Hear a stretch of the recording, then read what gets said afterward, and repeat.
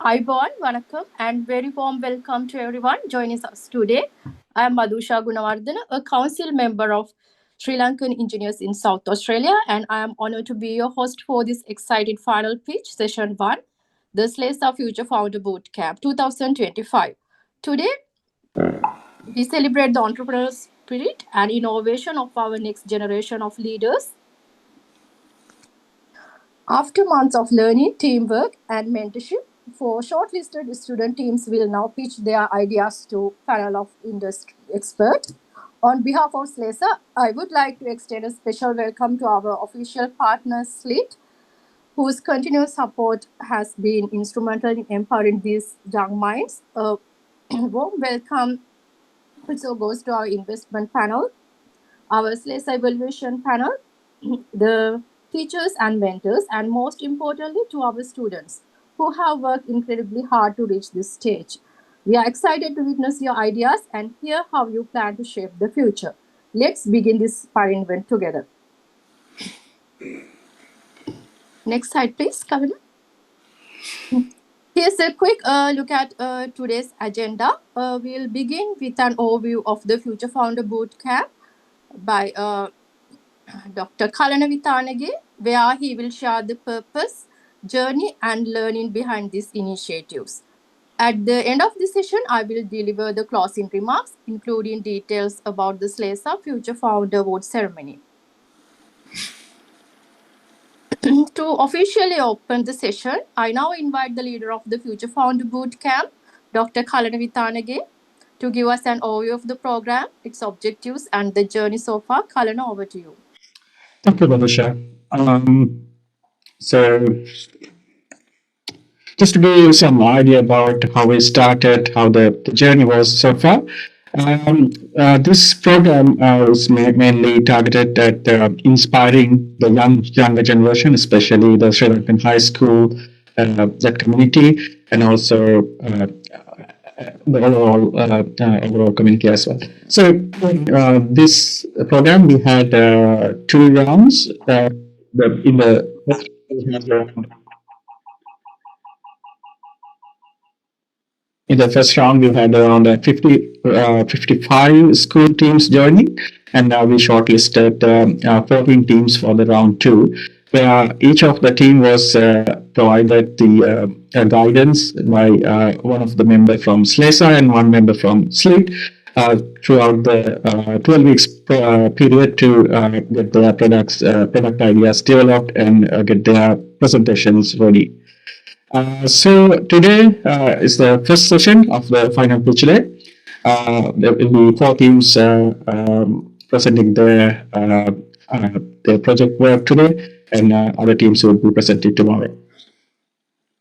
At the start, throughout this program, we had different seminars and workshops delivered to improve the students' knowledge on entrepreneurship and also on certain technical subjects. For example, on entrepreneurship pathway, we had some content on why entrepreneurship, what is the product market fit, how you can develop a minimum viable product, and basics of sales and marketing, finance management, basic accounting, and leading a team, and also on funding and investors.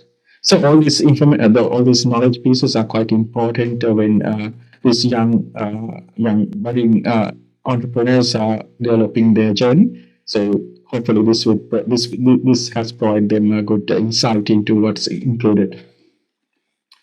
And not only the entrepreneurship related subjects, this time we got some opportunity from SLIT to deliver some workshops on certain technical subjects such as introduction to Python coding, introduction to web development, low-code, no-code programming, Arduino and basic electronics, and introduction to artificial intelligence, introduction to robotics, and finally introduction to 3D printing and prototyping. All these are quite good set of technical tools for the young minds to play with, and hopefully this has paved the way for these projects, I think. And all this content is available online, so you can access it in our YouTube channel or in the Facebook page. So not only to these selected teams, this content is widely available for the whole community. I think that is a uh, valuable source of knowledge. I will hand over back to Mabisha to introduce the our panel of investment consultant. Thank you. Thank you, Kalina. Now I would like to introduce Can you hear me clearly? Mabisha, I think one of your you need to mute one of your device. Thank you, Kalina. All right, I think Now I would like to introduce our esteemed panel members who will be guiding and evaluating the teams today. I will invite each of them to say a few words. Mr. Kirti Kodituapu from Sri Lanka, over to you.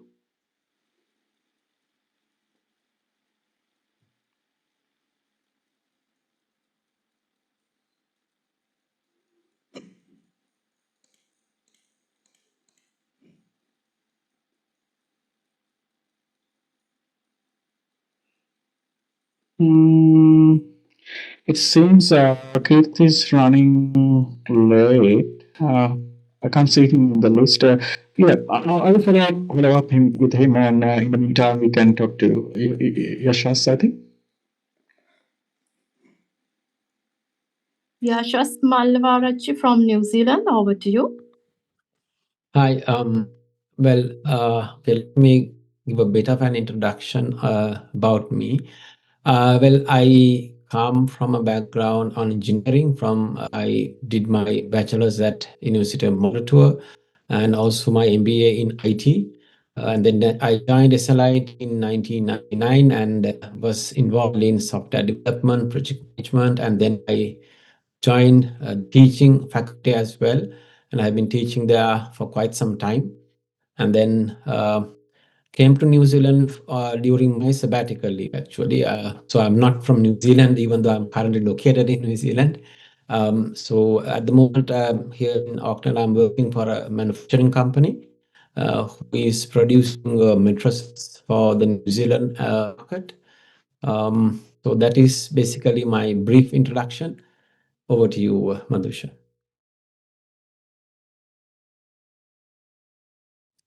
Thank you, Yashas. Next slide, please. Manisha, Kirti will join shortly, but we can later on, I think. Yeah. Oh. Yeah.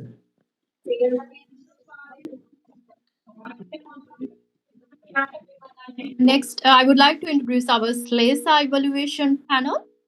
Chandimal Jayawardena from Australia. Over to you, Chandimal. Chandimal Jayawardena, I am a lecturer at the University of South Australia. Before that, I worked in Sri Lanka and New Zealand as an academic and also in the industry in Sri Lanka. I am a member of SLASA Council.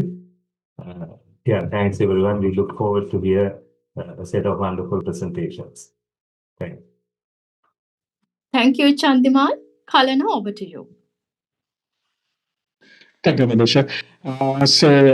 Giving my background is in basically electrical and electrical information engineering, and also I had my PhD in robotics, and I have worked in different areas of technologies, electronics, embedded systems, machine learning, computer vision, sort of things.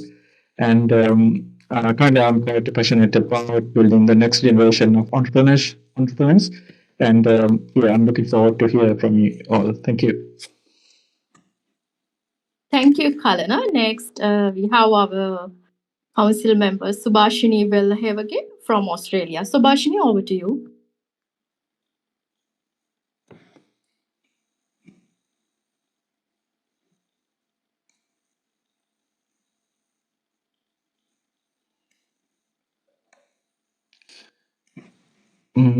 I cannot see her in the participant list. Probably we can move to the next one. Next, Prasanna Sumatipala from Sri Lanka. Over to you, Prasanna. Hello, good morning, everyone. I'm Prasanna Sumatipala, and I'm working at SLIIT SLIT, Sri Lanka. Currently, I'm working as a senior lecturer at Faculty of Computing. So my background, computer science. I graduated from Columbia University, and after that, I did my further studies in Columbia University and UK. So working at SLIIT mainly from computing background. I'm another one. Thank you. Thank you, Prasanna. I think Katie has joined now. As probably we can get an intro from him as well.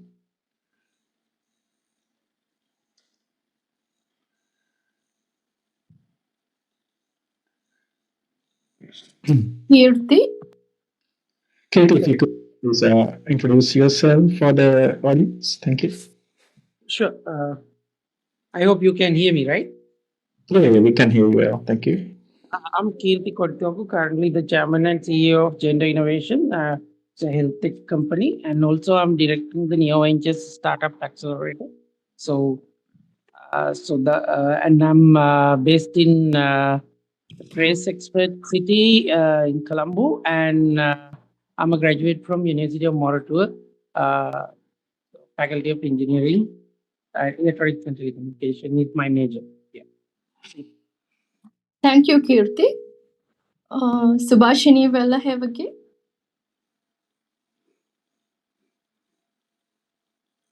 Hello, Hello. I just Can you joined in. introduce yourself? Yeah, we can. I can't hear you. Yes, we can hear you, Subhashini. Yeah. Do you want me to introduce myself? Yeah, yes. Sorry That's everyone. okay. I just now joined in. Oh, So I didn't know what was going on. Hello everyone, my name is Subhashini. I'm a lecturer working in University of South Australia. And I have been part of this Future Founder program for since beginning, and it's a joy to see the progress that everyone have made. Yeah, that's just about me. thank you, Subhashini. And thank you to all our panel members. Now, before we begin the pitches, I invite Kalinagar to present the event guidelines, including timing, language, and QA protocols. Kalina, over to you. Okay, sure. Talking about the evaluation happening today, there would be two kinds of evaluation happening by two sets of panels. One by the panel of investment consultant. They would be looking into how your product can be bring into the next level, how you can be supported in different ways, and there will be a secondary evaluation by SLESA panel for the awards, which you already know. And for that, we will be using a point scheme that has been already shared with you all from the start of the program. So by this time, you have already earned 50 points out of 100 points. That included your team participation for the team meetings and workshops. 10 points there, and 20 points for the midterm presentation where you presented your proposal, and also 20 points for the videos that you produce regarding the entrepreneurship knowledge. So there will be additional 50 points which will be allocated for today's your work, which included 6 points for the product market fit, 6 points for the business model, 20 points for how you have implemented your MVP, minimum viable product, and its demonstration. 8 points for the customer engagement and feedback, how you need to demonstrate your engagement with the customer. And 4 points for the feedback that you receive from the panel of investors. And 3 points for your teamwork. You need to show us how you work as a team in delivering this work. And again, 3 points for your presentation skills. You need to communicate your your work properly so that we all can understand. So that's all about that. So That's how the 100 points are calculated. And with regard to today's presentation, each presentation is 15 minutes of presentation by each team, and followed by 10 minutes of question and answer. We will adhere to this timing strictly so that we can follow on the timing for the event. And the preferred method of medium of delivery is English. That you can have the discussion if you're more familiar with Singular or Singular in the Q&A session. And if you see that your conversation goes beyond this time, probably we can stop for the time slot, and then you can continue that conversation with your interested panel members in a different meeting. We can facilitate that organization of a different meeting. And when you are presenting, please unmute and enable your video feed so that we can see you there. And lastly, take this opportunity to not just to present your work, but also to get a network with the panel members so that they can introduce you to new pathways in your journey, I think. So that's all. So I will hand over to Madhusha to continue from here. Thank you. Thank you, Kalana. Next slide, please. Let's begin with Team TriExcel from Trinity College, Kandy. Their product is tea-based ink for printers, combining sustainability and technology. Over to you, Team TriExcel.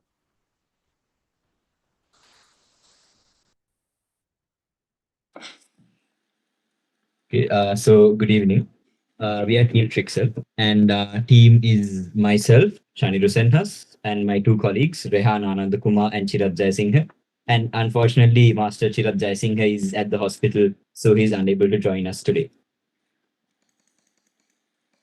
So what's the problem that we're talking about here? Every year, an astonishing 2.4 trillion A4 sheets are printed worldwide using black and color ink.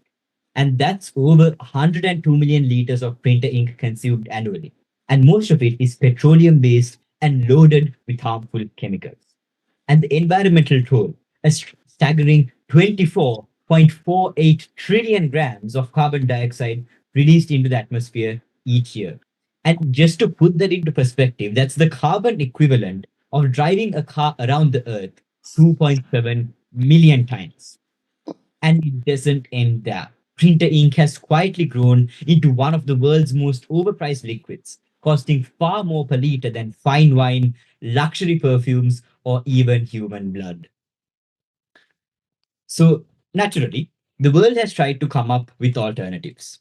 Companies like Canon and HP have launched eco-friendly ink lines, often made with plant-based extracts that reduce carbon emissions and improve biodegradability. So at first glance, it sounds like the problem has been solved. But there's a catch.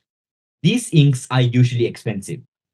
And worse, they're not compatible with most existing printers without special cartridges or firmware updates. And as a result, their adoption has been limited to mainly niche markets or businesses that can afford the extra cost. And then another widely discussed alternative is soy-based ink. So it tackles the environmental problem by replacing petroleum-based pigments with soy, which is renewable and less toxic. But then again, the solution isn't perfect because paper printed with soy-based ink needs special treatment and can't always be laminated or recycled like regular prints. And soy-based inks are mainly designed for offset printing presses rather than like everyday inkjet or ink tank printers, which are found in most offices and homes.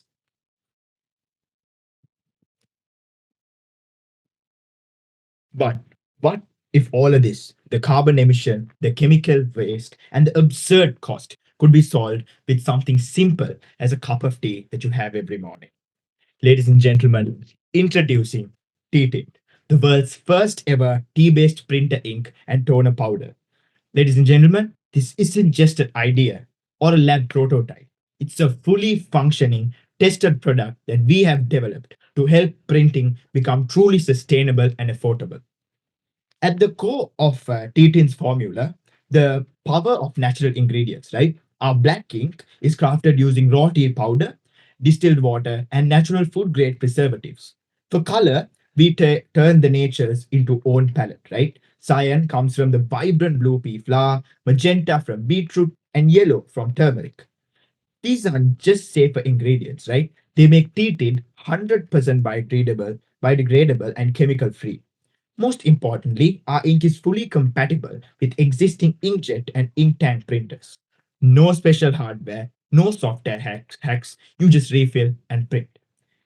Eco-friendliness and affordability are what truly sets T-Tint apart, right? Our ink is around 95% biodegradable and contain absolutely no petroleum-based substances. Our production process itself is designed to keep carbon emission minimal. Beyond that, T-Tint black ink is 40% cheaper than traditional printer ink, and our toner, which is still under development, is projected to be about 30% cheaper than standard toner cartridges. Chandu. So we know talk is cheap. So we built a real prototype. And in this video, you can see a mainstream Canon printer using our black T-Tint. And on the right side, you'll notice the actual printouts from that tip. So the print quality is clear, sharp, and it's fully usable for everyday tasks without sacrificing profundiness. And our production process is also straightforward and scalable. What we do is we first reflux our natural solutions to extract and stabilize pigments, and then we concentrate them using a rotary vacuum evaporator. And this allows us to produce in small, controlled batches while preserving the integrity of natural ingredients and reducing energy use. So here you can see the basic production process of our ink, and this was done at a fully fleshed out chemist lab to ensure the highest possible quality of our ink and to ensure safety for printers. So now let's look at why we believe T-Tint is the right product at the right time. Globally, around 73% of customers say that they are willing to pay more for eco-friendly products, while 62% always or often actively seek sustainable products, with mostly like sustainable alternatives when they're shopping. And this is a powerful market trend that shows growing awareness and demand for greener choices. And closer to home, the picture is just as encouraging as what Chandu mentioned. Over 90% of Sri Lankans we surveyed expressed awareness about eco-friendly products and the willingness to buy them. With around 16 million adults in the country, that translates to roughly 14 million potential eco-conscious customers. These figures are supported by the independent research, such as the study done by Naveen Vikramaratne from Monash University in the year 2019, which we have attached in the bottom. And next up, to capture this opportunity, we have built a practical business model. Initially, we plan to sell 100 milliliters of bottles of T-Tint ink directly through our website and social media channels. In the midterm, of course, we'll add a cartridge refill service system that offers customers lower cost and higher convenience ink.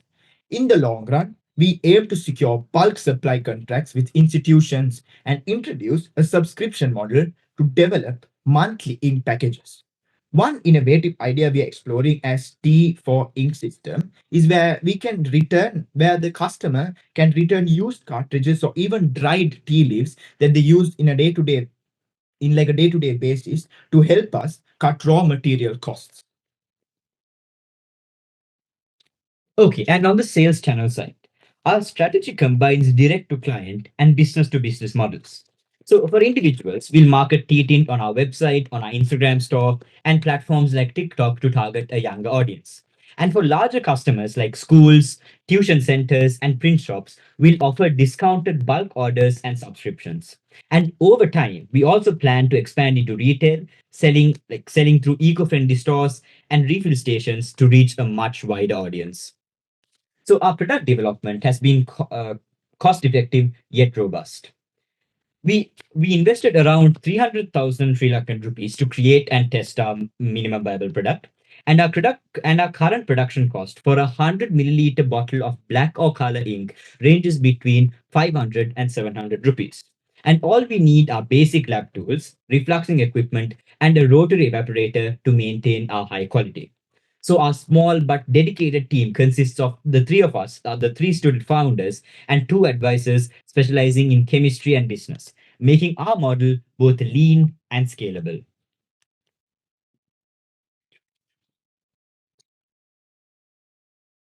Despite this lower production cost, right, we still achieve healthy profit margins. With a retail price of rupees 1000 to 1200 per 100 milliliter bottles, we expect a net profit of 300 to 500 per unit, which means that the margin of our company would be around 30 to 50% even at a small scale. Our refill service, once launched, is projected to deliver margins of up to 60% profit. And once we have finalized our toner powder, we anticipate margins of around 30% with large volume potential.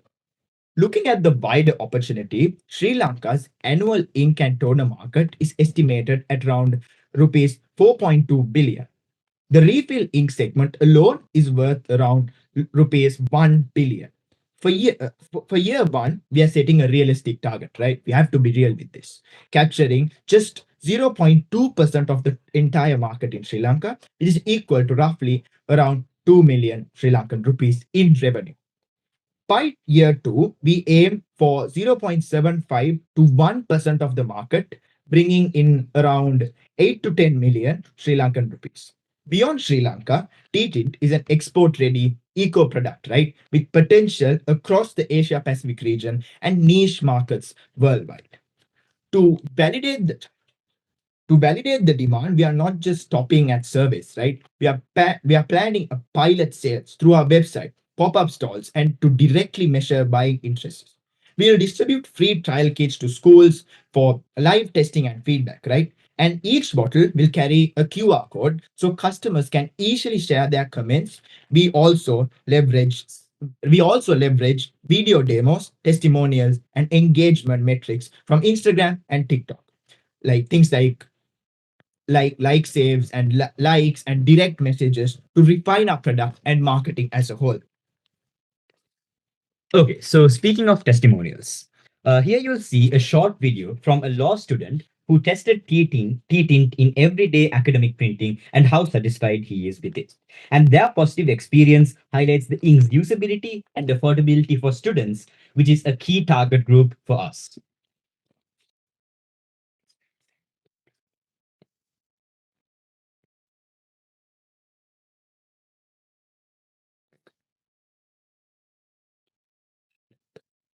Hi, so I have been using T10's printer ink for a while now, and since they reached out to me and just asked me to try out this product, and it's honestly I was a bit hesitant at first and a bit curious, but mostly curious, but then it genuinely impressed me, and my like for me, one of the biggest problems I faced at both home and like at office was like the cost of ink, right? Like generally when it comes to buying a printer and all that, you think that's the main cost of it, but then no, like the ink cost. Yeah, so I think we're running out of time here. So we have another video actually, another customer who has tested out our product. And this time he's the head of the municipal health department in Kandy. And their feedback emphasizes the product's eco-friendly credentials, which makes it like suitable for official documents and its potential core in reducing institutional printing costs, especially in the government sector. Hello, my name is Pasanta and I am the head of the health department at the Kandy Municipal Council. As a person who has to deal with a lot of reports and documents regarding different areas such as food safety and disease control throughout the city, printing is an essential component of my work. Every day, hundreds of documents are printed within my department. This is where I think T-Tint may come in. With an eco-friendly printing product, we can greatly reduce the environmental impact created by printing, which will also be helpful for waste management in the city as large as scale. Not only that, but the cheaper price of the ink.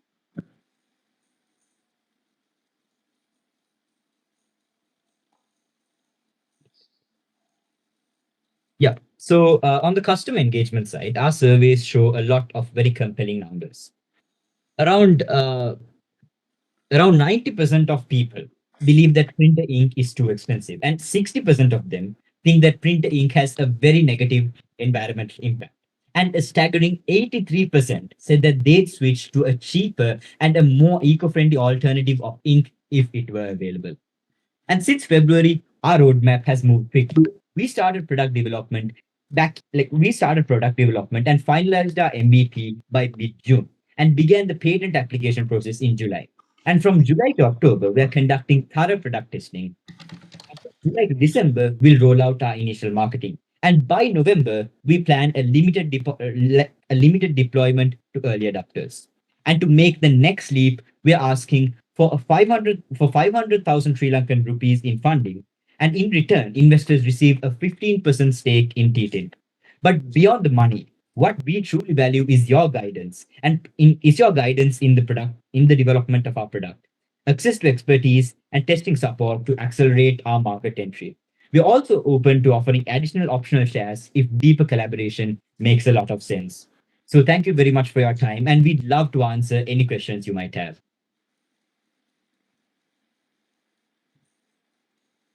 Thank you, Team Drexel from Trinity, for that your innovative idea. Now I would like to invite our investment panel for your comments and questions.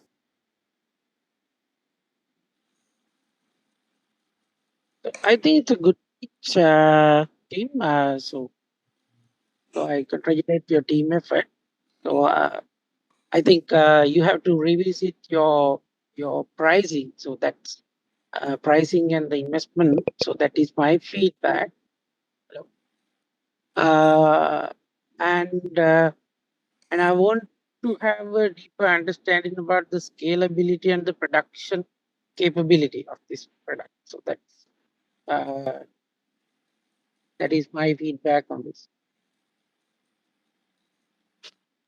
Okay, I would like to say a few words. First of all, I would like to say that this is an interesting product and an ideal solution when we are talking about production of various products with sustainability in mind.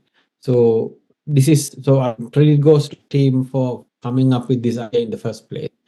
And when it comes to, I think there was a concern about the pricing. If you can tell me about a price comparison of the two types of products, your products with the other available products in the market, what would be the benefit for a customer who use your product? Yeah, so our main advantage is now our pricing. We told you that it's 40% cheaper than traditional ink. Yes. And that figure came when we compared our ink to ink from brands like Canon of the same quality. Because when we tested our ink, we found that ink quality and the richness of the color of the ink and all that was like of very high standard in the final product that we tested, right? So we are still making some small adjustments, but in the final version of our ink that we tested, we believe that it was up to the standards of like high quality ink from brands like Canon, HP, Epson, and all that. So those inks are priced, I think, mostly at like 2,500 rupees and above. So that's where we got that figure from. So even if we were to have higher margins, our ink would still be a lot cheaper than standard, like traditional ink of the same quality. Yeah, one advice I have is if you do a comparison with the premium products in the market, like the ones that come from the brands like Canon and HP, your one will obviously be much cheaper. But have you done a price comparison with other alternative products? Because since the branded products are too expensive, there are other suppliers of ink as well. Not sustainable like yours, of course, but there are other products as well in the market. So have you done a cost comparison with those products? So the problem that we have identified with those alternatives, which are like not like the premium products, is that one, they are not compatible with majority of the printers. They work for like specific models. But there we solved that issue as well, right? As we told, we've tried out with multiple printers, HP, Canon, and any of that, and our printer ink just works fine with that, and the end product, like the final print quality, is also good. And plus, what we have seen with the alternatives, the cheaper alternatives which exist, is that one, they in the long run they harm the printer a bit, but since petroleum based and all the ink is existing, and even in the final paper that you produce out of these alternative inks which exist in the market, one that First of all, I would like to thank yeah, go ahead. yeah, so in the end product that you get from these alternative inks, the cheaper ones, is that when you put it out to the environment after you use it, it's really harmful to the environment. But compared to that, our one is like, it's made out of tea and other biodegradable like sustainable products, right? So it doesn't harm the environment while you get it for a cheaper price. And even more than that, so there are lots of other inks that are available in the market that are priced at around the same price as our ink. But we see that our ink, in terms of printing quality and like how rarely the ink gets smudged and things like that, our ink is up to the standard of the premium inks. So that's why we compared our price to that price. But if we were to like reduce the quality of our ink, I think we could also definitely reduce the price, because we added a lot of like other things to our ink to ensure better printing quality, to like prevent smudging and things like that. So, but those are big issues with most traditional ink on the lower end. So yeah, we have fixed those issues as well, and that's why we compared our price to premium ink. Cheaper. And one suggestion, I mean, this is the final comment. One suggestion I have is, so when you market your product, you initially favor the direct to consumer model. I think you can target, rather than targeting individual customers, I mean, the personal use, those who use the ink for personal use, you can actually target the printing shops and all. So it will actually give you more opportunity to do the sales with less effort. That would be a suggestion I have. Yeah. So it's a good fact actually. Yeah. Yeah, so actually that we spoke with even our school, like multiple offices in our school, and we even spoke to a few like very popular tuition centers in Kandy and even in Colombo, and a lot of like offices, like both government and private institutions as well. And they all said that if we could guarantee that our ink won't harm their printers in any sort of way, if we could get the necessary certifications, then they'd definitely be willing to buy our ink like a monthly or like very often when they run out of ink, because this would reduce their costs severely, and it would also reduce their environmental impact. So it would help them achieve their carbon neutral goals as well. So I think after we finalize our product and get the certifications, we will have a lot of customers in that field. Okay. Good work. Thank you, sir. Thanks again, Trexel. Great job. Next slide, please.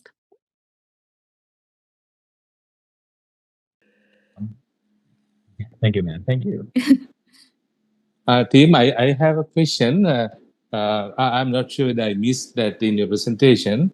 So I think in your ink, I'm sure you are adding some other raw materials to get the required color and to get the volume.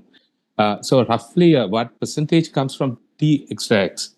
Is it a large portion of the ink, or?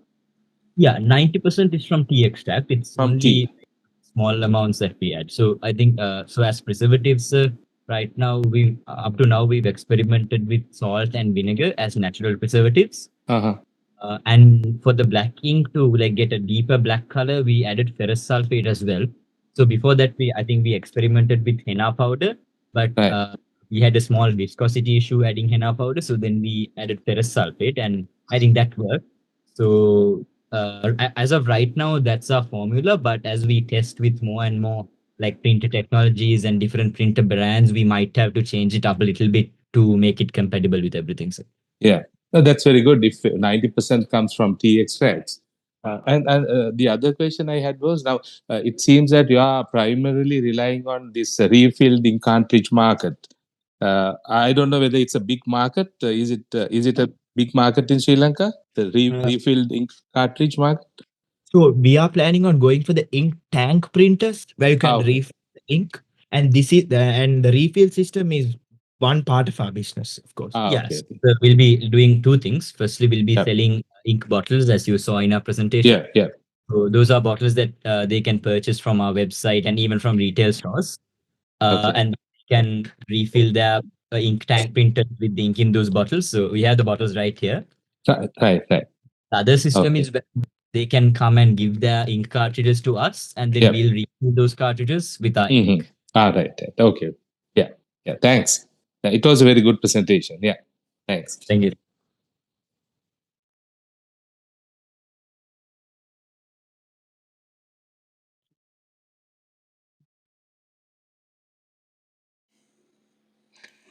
Thank you. So, anyone from Technogirls or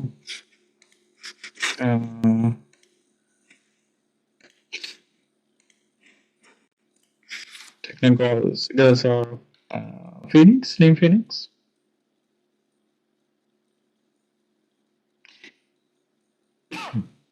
Probably, I think we'll take a probably 10 minutes break and we'll be back. I think, is that a good idea?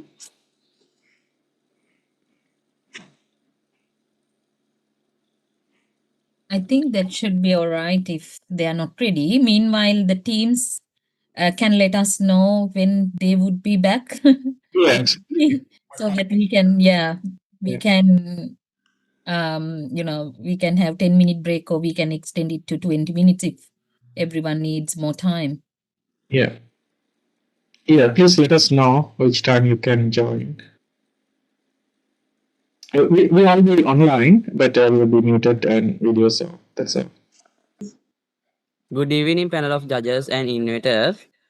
Representing the innovators team, Urapola Central College. First of all, I would like to thank for SLESA organizing this golden event.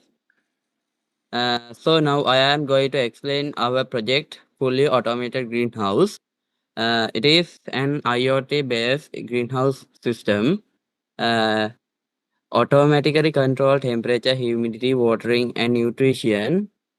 And nutrition level optimized crop with minimal human effort. And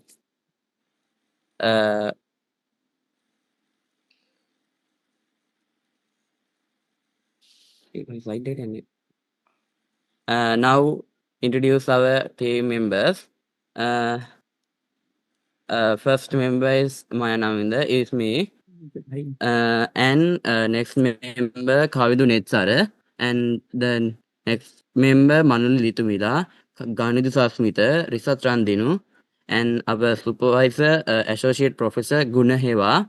And our technical advisor Ashwinda Middamagoda. And our teacher of charge, KTY Vikramaratna. I invite to explain next slide to Ganidu Sasmita.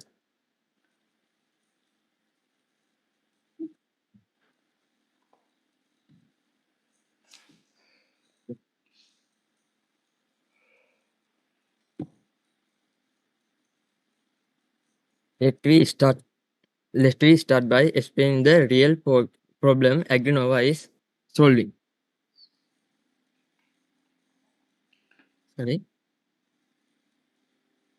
Our main customers are small scale farmers, school gardening project, and home grow here in Sri Lanka. These users often lack access to smart farming tools, and most of their work is manual, time consuming, and inconsistent. For example, a school gardening club may forget to water on time or add too much fertilizer, which can damage the plant or soil. Other key stakeholders include agriculture, infrastructure, local government promote smart agriculture, and even eco-constitute food buyers who care about sustaining farming. Now, let's talk about the actual challenge this face.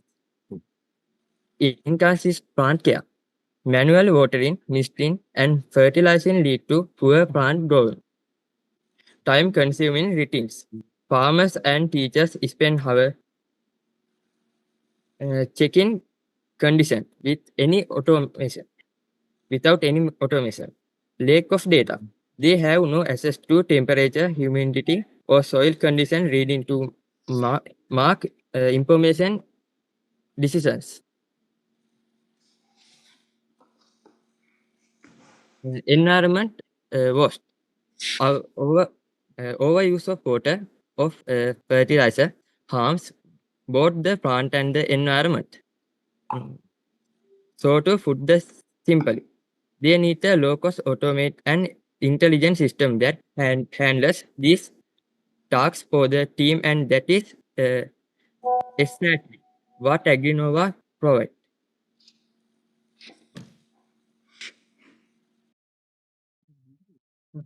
Before we dive into our solution, let's look at what options currently exist and why they are not enough. Manual gardening. Most people still rely on manual method, watering by hand, guessing when to fertilize. This may work in small gardening, but it is inconsistent, tiring, and not scalable, especially in school or farmers where difficult people take care of plant. This leads to mistake and poor result. The irrigation system. These are good for conserving water, but they don't respond to soil moisture level. They run on timers. No sensor, no intelligence is still required. Manual checking. Import smart greenhouse. This system this system offer advanced feature, but are very expensive and often not suited for local or weather. Fast maintenance and spare parts are hard to find here. So while the solution is they either lack is intelligent, affordable or adaptable. Please continue next month.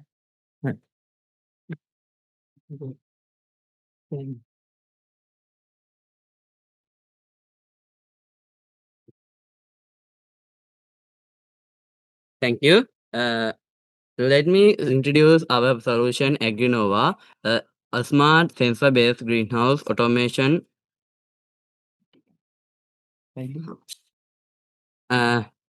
automation system designed especially for small scale farmers, school and home growers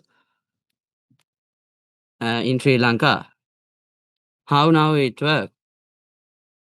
Agrinova continuously monitor temperature, humidity, and soil moisture, NPK level, and light. Using affordable sensors based on real-time data, it automatically turns on water pumps when soil is dry. Activate the mist system when humidity drops. Switch on the fan when it got too hot.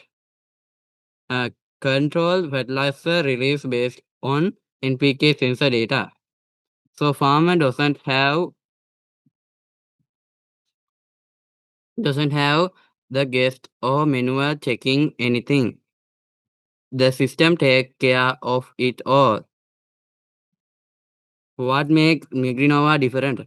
Most systems are either manual or too expensive or lack smart sensing. Agrinova is locally built, affordable, modular, connect with real-time dashboard.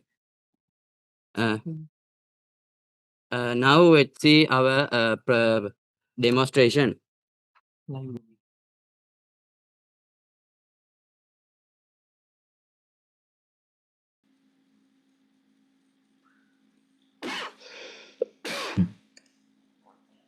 Can you see this? Yeah, that's better. This is our system, and this is a hydroponic system, and this is our drip irrigation system. First, I demonstrate our temperature and humidity. This here have a temperature sensor, and it measure temperature and humidity, and we get a dashboard to temperature and humidity, and we can read sunlight. The, if night we have say sunlight to dark, and it come light, and it yellow color sun mark. Yeah, I think with the sun. And then let fans and mist, and we can see chart of lighting and temperature and reflection. humidity, and we can see what level of our hydroponic system using distance level sensor, and we can turn on water pump. It is a hydroponic system, and we can turn on grow lights and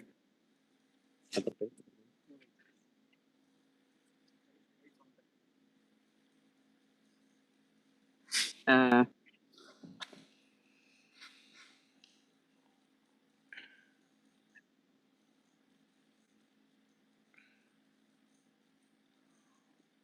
give me 1 second.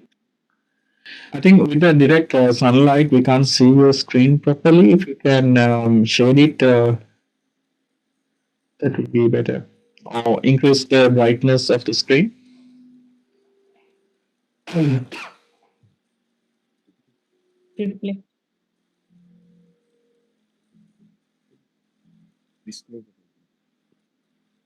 think that's better. Yeah, if you can show that.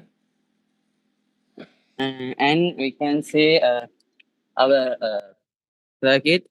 It is have ESP32 relays for turn on pumps, actuators, and this sensor for get light measure. And this is like a relay. This is can control our hydroponic system water pump. And this is our NPK sensor. Yeah.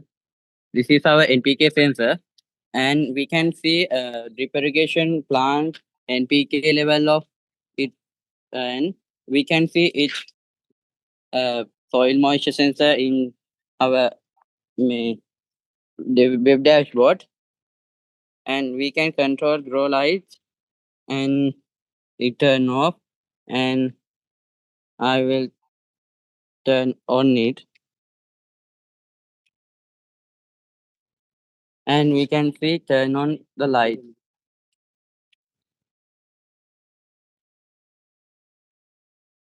And I would like to invite our next slide to next member.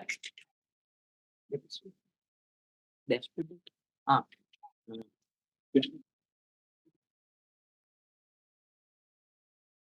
And we can see our web.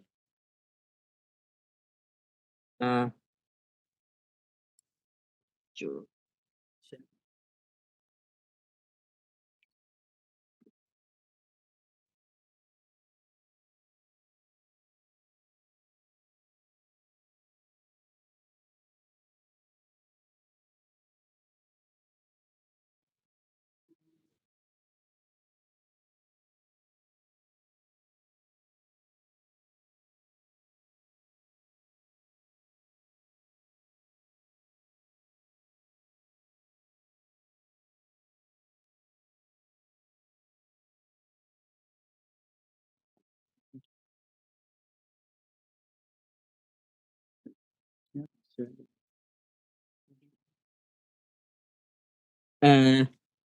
Can you see it?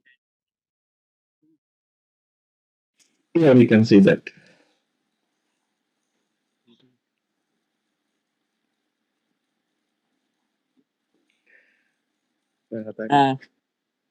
We have a small problem. It is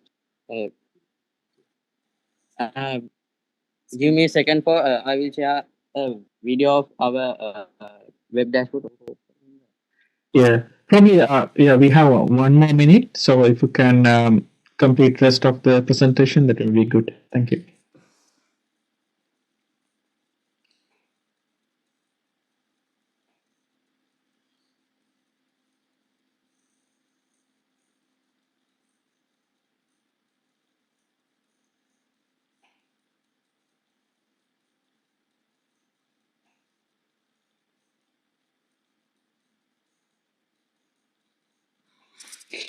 Are you trying to present something or show us a video?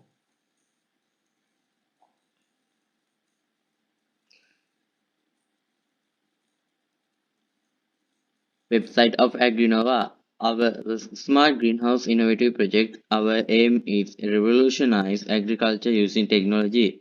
The header includes our project name, logo, easy navigation tab, and links to our social media platform like Facebook, Reddit, YouTube. Home tab. The Home tab section features a visualized slider showcase our greenhouse in action. This immediately gives the viewers idea of our system,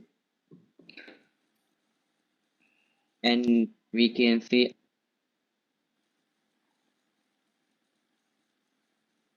Now I invite our next slide to next member.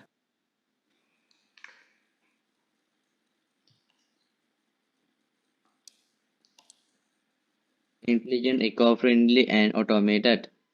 And next tab is project tab. The project section explains what Agrinova. It is for help farmers monitor and control plant.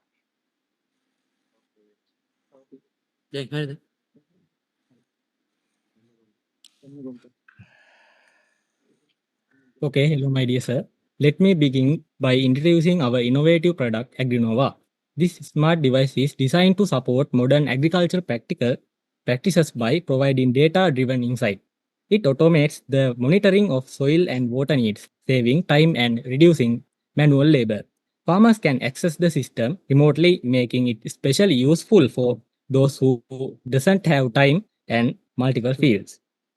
And not only that, it serves as a good and great education tool for our students who studies agriculture, BST, and environmental science. With its focus on sustainability, productivity, and cost efficiency, Agrinova is well positioned to succeed in both local and global markets. And that's why our team believe Agrinova has a very promising future up ahead. Okay then. Now let's move on and see how this project is built into a business model. Sorry, if you can wrap up in about 2-3 minutes, that would be great because you are already over 15 minutes. Okay, sir.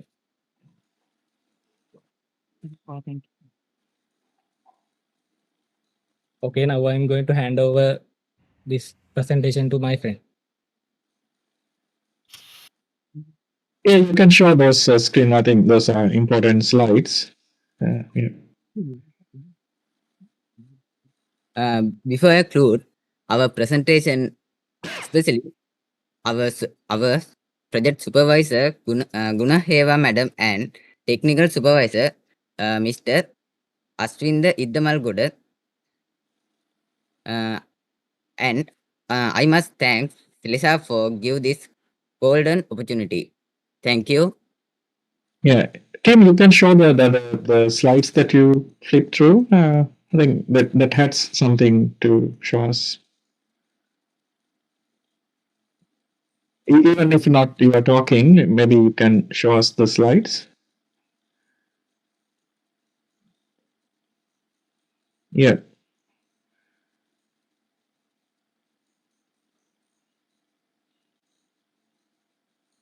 Mm-hmm.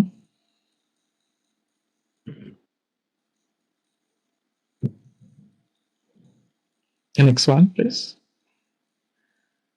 Next slide. Next one. I was really fortunate enough to observe the smart greenhouse project called Agrinova.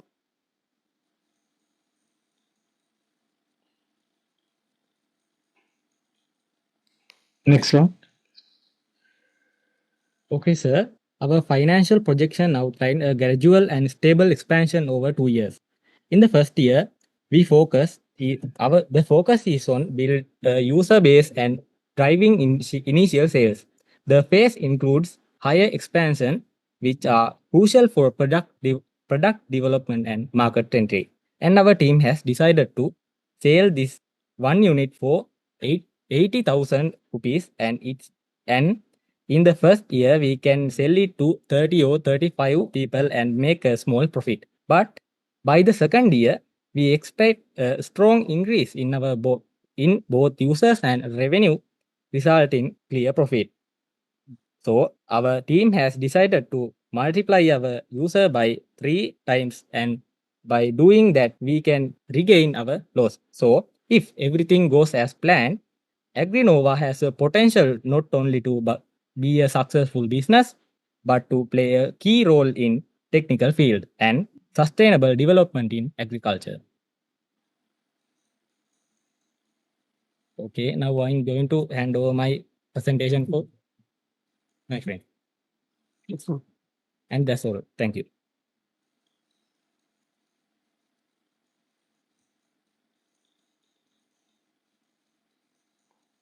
Okay, I would like to give some feedback. First of all, let me congratulate you for the effort, and it's again another brilliant idea and also a very useful one, especially for the small scale farmers and also for home growers. And the good thing is that you have implemented the product and you showed it the product in how it operates and everything, and also you have a dashboard as well to monitor certain indications are given in the dashboard, even though we could not really see it due to sunlight and reflections. So it's a very good effort. And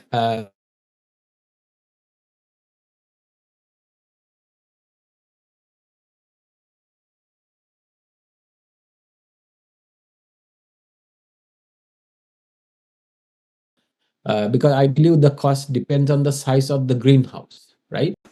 So how it will cost, if you can give a cost indication? ඔයාලට එක කොටසක කොච්චර ගාණක් යනවද කියලා කියන්න පුළුවන්ද? දැන් අනින් ඕකේ අපි greenhouse එකක් ප්‍රොඩක්ට් එකක් කනේ ඔක විකුණන්නේ install කරන්නේ නේද? sorry greenhouse එක නෝ. ඒතකොට මේ greenhouse එකේ දැන් යම්කිසි ප්‍රමාණයක් greenhouse එක කොච්චර වියදමක් යනවද?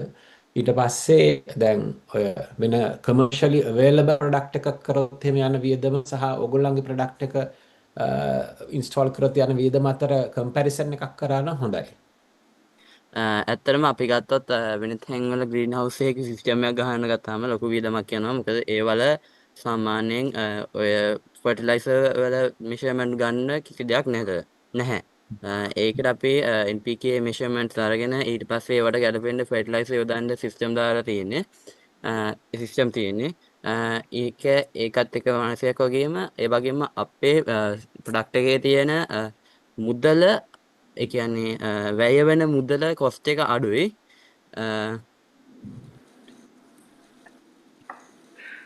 අපි හිතමු දැන් පොඩි ෆාම් එකකට වගේ දානවා නම් කොච්චර ගණක් යනවද ඒ වගේ ඔයගොල්ලෝගේ යුනිට් එක ගන්නව නම් කවුරු හරි? අපිට ගන්නවන සාමාන්‍යයෙන් ඉන්ස්ටෝල් කරලා දෙන්නත් එක්කම 80ක් ලක්ෂයක් විතර තමයි උපරිම යන්නේ. එතකොට ඒගොල්ලෝ ඒ ෆාම් එකටම සාමාන්‍ය කඩේ available තියෙන product එකක් දැම්ම කොච්චර විතර යනවද? මට තේරුනේ අපි හිතුවා දැන් 80000ක් ලක්ෂයක් වගේ වියදම් වෙනවා කිව්වනේ ඕගොල්ලන්ගේ ප්‍රොඩක්ට් එක. එතකොට ඒ වගේ ෆාම් එකකට දැන් දැනට කඩේ තියෙන ප්‍රොඩක්ට් එකක් ගන්න යනවා නම් යන වියදම කීයද? දැන් නම් සාමාන්‍ය ප්‍රොඩක්ට් එකක් ගන්නවා සාමාන්‍යයෙන් ලක්ෂ 2ක් විතර යනවා මේ අපිට ඒක කඩෙන් ගන්න ගියොත්. නමුත් අපේ තියෙන ෆීචර්ස් නෑ ඒගොල්ලන්ගේ. මම හිතන්නේ ඔයගොල්ලන්ගේ දැන් ප්‍රොඩක්ට් එකේ ෆන්ක්ෂනැලිටි එක ගැන කිසි ගැටලුවක් නැහැ. ඔයගොල්ලන්ට ඒක පෙන්වන්න පුළුවන් වැඩ කරන හැටි. ඒතකොට ඔයගොල්ලන්ට දැන් ගිහිල්ලා පිච් කරනවා නම් උතන කියන්න වෙන්නේ මුදලේ කියන්නේ ඉන්වෙස්ට්මන්ට් එකේ තියෙන බෙනිෆිට් එක ගැනනේ. ඒතකොට යන වියදම සාපේක්ෂව අඩුයි කියලා. ඒතකොට ඒක මම හිතන්නේ පැහැදිලිව පෙන්වන්න. එතකොට දැන් උදාහරණයක් හැටියට අපි තුමු වර්ගඩි මෙන්න මෙච්චර පානයක ග්‍රීන් හවුස් එකකට කඩෙන් අරගත්තොත් ප්‍රොඩක්ට් එක මෙන්න මේකයි වියදම.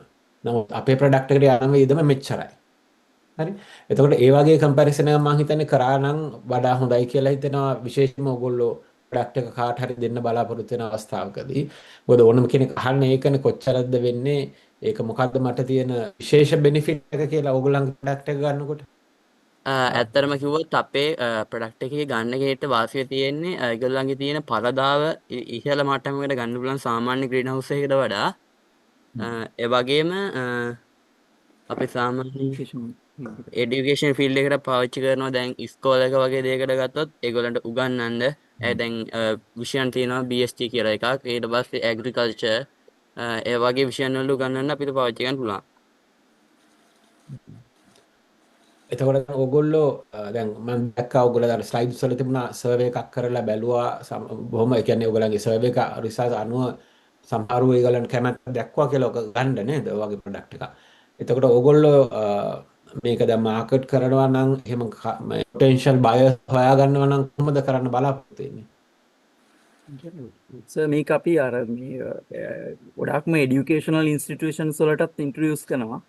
එතකොට යාලත් අපි ඒක බය කෙනෙක් වෙනවා. මොකද හේතුව මේ ගොඩක් අර ඇග්‍රිකල්චර් ස්කූල්ස් වල සහ මේ ලෝකල් ස්කූල්ස් වලට විතරක් නෙමෙයි මේක අර ඉන්ටර්නැෂනල් මාකට් එකටත් අපිට ගෙනියන්න පුළුවන් වෙනවා. මොකද මේ ඉන්ටර්නැෂනල් මාකට් එකේදී මොකද ෆොරින් ස්කූල්ස් වල විශේෂයෙන්ම ඇග්‍රිකල්චර් ස්කූල්ස් ඇග්‍රිකල්චර් ෆැකල්ටිස් වලටත් මේක එඩියුකේෂන් මොඩල් එකක් විදිහට ටෙක්නොලොජි එක උගන්වන තැනක් විදිහට අරන් යන්න පුළුවන්. ඊට අමතරව මේක ලෝකල් ඇන් ෆොරින් ෆාමර්ස්ලට මේක ඉෆෙක්ටිව් ප්‍රොඩක්ට් එකක් විදිහට අපි ඉන්ට්‍රොඩියුස් කරන්න බලාපොරොත්තු වෙනවා. විශේෂයෙන්ම වෙබ් එක through මාකටිං කැම්පේන් එක කරන්න පුළුවන්. ඊට අමතරව මේකින් අර ඉතා පොඩි ඉඩක වැඩි අස්වැන්නක් ගන්න පුළුවන් විදිහට තමයි මේක මෙයාලා කන්ට්‍රෝල් කරලා තියෙන්නේ.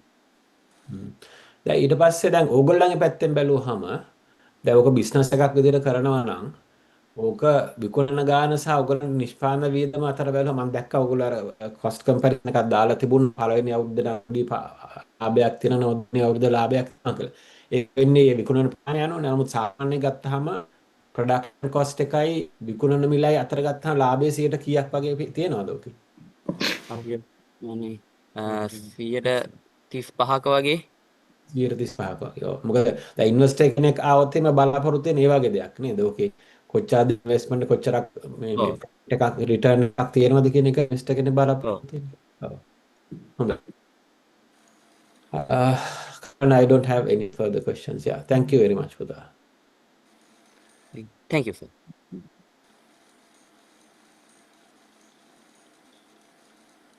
Thank you, Yashas. Keith, if you have any. Yeah, from my side, I don't have any feedback, but I congratulate the team and they focus on a very localized, problem, and I think they have a solution. So, yeah, I wish them all the best. Thank you. Excellent. Thank you.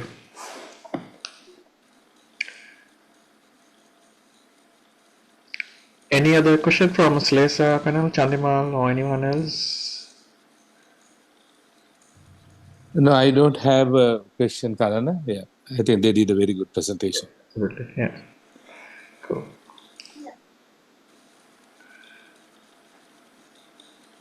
Adusha, I think we can move on to the next one. In that case, I think our team Phoenix is ready now.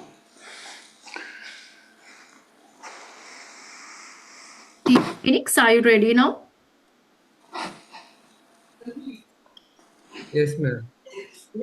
Please continue.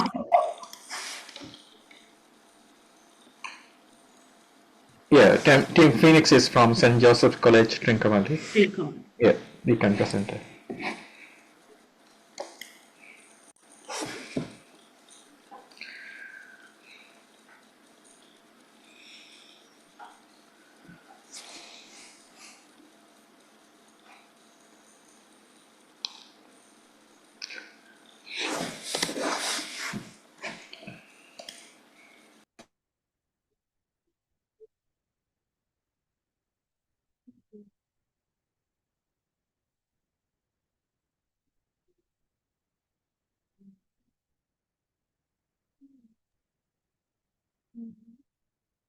Please share your screen.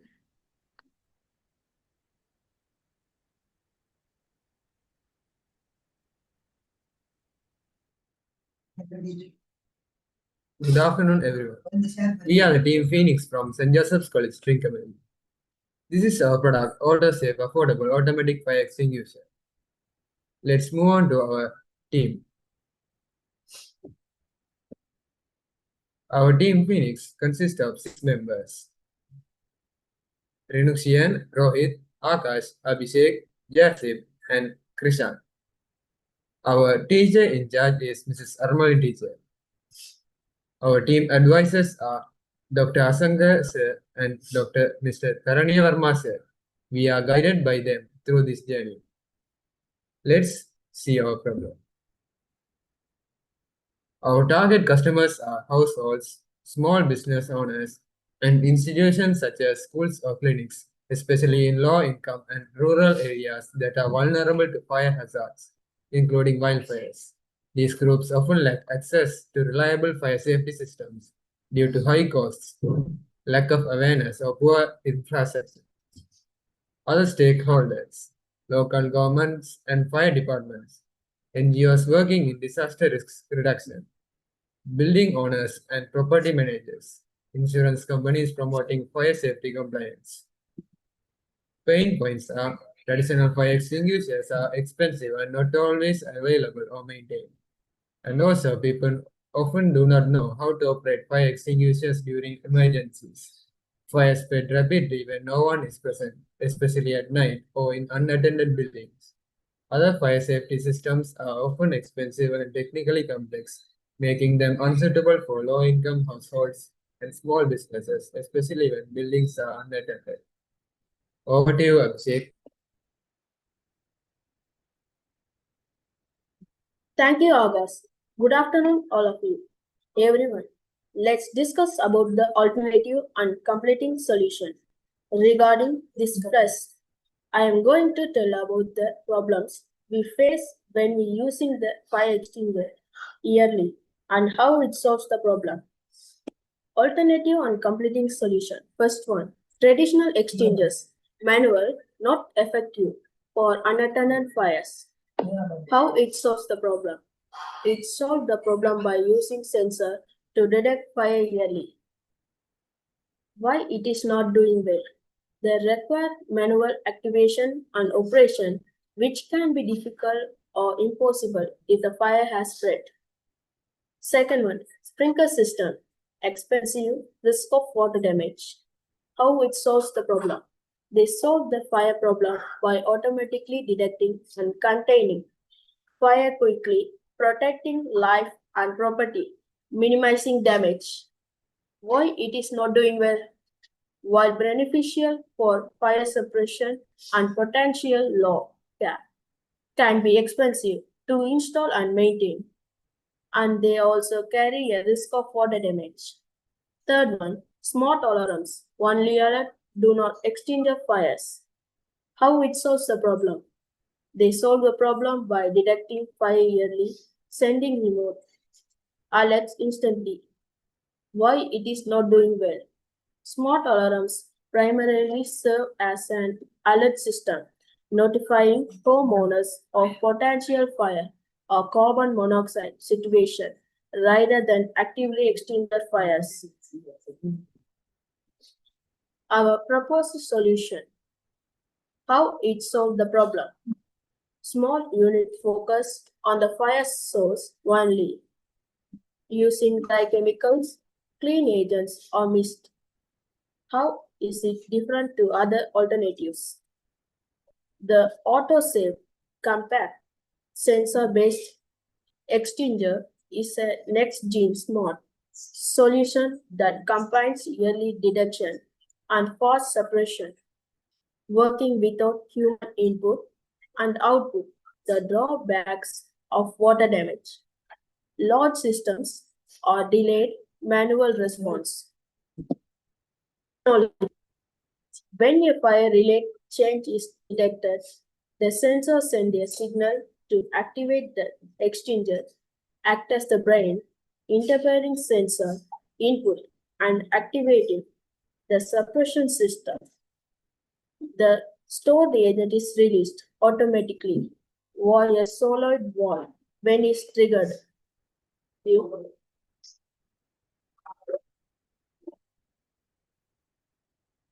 So let's move on to the MVP demonstration. So this is a video of our project. So let's see it. So when a fire is detected, the flame sensor as well as the MQ2 sensor catches the flame as well as the smoke, and it sends a phone call to the phone of firefighter.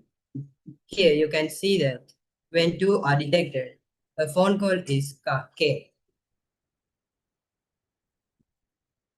And now see the uses of our project. Our system detects real-time detection of smoke, fire using MQ2 sensor and flame sensor, and automatic activation of solenoid valve to release fire extinguishing agent such as CO2. And also an instant SMS alert is sent to firefighters using SIM 800 GSM module, as well as a phone call is also sent. So let's see what are the components that we used in our project. The components that we used are Arduino Uno, MQ2 sensor, flame sensor, SIM 800 GSM module, relay module, solenoid valve, and a buzzer. So this is a circuit diagram of our project. The current progress of our circuit diagram is circuit is fully built. SMS alert system is successfully tested. Automatic fire extinguishing mechanism is operational. It is working towards a compact 3D printed ceiling mounted enclosure. And the future upgrades of these projects are field testing as well as battery backup integration. Over to you, Jasip.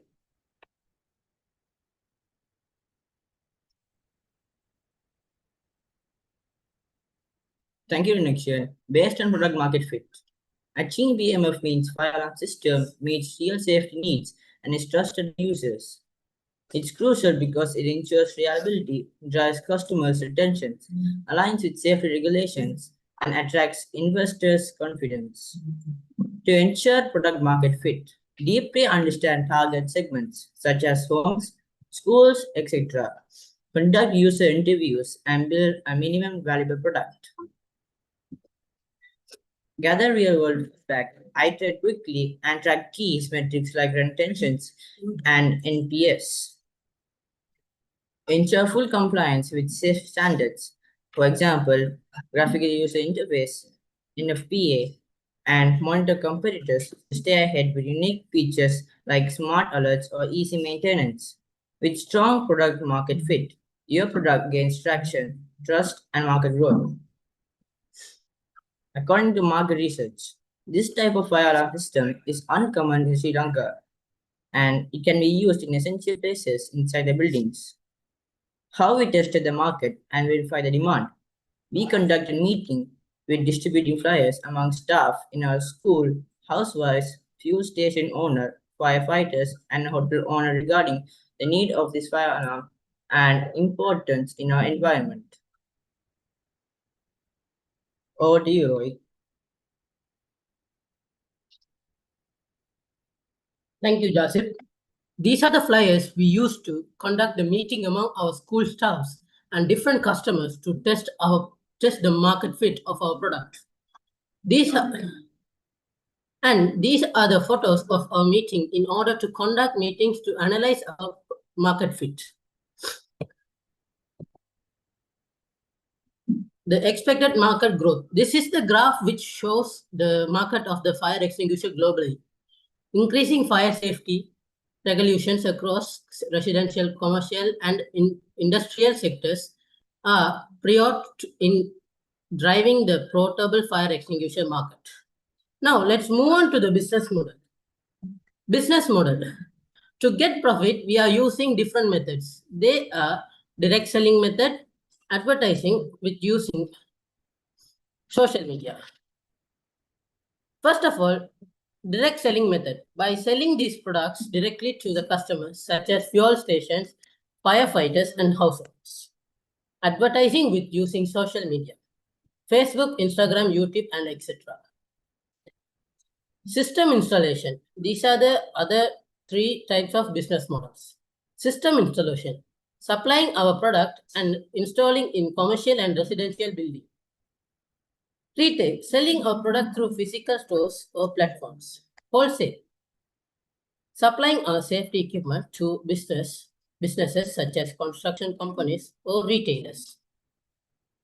Now, let's go on to cost to develop this product. This is our product. We spent to make our product. Then our expected market capture regarding this is in Trincomalee by selecting customers appropriately. Buying the components, cost for modeling the enclosure, printing the enclosure. Expected market capture in Trincomalee. Places are fuel station, firefighters, building owners, example shops, hotels and houses. School laboratories, the total is 150. Assuming that this product can be sold at least half of the above place. The expected income based on this 17 times 25,000 is equals to 425,000.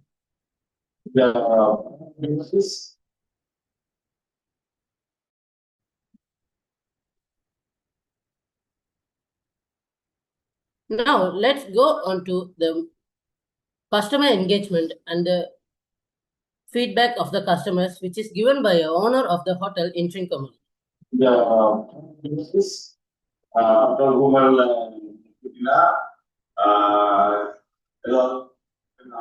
உடனே அது தான் ஆட்டோமேட்டிக்காக வேலை செய்யும். அதே பொறுத்து அது வந்து ஆக்சுவலி நான் உடனே அதை சேவையை செய்து முடித்தவுடன் ஆட்டோமேட்டிக்கா கோடும் ஃபைட்டர்ஸுக்கு நேராக போய் சேர்ந்துவிடும். உடனடியாக தானாக ஆட்டோமேட்டிக்காக இந்த விஷயங்கள் தானாக இயங்கக்கூடிய ஒரு சாதாரண பொருளாக இருக்கிறதால இது ஒரு வெளிவாக நான் நினைத்து கொண்டேன். And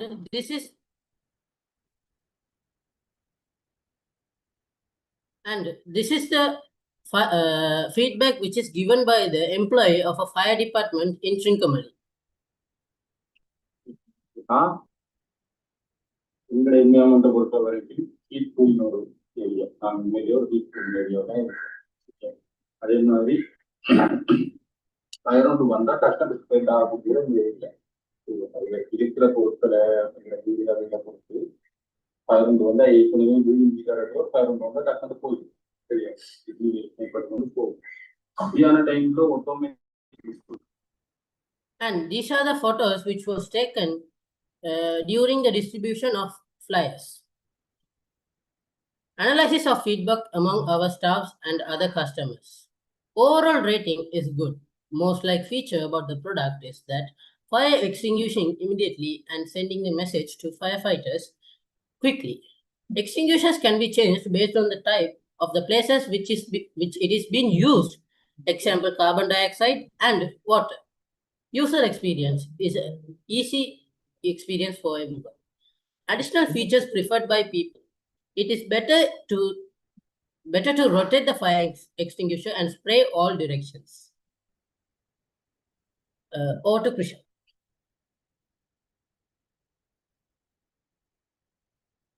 Roadmap for 2 years. Activities planned for the next 2 years. In 2025, materializing the product, present to the product to the investor, delivered to customers. In 2026, get feedback from the customers, developing the product more, relaunching the product. This is our roadmap for 2 years. Over to Akash. Thank you, Prashant. This is our income we planned for 2 years. In year 1, we expected the amount of users as 150, and in year 2, we expect 250. We assume the price of a sale is 25,000, including the revenue for 4.2%. Our sales expected in 1 year is 37 lakhs and 50,000. In year 2, 62 lakhs and 50,000. We plan to increase the price in year 2 as 26,000. In year 1, we gain gross income of 37 lakhs and 50,000, and in year 2 we gain 60 lakhs and 50,000. We see our expenses. In year 1, by purchasing the components, we will spend 50 lakhs, and in year 2 we will spend 25 lakhs.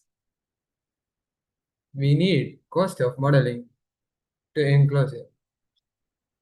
In year 1, we will spend 12 lakhs and 20 lakhs in year 2. For printing the enclosure, 6 lakhs is spent in year 1 and 10 lakhs is spent in year 2. For the customer service, 3 lakhs is spent in year 1 and 5 lakhs is spent in year 2. So we will gain profit from this plan. This is potential investors. This is the time for asking from investor panels. This is our first product for marketing, so we expect regarding our product, your advisors about marketing, financial decision, summary, ineffective and costly fire suppression. Our solution is auto-safe, affordable, automatic extinguisher. Thank you. We are here to hear your comments and if you have any questions. Thank you, Team Phoenix. Well done. Let's invite the panel now for the final comments and Q&A.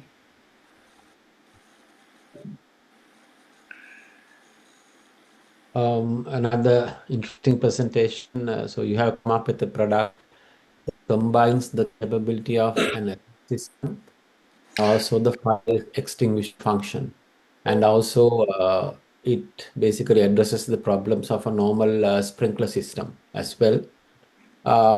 So a very good effort. I have one question. Now, when you fix these fire extinguishers that basically uses certain chemicals to extinguish the fire, what is the range of the extinguisher? Do you have to fix all these extinguishers in many places, or how much of a range does it have?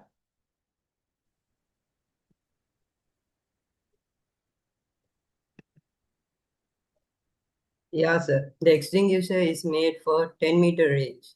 So in a 10 by 10 meter room, one extinguisher is enough, sir. Is sufficient. Okay. Yeah, sir.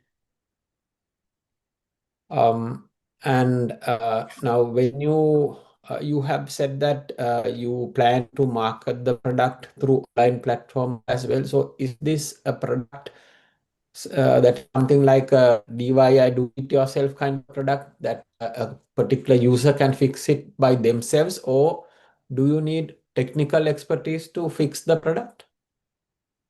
No, sir, that is not needed. Okay, so if I buy, I can fix it myself.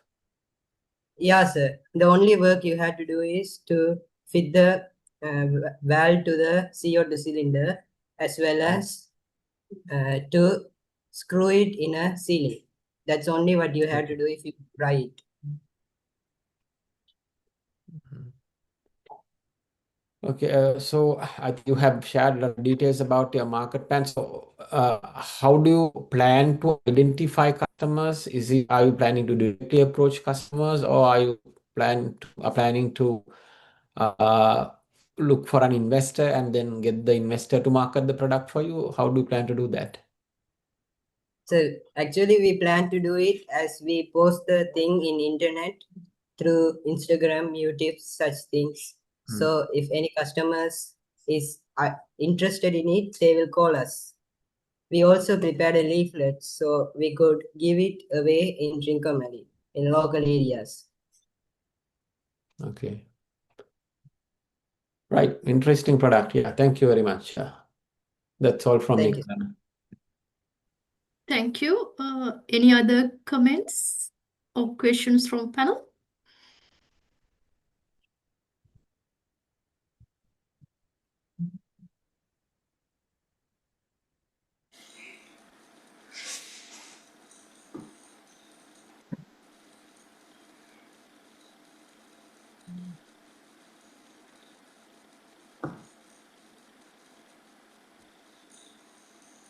Yeah, Shas, do you have any comments?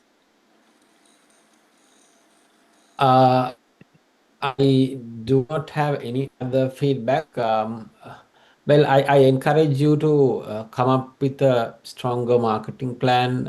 I know that you can use social media to reach customers, but then again, getting recommendations or feedback from existing customers would be more beneficial to enhance your brand value. Okay, thank you. Yeah. Yeah.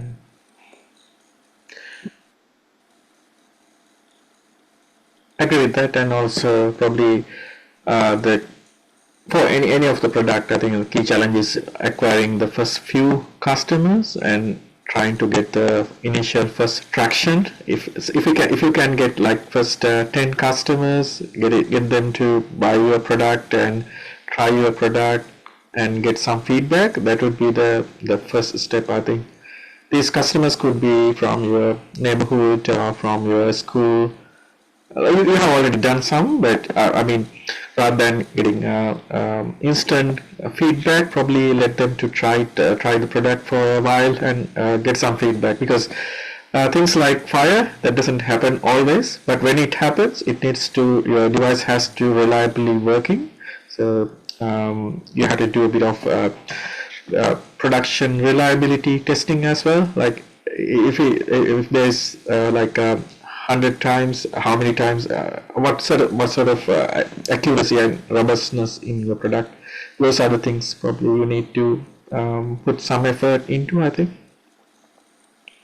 And also add something to it. I think if you plan your initial plan is to start at small scale, but if you plan to grow bigger, then of course you will have to look for an investor who invest on your idea, and then you can expand the product and produce in larger scale. So I think the product is going to have good market value, but of course you have to have initial customer base who are going to give good feedback on your product.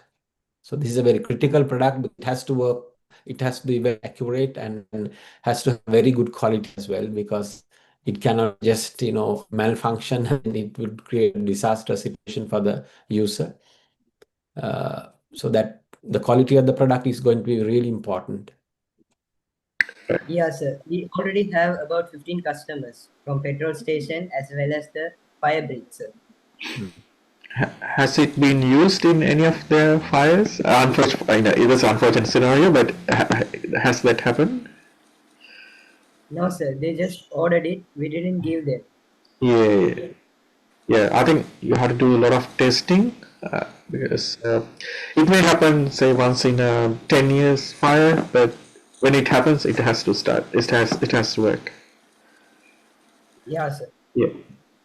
I think and usually the fire extinguishers are being tested annually. So I mean, you don't just fix it and leave it there unattended, because even the chemicals that are there will have to be refilled. So there is another operation. So have you thought about that aspect of it? Yeah, sir. The fire is going to take in once a year, like that. It's optional, no? So when it happens, the gas in the cylinder will be all out. So in that case, you have to refill it. So in a year, you have to refill it only once, I guess. Anyway, yeah, you have to refill it anyway, because it won't I don't know whether you do it annually for every kind of chemical, but you have to refill it in a particular period of time, after a particular period of time, yes. Yeah. Okay. Yeah, I think good product idea. Thank you again, Team Phoenix and Kalana and Yashas. Now we have Team Techno Girls from Saranath College, Kurunegala. Are you ready now? They mentioned that they are having some power issues, like power coming and going sort of thing.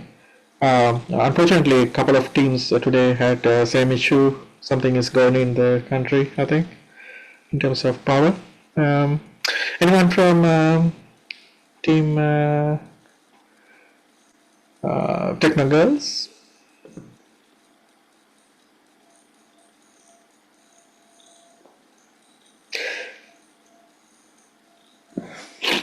if not, probably we can schedule them for tomorrow. So tomorrow would be a packed day. I think we will have couple of presentation from today going into tomorrow session. Yeah.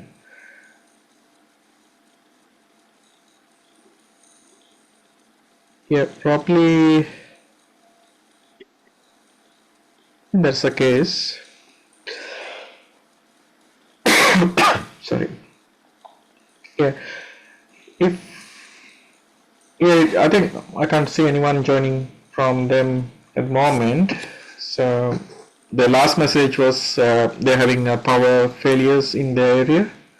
So we might have to reschedule later for tomorrow.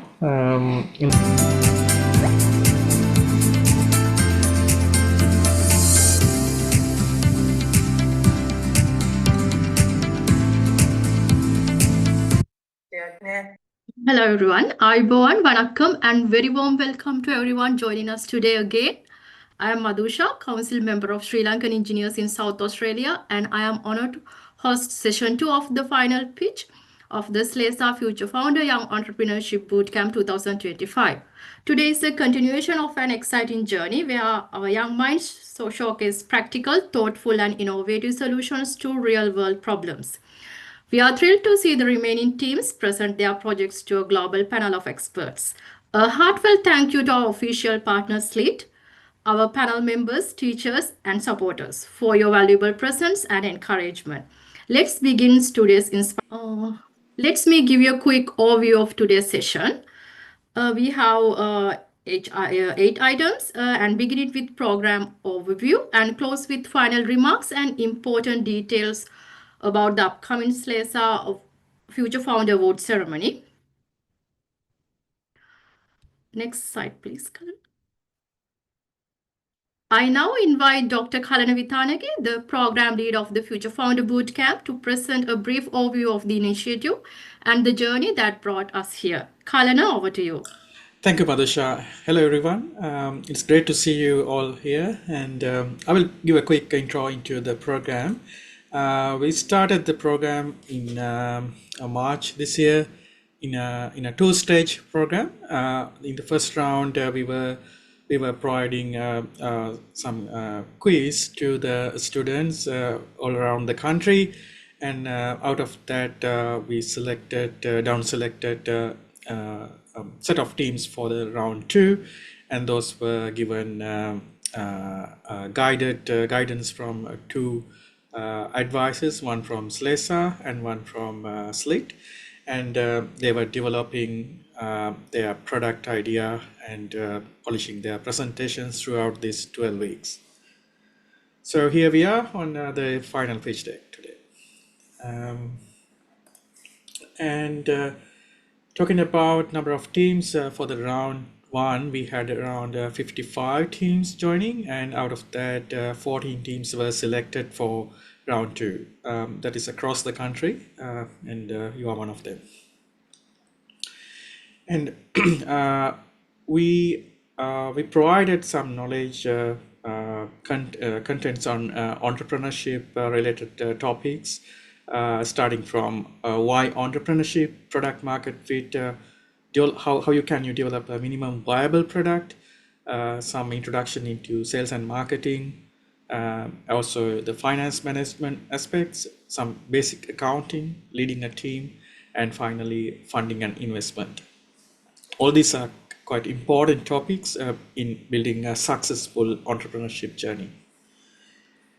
And not only that, this year we got some support from SLEET regarding delivering some topics in the technical domain as well.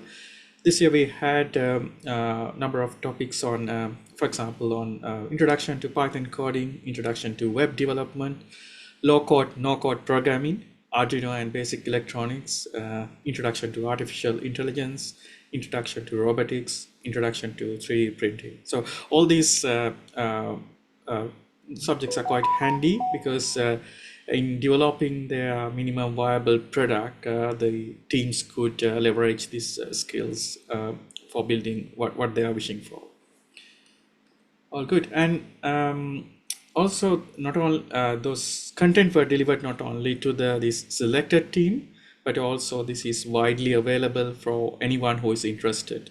It doesn't need to be a school children, but it could be anyone who is interested could benefit from this content. Those are available in our SLASA YouTube channel as also in our Facebook page as well. So with that, I will hand over to Madhusha for rest of the things. Thank you. Thank you, Kalana. Now I am pleased to introduce our panel members who will be engaging with the teams today. I will invite each member to say a few words. First, I will invite our panel of investment consultants. Kirti Kodituakku from Sri Lanka, over to you.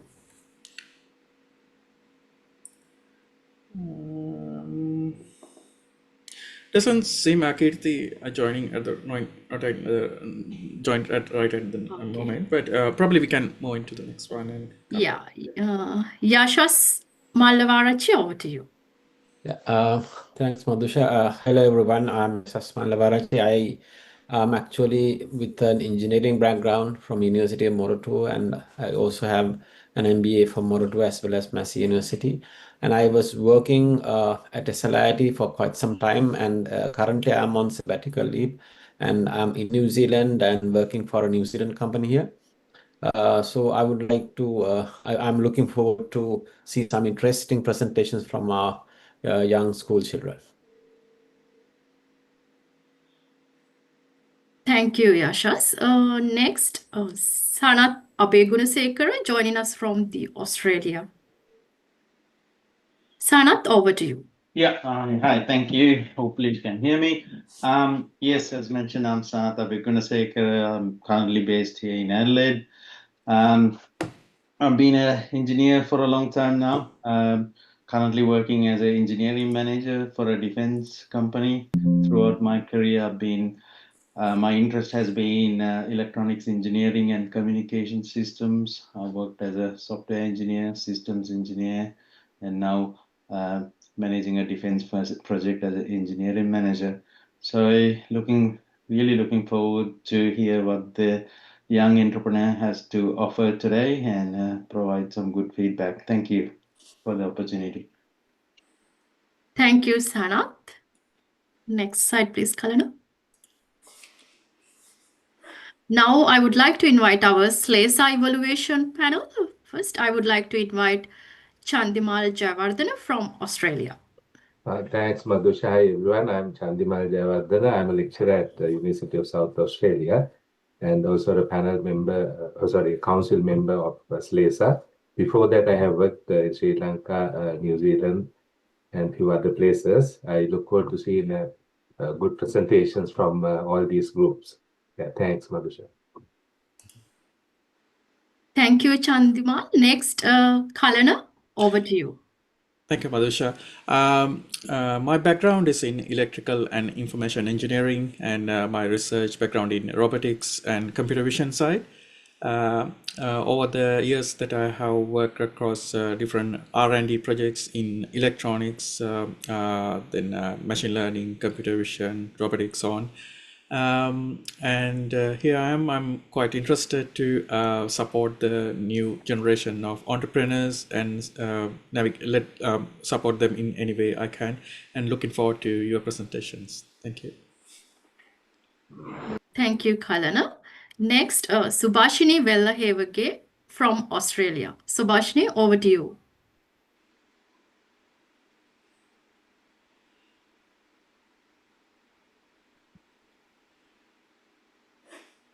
Maybe we can move on to the next one until Subhashini joins. Okay.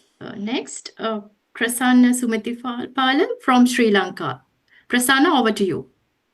Thanks, Madhusha. So, hi everyone. So, I'm Prasanna Sumatipala from computing backgrounds. My first degree from Colombo University and master's also from Colombo University, and I did my PhD again from computing. So, currently I'm working as a senior lecturer at SLIT, Sri Lanka. So, I wish all the very best for all the competing teams. Thank you. Thank you, Prasanna. Next, I would like to invite Junius Anjana joining us from Sri Lanka. Hi, nice to have you all. So I'm Junior Kanchana. I'm a senior lecturer at SLIT. So got my doctorate from Monash University in artificial intelligence domain. So yeah, looking forward for an exciting session today.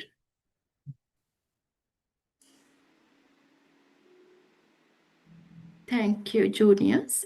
Next slide, please, Kalana. Before we begin the pitches, I now invite Kalana again to walk us through today's presentation guidelines. Kalana, over to you. Yeah, sure. So I think most of all the teams have been known to this fact beforehand, but I will briefly go through that. So today there will be two types of assessments happening. One is by the panel of investment consultant. Those are doing on behalf of giving you a feedback and supporting you in any way to take your product to the next level towards the market ready state. And second is by the SLASA evaluation committee. They would be evaluating you according to the point scheme that we have provided you earlier. Briefing about that, by this point 50 points, you have already earned 50 points through your participation for all the team meetings and the workshops, 10 points there. And for the midterm presentation, which is the proposal, you earned 20 points there. And also you did some video demonstration of demonstrating your entrepreneurship knowledge, which earned 20 points. So rest of the 50 points would be allocated in today's your final pitch day. Out of that, 6 points for the product market fit, so that you need to know how your product is fitting the market. And 6 points for the business model. You need to tell us how you are going to profit out of your product idea. And most importantly, the minimum viable product implementation and demonstration, which means you have to demonstrate us the basic functionality of your product and how it works, and the basic core functionality of that, which give you 20 points. And customer engagement and feedback, which is important, that you need to trial your product with the intended audience and get their feedback on what is good, what is bad, what should be improving, which carries 8 points. Then we will take the feedback that you receive from the panel of investment consultant for 4 points.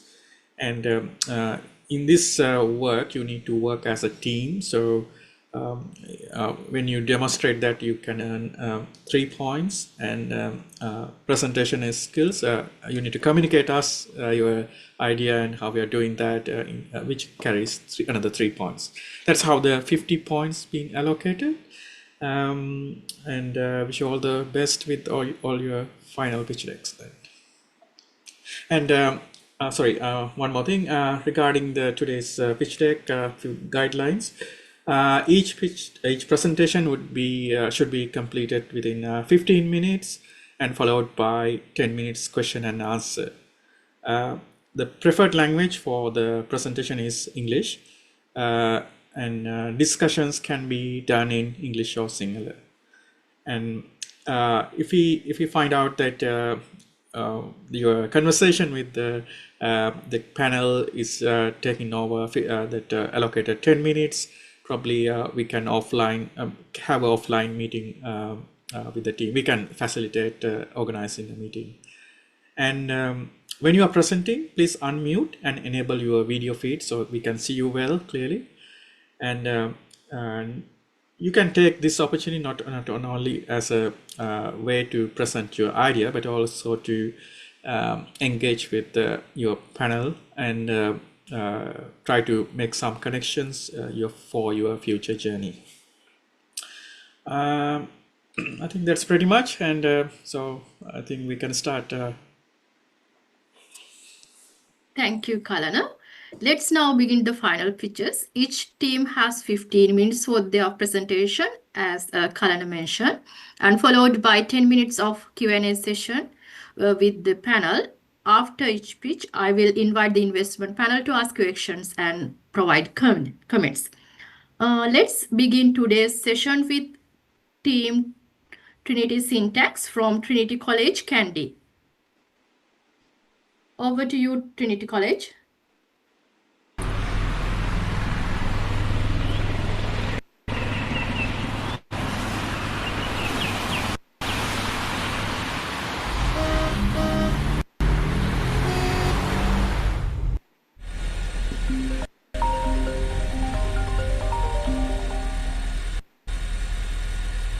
Hello. I say, Roshan, where are you, man? You're late for your interview. But sir, I'm completely stuck in Kandy traffic.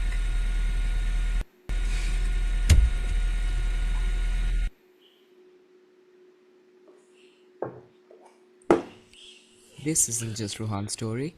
It's a daily reality for millions. It chokes our cities, pollutes our air, and steals countless hours from our lives. It delays emergency services, cripples businesses, and fuels a pervasive sense of unhappiness. But what if we could reclaim our cities?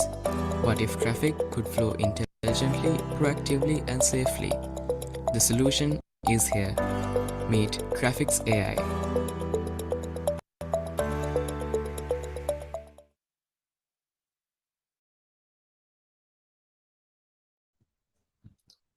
Imagine shaving 30 minutes off your daily commute in Kandy.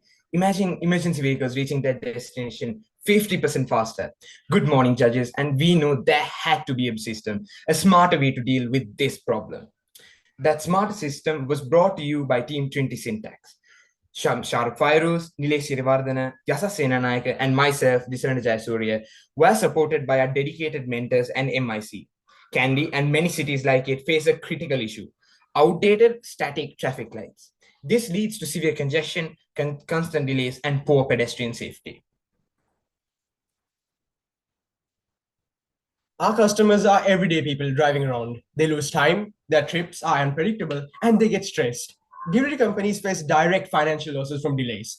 The pain points are clear, caused by old traffic lights. People waste over 43 hours a year in jams, hurting their day and work. Cars burn more fuel, increasing pollution. Unpredictable travel times cause immense stress. This also hurts the economy, slowing goods and services. And tragically, emergency delays put lives at risk. Our main stakeholders, from city governments to public transport and local businesses, all suffer. The core problem is clear. Today's traffic systems are stuck in the past. They can't handle real-time city traffic. So what are cities using now? We have traditional fixed time signals, which are inefficient regardless of traffic volume. Then adaptive traffic control systems, which try to react but are often complex, limited, and struggle with rapid changes. Finally, basic monitoring system just collect data, offering no real-time control. But all these solutions miss is smart, real-time thinking. They are either too rigid, not flexible enough, or they just watch traffic without acting. This is exactly where Traffic's AI is different. Traffic's AI's approach to congestion is multifaceted. The system changes light timings in real time using object detection AI along with a sophisticated algorithm which decides which light to activate based on how many cars there are. It sees the traffic, then adjusts the lights to keep cars moving, stopping jams before they happen, even learning from each action it takes. So why is Traffic's AI special, especially for developing countries? First, our AI predicts traffic. It doesn't just react. This means smoother, faster traffic flow. Second, and very important, Traffic's AI is built to be cheap and easy to put in place.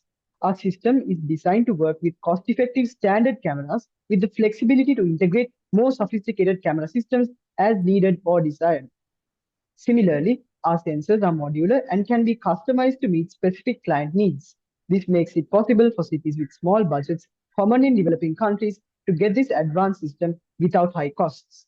Traffic's AI also features a law enforcement system with enhanced number plate recognition that scans through databases to detect wanted vehicles and a last-moment lane change detection system which ensures the flow of traffic runs smoothly. We have also included environmental sensors to make Traffic's AI the one and only solution which packs in every aspect of traffic management to ensure the smooth running of everyday life. Unlike costly rip and replace solutions, Traffic's AI is designed as an intelligent add-on to existing traffic infrastructure, dramatically reducing deployment costs and time, especially for developing nations. Good traffic flow helps the economy grow, makes people's lives better, and helps businesses. Traffic's AI gives these nations a simple, smart, and affordable way to build better roads and smarter cities. At its heart, Traffic's AI uses AI-based adaptive traffic signals that learn and adjust. This system also includes a law enforcement system for alerts and pedestrian-focused safety. We achieve this with real-time traffic monitoring using various sensors and cameras, plus environmental monitoring sensors for air quality. All this data feeds into our Raspberry Pi at each junction to anticipate traffic, which is managed from a central command center where administrators have full control. Our tests show Traffic's AI algorithm was faster than fixed time systems by over 20 minutes, with potential for up to 25 to 30 minutes with saved training. This consistent technology ensures Traffic's AI is a full solution for modern urban traffic. Now let's briefly look at the architecture behind Traffic's AI. At each traffic light, we have Raspberry Pis integrating ultrasonic and IR sensors with camera modules that process video using Python. This Pi is where the smart decisions are made locally. All real-time data is sent quickly using MQTT protocol to our React dashboard, which displays all ongoing activities. You can see everything happening on this user-friendly dashboard, and we have an open optional cloud database for storing long-term data. Now let's take a look at the actual product MVP and how it works. Welcome to the Traffic's AI website. First, you'll be greeted by the lovely sign-up page where you will enter your credentials. Then you can navigate to the login page where you can log in with your admin accounts, and then you can view the website and get to know all about Traffic's AI. The main dashboard can be accessed by clicking on the monitor tab up here, and you'll be displayed the vibrant, friendly UI, but only if you're an admin account. Here you can see the current AI phase that's running and the light status. You can see the status of the lights, and then now you can see the enforcement section, which scans for any vehicles breaking the law, chasing the lane last minute, and also scans number plates to catch any wanted cars. And next to it we have the live counts of all cars in each lanes, and below that we have the manual control section, which you can use to manually control the lights and system. And if I press the north green button, it will send the command to set north lights to green, as seen here. This compact unit is the brain of Traffic's AI. Inside this casing, our Raspberry Pi connects to a high-resolution webcam, processes real-time traffic video. This is where the magic happens. Instant lane change detection, number plate scanning, and adaptive light control. It's the core intelligence that powers our system. Ready to integrate even more advanced features in the future. You are able to see wiring that connects LEDs and how the Pi is mounted securely on the casing. We also plan to bring up IP ratings to ensure water and weather-proofed casing. Our solution is specifically designed for places like Kandy and similar cities. For example, our system works to stop big traffic jams at key intersections. It also safely prioritizes people walking, which is very important around busy areas and cultural sites. And our system helps emergency vehicles and public transport move fast when they need to. We even used Raspberry Pi in our simulation to show that our system is cheap and easy to put in place, making it perfect for developing nations. We focused on things we can clearly measure to show real value. Our system leads to much less traffic, meaning faster travel times for everyone. It also helps reduce fuel use and pollution, saving money and helping the environment. We can ensure faster response times for emergency services, which is critical for public safety. And since Traffic's AI acts as an add-on for older lights, it is perfectly fit for deploying in cities like Kandy. The global smart traffic market is huge, expected to pass $25 billion by 2030, driven by smart city growth. In Sri Lanka alone, with over 100 major intersections needing upgrades, we estimate a local market opportunity of $18 million. And across the wider South Asian region, thousands more are waiting for smart systems like Traffic's AI. Our plan starts out with a pilot deployment in a selected area. During this pilot, we will closely test how users respond by providing access to a public dashboard showing real-time traffic improvements. We will also collect direct feedback from both everyday drivers and city planners. This practical, real-world data will help us fine-tune our system and show its true impact before wider rollout and implement advanced features. Our first step is local expansion. We aim to deploy Traffics AI at 30% of Kandi's busiest junctions, or roughly 30 of Sri Lanka's top 100 intersections. Within 2 years, at roughly 20,000 per junction, this projects 300K in revenue in year 1, going to 600K by year 2. This builds immediate revenue and provides solid local proof of concept. Yeah, globally, the intelligent traffic systems market is growing from $12 billion now to around $28 billion in 2030. By capturing just 0.1% of this global market, Traffics AI can unlock a pool of $25 million of annual revenue potential. We achieve this with our lightweight, flexible, and affordable add-on solution. Our upcoming features like Junction Guardian, Pilgrim Path, and Green Corridor further enhance our unique value proposition and open substantial additional revenue streams through data licensing, government contracts, and private logistic partnerships will also impact our revenue streams further. Comparing Traffics AI to existing solutions for hardware cost, we are clearly more affordable. At just $1,000 per unit versus a $10,000 to $50,000 margin, our software is open and flexible, unlike their closed systems. We offer deployment speed in weeks, not months. Our system provides real-time data and even new ways for cities to make money from it. Finally, our business model is a flexible subscription, avoiding huge upfront costs. Traffics AI is simply faster, cheaper, and smarter. Capturing just a tiny 0.1% of the global market gives us a $25 million annual opportunity. Our affordable modular approach ensures rapid, profitable growth. Looking at our yearly revenue projections, in year 1, we project 25K. By year 2, with local expansion and data services, this jumps to 100K. Our key expenses are lean, around 50K total for R&D over 2 years, plus modest annual hosting and maintenance. This lean budgeting means we project a break-even point in just 14 to 16 months. We've meticulously broken down our costs. For a functional prototype, including hardware, deployment, and initial software, it's an affordable $150. For the final robust product with 4 hardware nodes, comprehensive development, and ongoing software, the total is $1,320. This efficient cost structure allows for rapid prototyping and scalable deployment while maintaining quality. Let's talk about the exciting part, our profit margins. In the initial phase, based on a total setup revenue of $800 and an initial setup cost of just $468, we project a strong net initial profit of $332. This translates to an impressive initial profit margin of 51.5%. Beyond this, we anticipate a consistent monthly net profit of $40 after hosting expenses for 4 junctions. Now let's look at our risk mitigation strategy. Our first concern is slow adoption by city governments. To counter this, our solution is to partner directly with private toll operators or large private developers. This allows us to prove our system's value and build traction quickly before relying solely on lengthy public sector processes. Next is check failure. To address this, our system incorporates redundant sensors and continuous monitoring. This means if one sensor or component fails, another is there to take over immediately, ensuring our system remains operational and reliable at all times. Finally, there's foreign approval. As we expand beyond Sri Lanka, navigating different country regulations can be complex. Our solution is to proactively engage with local authorities in each new country to gain all necessary regulatory approvals and licenses. This ensures our expansion is smooth and fully compliant.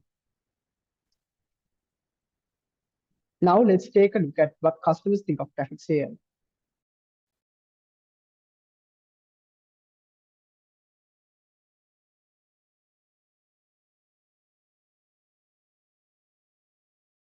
We've engineered a future where your commute is smooth, your journeys are predictable, and your city breathes easier. Our AI-powered system seamlessly integrates with existing infrastructure, optimizing traffic flow in real time, learning and adapting to every change. But don't just take our word for it. Our system is already making a tangible difference. A regional police officer stated that from a law enforcement perspective, Traffics AI has been a game changer.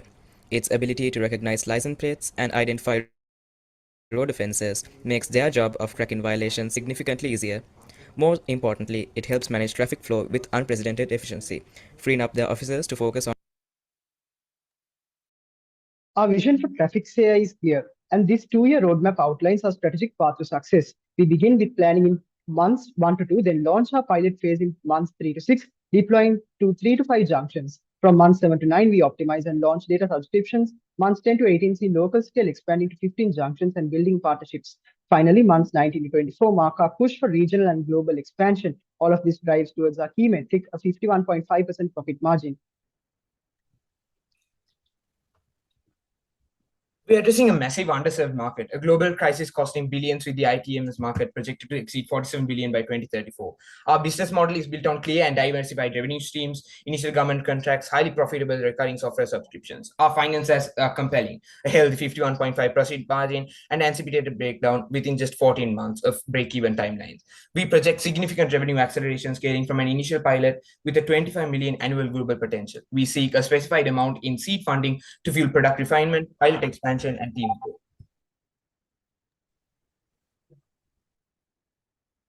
Thank you for your time. We'd love to hear your thoughts or questions. Thank you, Team Creative Syntax from Trinity College, Kandy. Great job. Now, I would like to invite our investment panels for comments and questions. Very good presentation, and also an idea that is addressing a critical problem wherever you are basically, irrespective of the country or the city you are in. So very interesting presentation, and thank you for that. Just one question. Now, your AI-based system, so does it connect different junctions together? You take this decision on which side the traffic should be allowed to move and all that? Yes, yeah. So for now, since it's the MVP, we don't have that feature just yet. But when we move on to the pilot programs, we will introduce multi-junction connectivity to ensure smooth flow of traffic. And the sensors you are going to use, what would be the distance that it can monitor? I mean, how many sensors do you need and all that to do that? So we thought of 4 cameras for, if it's a 4-way junction, 4 cameras, 4 IR sensors that way. But there is also an option where you could use a fisheye camera on top to measure everything in the junction. So it basically depends on what the consumer wants for that junction, and whether it's a really large junction or whether it's a small scale junction where you don't need that much software and hardware costs. Yeah, because the sensor is going to have some sort of a range, right? So there will be a particular finite distance that your system can monitor. So then you will have to have multiple sensors at different places if the length is much longer than the range of the sensor, isn't it? Yeah. Okay. And your main customers would be the local governments or institutions like RDA and so on. So yeah, have you spoken to them about this? Yeah, we've talked to the local police station and some RD officers, but they can't give out official statements if we are not actually pursuing it right now. So what they said was they think that there would be over a 40% increase in the current traffic efficiency with the product, and that they think that it would be suitable for Sri Lanka's environment with the user friendliness of the UI and everything. So yeah. Perhaps what you can do is by taking necessary permission, you can do a trial run at a junction which is not that congested, right? I mean, not in the heart of a city, but in a kind of a remote area. You can actually do a trial run with your system to see how effectively it is working in the real world conditions, isn't it? Yeah. Okay, we'll be working on that. Yeah. Thank you. Yeah, that's all from me, Madhusha. Thank you, Yashas and Team Trinity. Any other comments from the panel? I've got one question. This is Sanath here. It was a really good presentation and a really great idea. Very much a problem that is going to get worse and worse no matter where you are in the world. The traffic is always becoming a big problem. So it's a great idea. I'd just like to know that you put in some figures that you could potentially save 20 minutes or 30 minutes or to a particular scenario. Is that being validated somehow, or is that just your sort of we actually perception? we used a data set from a professor at the civil engineering department who had done a research on the rush hour traffics of Kandy. So basically the Katugastota junction, we took those statistics and put it into our system and let our algorithm take it away. So when a normal traffic light does it, it took about 30 to 40 minutes to get through all the cars, but our system made it through with 15 to 20 minutes, and we think it could improve when we train the machine learning sequences. Wow, that's very good. That's really good.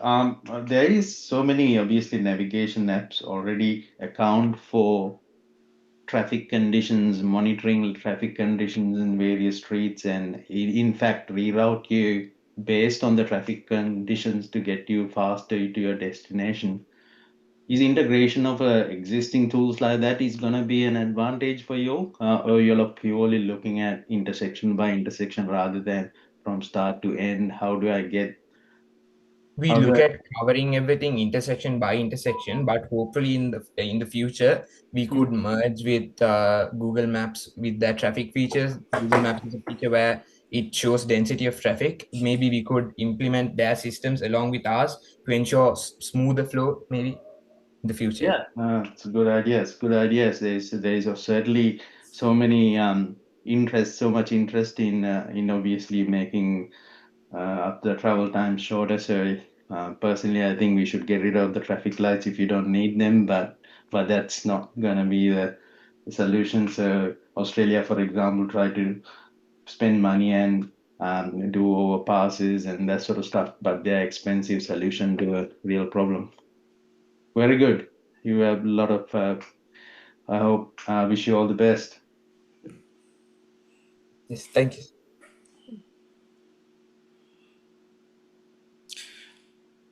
Well done, team. I think it's a great idea and a good presentation. Just one thought. I think typically these, if you are going to control the traffic light systems, you have to go through quite a large amount of regulation and compliance scenarios. So probably you could firstly look at the monitoring side, for example, giving some analytics for the local councils or other organizations. That way you could attract the early adopters much easily because they don't need to take a risk on compliance issues. So have you thought of that thing? Yeah, so before we actually implement it, we'll be setting up, if we go to a junction to implement our product, we'll be implementing only the cameras and sensors for about 2 weeks to get an understanding of the junction. We'll analyze that and talk about it with the respective body that we're publishing it with. And after that, after analyzing the junction, understanding its rush hour times, the patterns that which vehicle goes, and after that only we will be actually implementing our systems to ensure that there are no miscalculations or accidents that's happened on our parts. Yeah, what I'm saying more is like more of those compliance, adhering to more of the compliance things could take years of they need to go through a lot of testing and all that. So probably it could be a good way to focus more on, initially at least, focus on the more monitoring and analytics side, I think. Yeah. Another thing is probably since this is a outdoor equipment, probably you need to think about the weather, how good it is to the weather conditions, and also how you are going to power it up. Is it through solar panels or other means? So the actual product that's on the traffic light itself will be powered through solar. And we'll be making the casing we have currently is not waterproof since it's our MVP. But when we develop it further, we will be making waterproof casings with watertight seals for ports and stuff. Yeah, that's good. Good to hear that.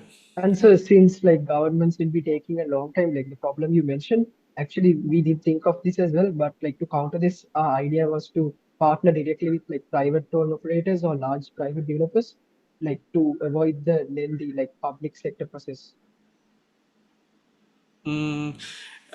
Usually it doesn't matter. Doesn't matter whether it's private or public. Usually all traffic things are governed by public bodies, so that whether it's done under private organization, still all roads are usually regulated by public as of my understanding. So yeah, that's all. Yeah. I think it's a good idea. So, and good presentation. Good luck. Thank you, Sanath, Kalana, and the team Trinity. Next slide, please, Kalana. Just a moment.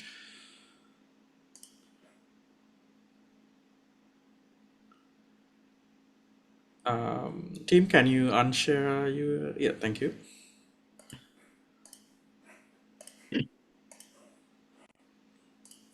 Yeah. Next, we have the team entrepreneurs, St. Aloysius College from Gaul. Team, over to you. Thank you, Anju Gunawanga, Miss. So, shall I share my screen? Yes. Yes, please. Thank you, sir.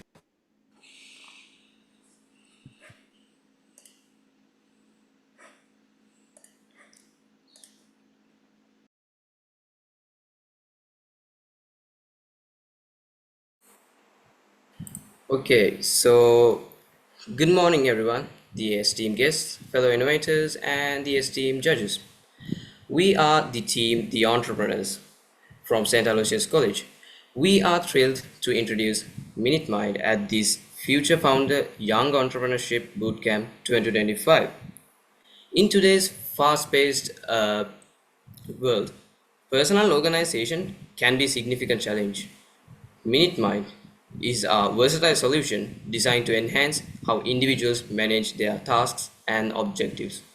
Our goal is to provide a seamless tool that helps users achieve clarity, prioritize activities, and foster greater productivity.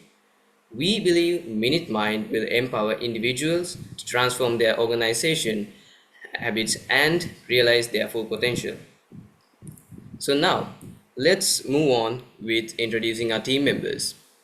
So we have a team of consisting 5 members from grade 10 to grade 11. So first of all, let's introduce me. I'm Setun Napa. Next, we got Tinet Maduranga. And then we have Ulina Vikramasinghe. And then we got Chanita Gunavikrama. And then we have Hesandu Dinal. For our team advisors, we got Lakmal Ekanayaka sir and Pradeep Abegunawardana sir, as well as our team teacher in charge, who is Herman Jayalath.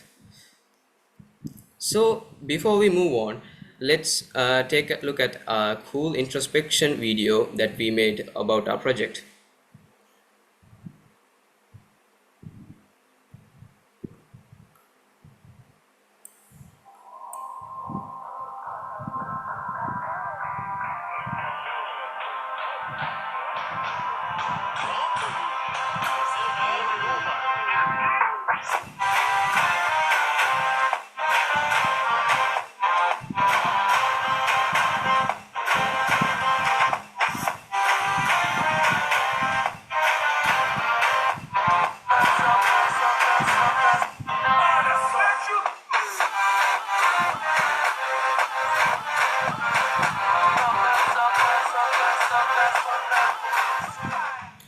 So let's move on to the problem, which is introduced to you by Dulina. Okay, thank you, Sethu.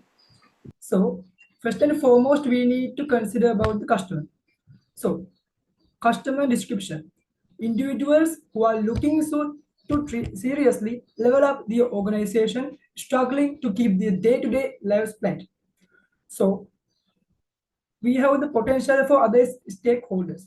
First and foremost, SLESA and the bootcamp organizers provide the platform and opportunity for innovation. So we are really grateful for that. Then the bootcamp judges, mentors, and advisors offer expert guidance, critical feedback, and validation. Then dear potential investors, fuel future growth, development, and market reach. Then we have app stores like Apple, Google, our primary gateway to reaching users. Then our school community, St. Aloysius College, our foundation and support network. Then finally, our competitors shape the market and highlight our unique value.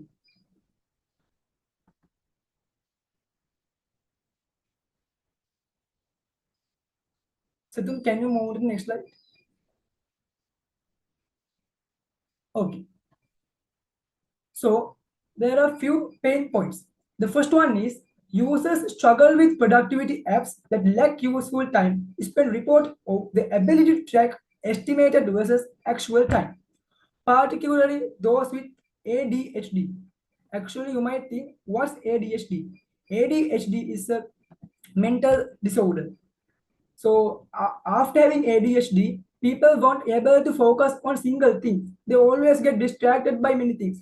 So first and foremost, we need to do a solution for people who are having ADHD. So it will be really helpful for them to plan their day-to-day life.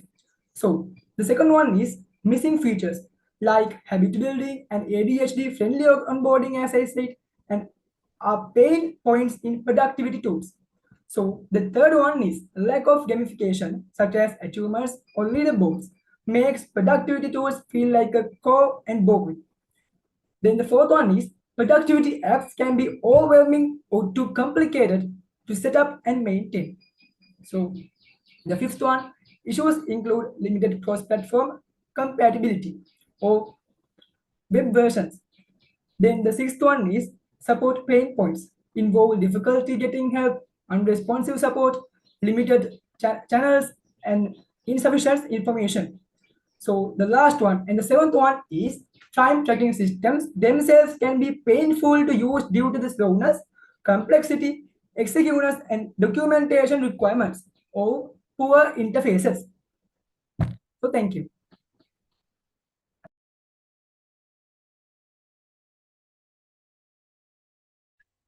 Right. So considering about the alternative solutions, alternative and competing solutions. First of all, there are a lot of alternative and competing solutions, right? For example, we have Asana, we have another thing called Notion, and also a software called, as I remember, it was ClickUp, right? ClickUp. So if I went to elaborate on the plus points of these apps, there are a lot of things to say, but these are very expensive, right? First, these are very expensive. Plus, they are also very hard to reach, but they're really premium, right? If we pay these, they would give us a lot of information. But the thing which is not available in any of these premium apps, which are exclusively paid and really expensive, is personalization. Even though these apps are made for personal use, they have no personalization as we have.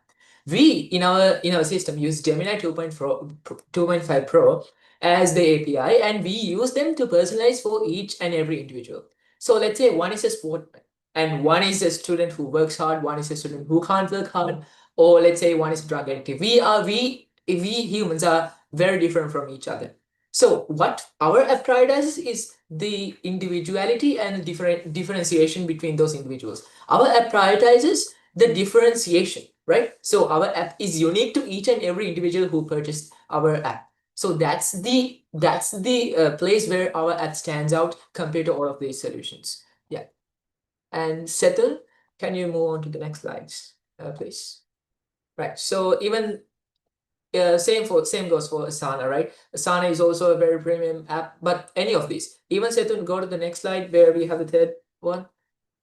Notion, right? So any of these, just check any of these apps. These do not have the personalization that we promise on our Minute Mind app.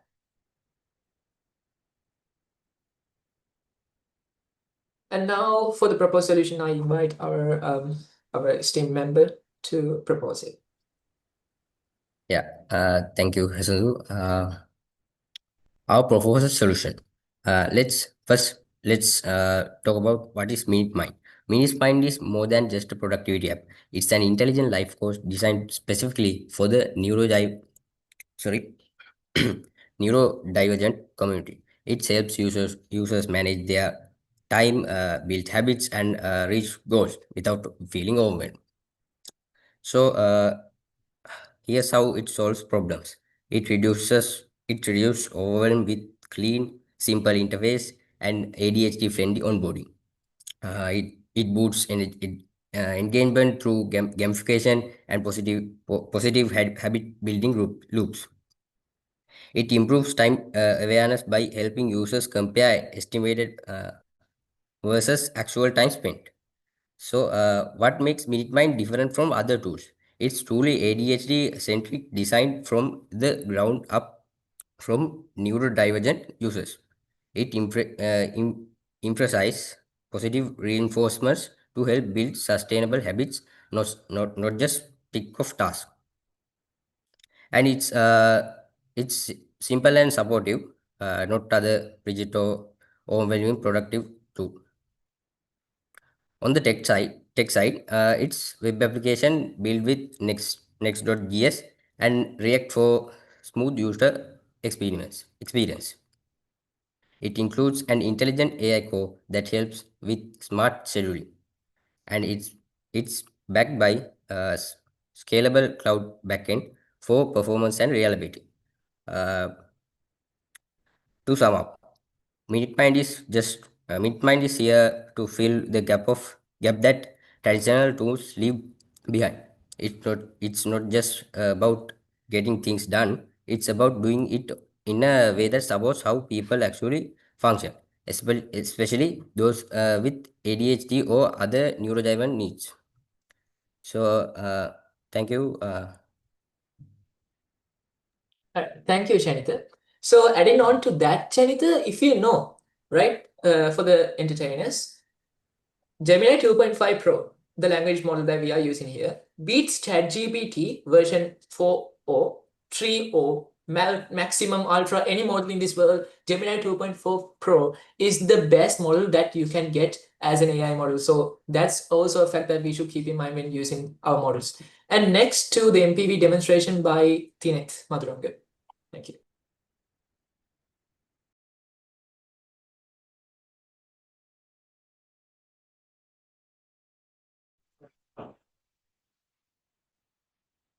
Hello. Now it's time to talk about the MVP demonstration. Since my English is not very good and since language is not a barrier, as you said, I will translate my speech into Sinhala. මිනිස්සු අද වෙද්දී ගෙයක් හදද්දී plan කරනවා. හැබැයි තමන්ගේ ජීවිතේ plan කරන්නේ නැති තත්යකට ඇවිල්ලා තියෙනවා. හරියට විශේෂයෙන්ම ලංකාවේ මිනිස්සු වගේ. එතකොට මිනිට් පොයින්ට් අපි ඇයි මේක හදුවේ? අපිට පුළුවන් මේක හරහා තමන්ගේ වීක්ලි, ඩේලි, මන්ත්ලි ප්ලෑන් ටික හදාගන්න. ඒ විතරක් නෙවෙයි. ඇයි ඇත්තටම මේක විශේෂ? ChatGPT වගේ AI software එකකට කියලා අපිට මේක හදාගන්න බැරිද? තමන්ගේ ඩේ ප්ලෑන් එක. එතකොට ඊට වඩා සරල විදිහකට තමන්ට මේක කොලයක ලියලා හදාගන්න බැරිද? කොලයක තමන්ට තියෙන වැඩ ටික ලියලා හදාගන්න බැරිද? ඇයි මිනිට් මයින්ඩ් විශේෂ වුනේ? මිනිට් මයින්ඩ් එක හරහා විශේෂයෙන්ම ඔයා ගැන මාසේ අන්තිමට රිපෝට් එකක් එනවා. ඔයාගේ හෙල්ත් එක මොන වගේද? ඔයා කොච්චර වැඩ කරාද? ඔයා මේ මාසේ මනි මැනේජ්මන්ට් කරේ මොන විදිහටද? ඔයාගේ මූඩ් එක මොන විදිහටද තිබ්බේ කියලා පවා ඔයාට මේකෙන් පෙන්නනවා. එතකොට මම කිව්වා වගේ වෙනස්කම් මොනවද? අපි පළවෙනි ස්ක්‍රීන්ෂොට් එක හරහා පෙන්නලා දීලා තියෙනවා. MVP demonstration එකේ අපේ මොන වගේද user friendly interface එකක් තියෙන්නේ. ඒ වගේම අපි long term goals අපිට කිසිම වෙලාවක ChatGPT වත් කොලයක ලියලවත් හදාගන්න බෑ. හැබැයි අපේ app එක හරහා long term goals එයාට නිතරම මතක් කරනවා. එයාට ඒව partition විදිහට කඩලා එයාගේ day plan එකට එකතු කරලා තියෙනවා. ඒ විතරක් නෙවෙයි planning හරහා එයාගේ stress level එක ගොඩක් මාර විදිහට අඩු වෙනවා. ඒක අපේ තුන්වෙනි ස්ක්‍රීන්ෂොට් එකේ පෙන්නලා දීලා තියෙනවා අපේ ප්ලෑනින් ඔප්ෂන් මොන වගේද කියලා. ඒ වගේම අපේ දෙවෙනි ස්ක්‍රීන්ෂොට් එකේදී අපි පෙන්නලා දීලා තියෙනවා ඔයාලට ඩයරි ඔප්ෂන් එකක් දීලා තියෙනවා. එතකොට මේ ඩයරි ඔප්ෂන් එක හරහා අපිට පුළුවන් කොහොමද අද දවස ගෙවුනේ කියලා සරලව chatbot ඉදිරිපත් කරලා සරල නෝට් එකක් එයා විසින්ම මිනිට් මයින්ඩ් එකේ සේව් කරගන්න. ඒ වගේම හතරවෙනි ස්ක්‍රීන්ෂොට් එක හරහා අපි පෙන්නලා දීලා තියෙනවා අපේ AI chatbot ගැන. ඔයාලට ප්ලෑන් එකක් හදාගන්න අමාරු නම් ඒ chatbot එක කියලා අපිට පුළුවන් ඒ AI chatbot හරහා තමන්ගේ ප්ලෑන් එක හදාගන්න. ඒ විතරක් නෙවෙයි මොටිවේෂන් එකක් අපි මේ මිනිට් මයින්ඩ් එක හරහා තමන්ගේ ප්‍රොඩක්ටිවිටි එක වැඩි කරගන්න අනිවාර්යයෙන්ම ලබා දෙන්න අපිත් කටයුතු කරලා තියෙනවා. Move to the next slide, please, Situ. ඔව්. ඊළඟට විශේෂයෙන්ම අපි මේකේ කැලෙන්ඩර් ඔප්ෂන් එක ලබා දීලා තියෙනවා. ඒ විතරක් නෙමෙයි ඔයාගේ එනර්ජි ඇන්ඩ් ෆෝකස් ට්‍රැකර් එක හරහා මම කලින් කිව්වා වගේ end of the month ඔයාට ඔයා ගැනම report එකක් එනවා. ඔයාට ඔයාවම improve කරගන්න පුළුවන්. So that's all I have to say about MVP demonstration. Thank you.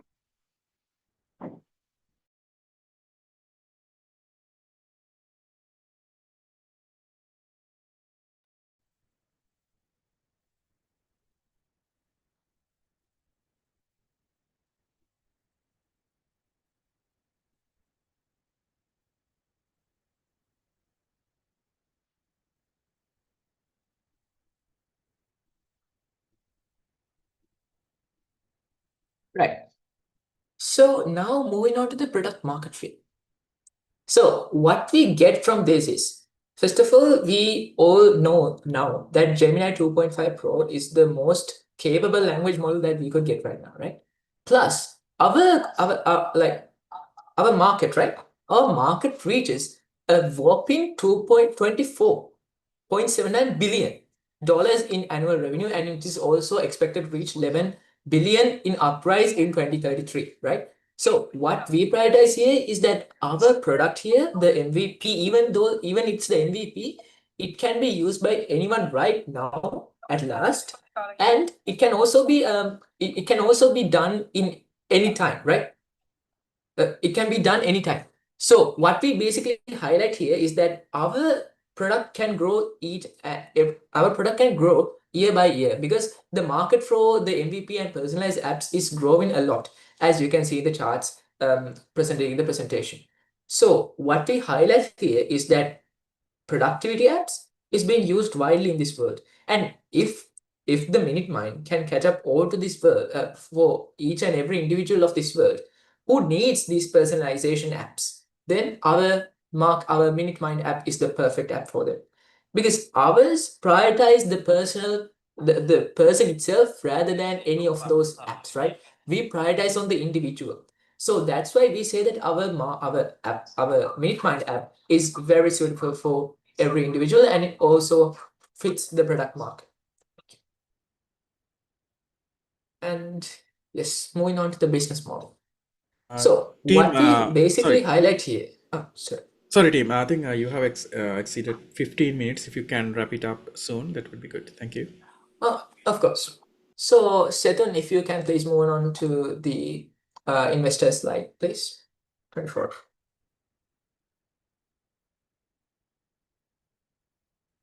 Right. So for the investors, urban investors. So for our application right here, the MinuteMind app, we are seeking 10 to 15 equity, and we are seeking $500,000 for 10 to 15% equity in Simplebreed, because our layouts, our domains, and all of our productions need at least 500,000. So we are seeking that kind of amount. And to sum up this, our whole team believes that MinuteMind is the perfect app for any individual who needs personalization right now. And yeah, to sum up, it's the best app actually. Thank you.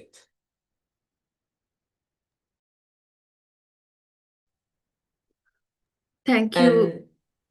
Sorry. I'm sorry. Thank you, team, the entrepreneur.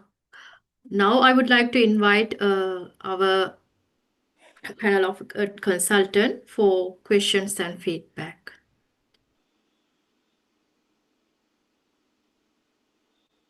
Now, this again an interesting presentation, a unique idea. I would like to know whether your product specifically focus on people with ADHD, or is it available or rather made for people in general who are engaged in project management? Yes. Thank you for. Sorry, Setan, you go.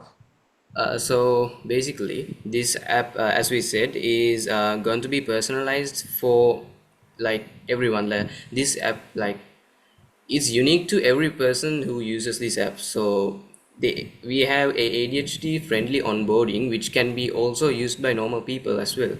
So you just answer through some quiz. So like there's no stress about answering that. You just have to generally like answer the questions that they give. So for examples, for questions, let's take like, it asks for you, a weekend is coming up, what are you going to be doing in that? So there they will give you two options. So with that data, the AI will deeply analyze how the user actually answered those quizzes and process them into a something called a psychological footprint. Now, in the psychological footprint, there's a lot of data. So it explains whether you have ADHD or not. Well, it's not like a psychologist level assure, but it's somewhat accurate. And then it also explains how you would actually plan to how you like a planning style, and then also it explains like what kind of plan best suits for you. And I believe this is a cloud-based solution. And Yes. you have a subscription model, isn't it? Yes, so we have 4 subscription tiers. Okay, right. Have you looked at potential customers, and are there any specific market segments you are focusing on? Sorry, maybe you can show the business model slides if you can.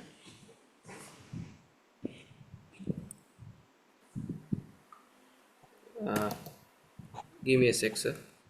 That might have the information for that question, are they?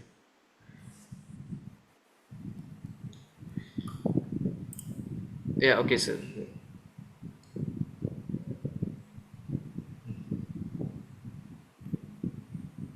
Mhm. Okay.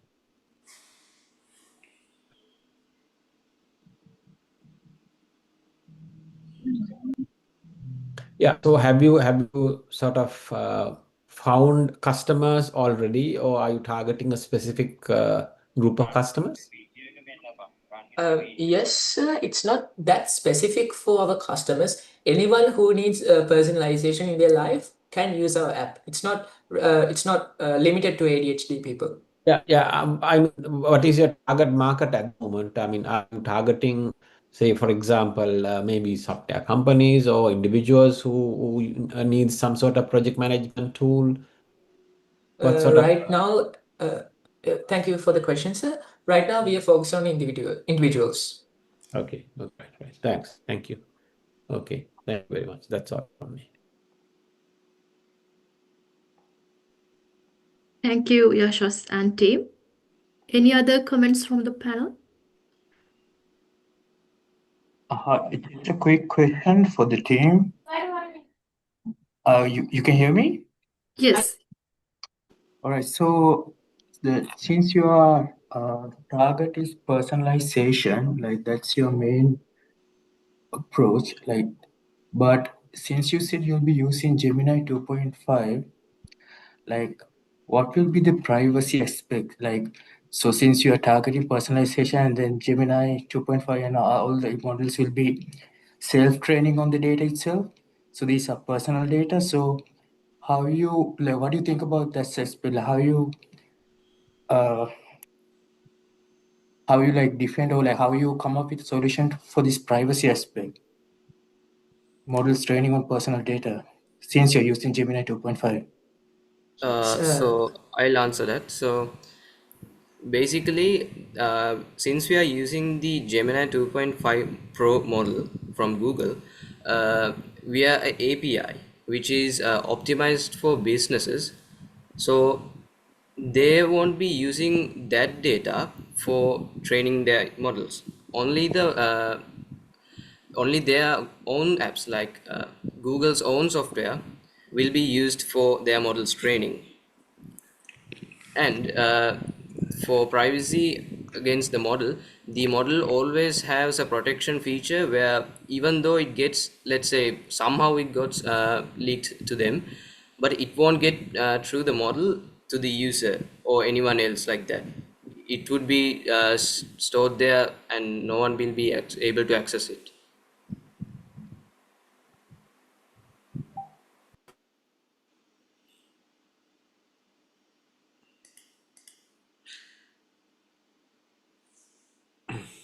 I think it's a bit tricky around that. Probably, yeah. Any of the cloud-based system, if they want, they can do anything with that. It's up to the compliance of the service provider. So that, yeah. Probably, I think one way to work around that is in your terms and conditions, probably you need to have it a bit stronger and saying only share things that you are comfortable sharing with, sort of. Yes, so terms and conditions, the current version we have, does specifically mention that. So we only get the data the user allows to put them in our application.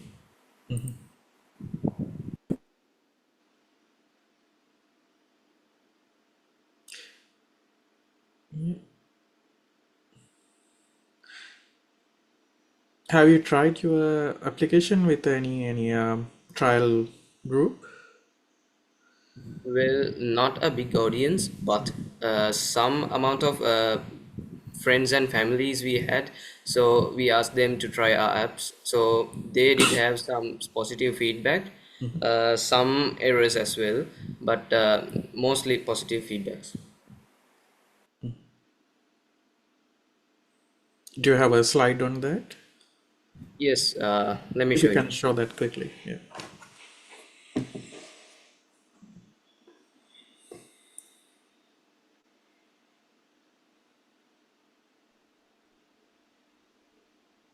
So it's a video demonstration.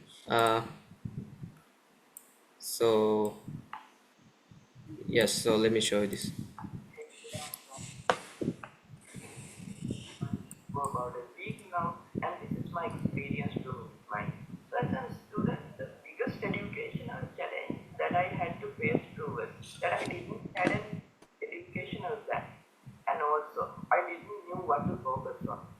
But with Minimine, now I have a daily education plan, and also with its new AI features, now I have the chance to divide my work time to different sectors, and also with its new energy level and focusing features, now I have the chance to focus on my weaknesses. And also the best feature about Minimine is its new motivation and feature, and it gives me the motivation, it gives me the courage to do my work. And as a student, Minimine has changed my perspective on the educational sector, and I would recommend everybody to use Minimine. Thank you. I think probably it's good. Probably good to engage with more like people with who's having the real problem, and then they could give you some honest feedback. Like it may not be, it doesn't need to be all good, but it can have mixed feedback. Yeah, good, I think. Thanks again, team The Entrepreneur. Can you please stop sharing your slide? Yes, sure. Thank you. Let's now welcome Team Infinity Force from Adela Chennai, Ampara. Team Infinity Force, over to you. Good morning, respected panel and mentors. I am Emma Mishari Ahmed, the proud leader of Infinity Force, Kamaka Tradition Emma Ministry School. Today, I am not just presenting a project. I am presenting a vision where Sri Lanka innovation meets global impact. Where a simple pair of spectacles can give power back to the visually impaired. Let me take you on this journey. My product name, Smart Spectacle for Real-Time Currency Recognition for the Blind Individual. The Smart Spectacles is an assistive wearable device designed help to visually impaired individual independently identify currency notes. It combines artificial intelligence, computer vision, and voice feedback technology to recognize currency in real time and speak out value, all without needing sighted assistance. A wearable smart glass that capture and identifies Sri Lanka currency notes using image recognition, then announces the denomination via audio to assist visually impaired users, powered by AI. At the core of this project is a lightweight AI model powered by Python and OpenCV that uses image recognition techniques to detect the denomination of currency. Notes based visually feature such color patterns, text, and symbols. The system compares the captured image against a pre-trained dataset of nodes using a pattern matching and similarity scoring algorithms. I am from Mahavidyalaya. My team members are F.R. Hamdi Hassin, M.A. Adari Ahmad, my teacher in charge M.M. Faila Beham, team advisors Pasindu Karnatilaka, Madam Kartika Rajendran. Problem. Customer description. Visually impaired individual in Sri Lanka, especially those in rural areas, struggle to independently identify currency notes. India, their daily life. Other stakeholders, families of visually impaired individuals, special education and training centers, smart device manufacturers, social service organization, bank and financial institution. Pain points. Dependence on other for identifying and using currency risk of receiving incorrect change of or being exploited. Feeling of isolation and lack of confidence. Lack of accessibility and user-friendly technological solution, absence of affordable and portable currency recognition tools, alternative and competing solutions. Smartphone apps, example, Lookout by Google, Case Reader, etc. How it solved the problem uses the phone camera to detect and announce a currency value through audio. Why it is not doing well? Not optimized for Sri Lankan currency because high-end smartphones, stable internet, and good lighting often unavailable to rural users. Human assistant caretakers. How it solved the problem? Visually impaired individuals. Really on family members or shopkeepers and others to identify money. Why it's not doing well? It compromises independence, privacy, and increases risk of being misled or cheated. Braille label currency use in some countries. How it solved the problem? Special tactile markers help the visually impaired identify denomination by touch. Why they're not doing well? Sri Lanka currency lacks consistent braille marking, and many users are not trained reading braille. Our proposed solution. Our smart glass uses image processing technology to capture an image of the currency, not compares it with a prepared trained dataset of Sri Lankan currency images. Based on this comparison, it identifies the exact denomination and announces the value through audio output, enabling visually impaired users recognition currency independently. How it is solve the problem?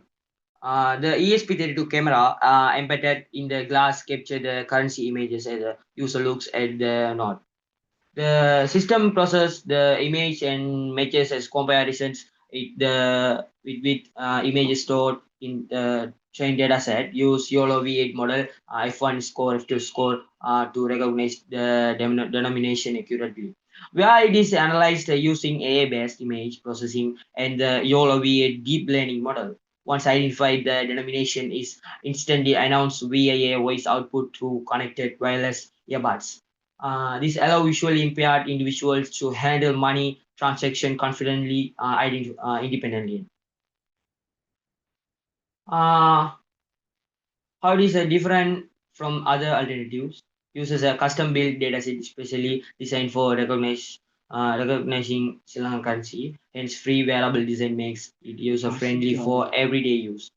Currently uses automatic Wi-Fi connectivity, and future version are being developed to connect with cloud server example being and installing, etc., for faster and more scalable processing technology.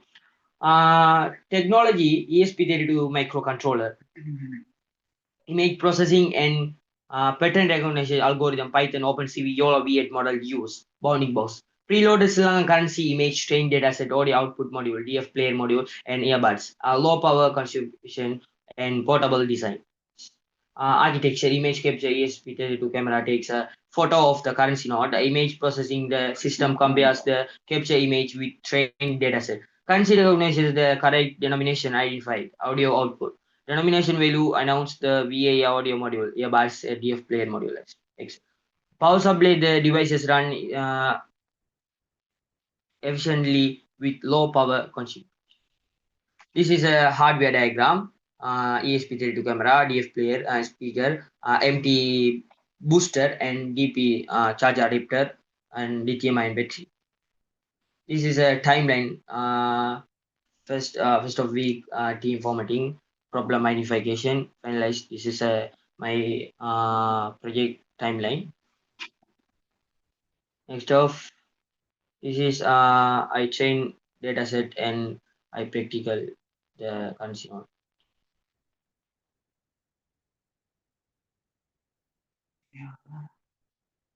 This is a 20 rupees detected, 50 rupees detected.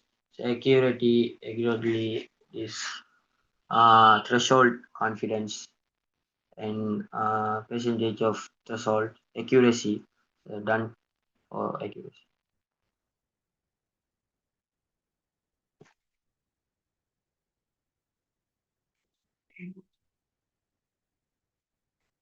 Okay, this is a trained data set. This practical trained data set. Next of this is a data set. Next of my team member Hamdi Hasil. Thank you.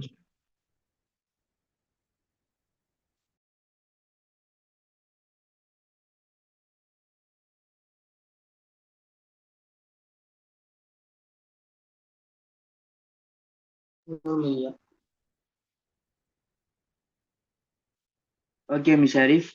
I like to introduce myself. I'm Hamdi Yasin from Infinity Force. This is the scale diagram of our train data set. And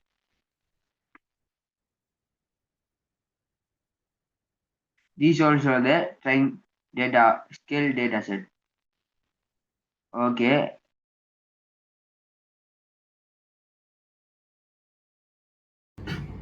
₹100. ₹3 rupiah.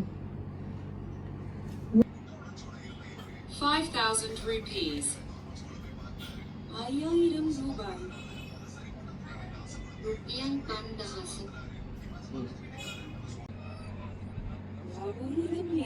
16. See rupiah.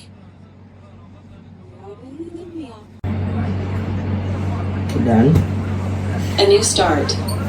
Infinity Force rises. The future is ours. Now Arambek, Infinity Force, Nagacity, Anagate Apai, புதிய தொடக்கம் infinity force எழுகிறது எதிர்காலம் நமதே 5,000 rupees. 5,000 rupees.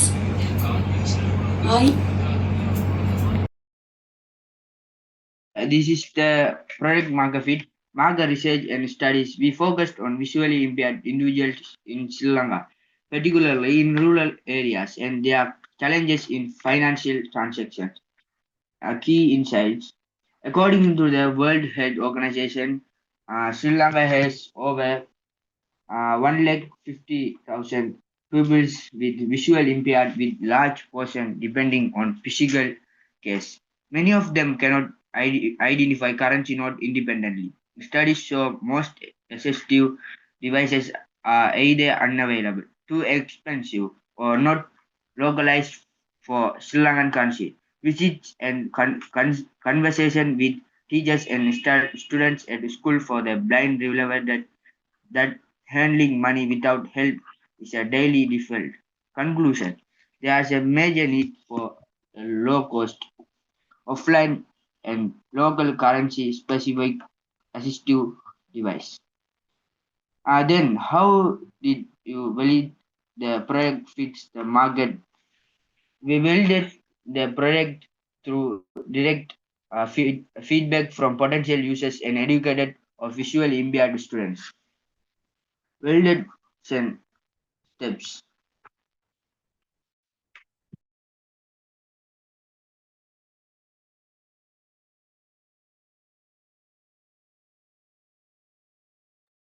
Thank you. And the next team member, Ada, represent the.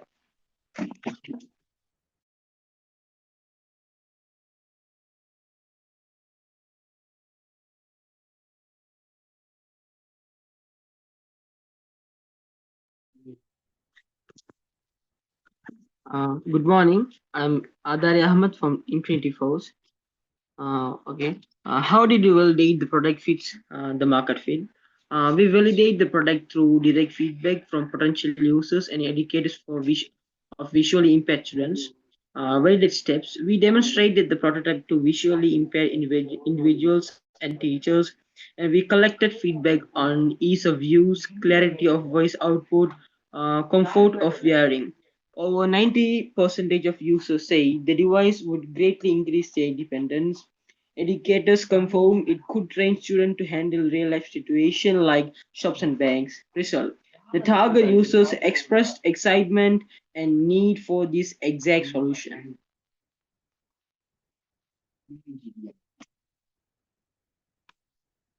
And how did you verify the particular market really demands the solution? We combined on-ground interviews, questionnaires, and feedback session with the visually impaired community and the caregivers. Demand verification points. Blind school and vision currency recognition is one of their students' biggest unmet needs. No existing offline or online device supports Sri Lanka rupees with Sinhala Tamil voice output affordably. They also highlighted that most international tools require smartphones, but this population doesn't use smartphone often. Conclusion: our market strongly demands an independent offline or online Tamil Sinhala English voice enabled smart solution, and our product matches the exact pain point. How are we going to profit out of this business? We aim to profit through a low cost, high impact model using multiple streams, direct sales to individuals targeting visually impaired users and families, B2B sales to institutions supplying to blind school, rehabilitation centers, and NGOs like Chance for uh, Childhood, site servers, etc. Bulk order from government programs, pitching for Ministry of Social Service to include it in public health package. CSR collaboration with banks, companies fund device as part of their CSR. Example: NDB, Sampat Bank support for blind.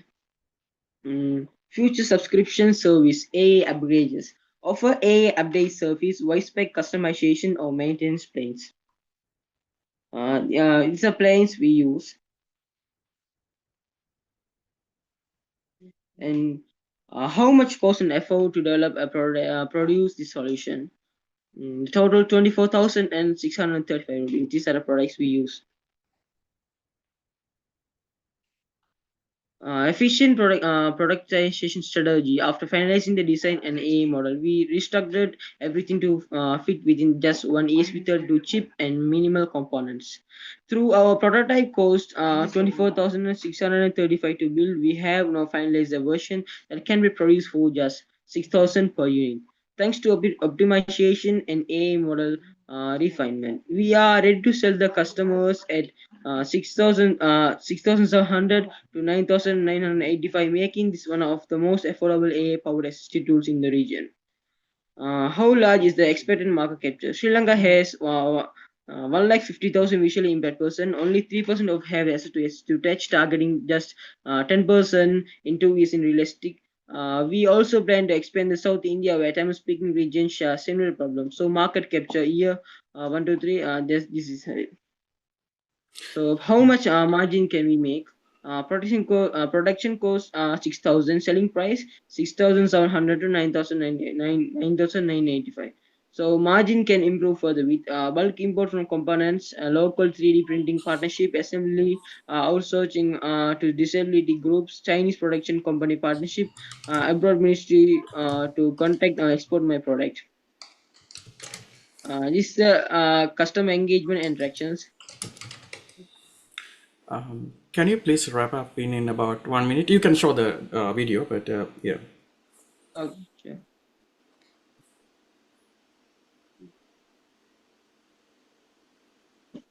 It's a product.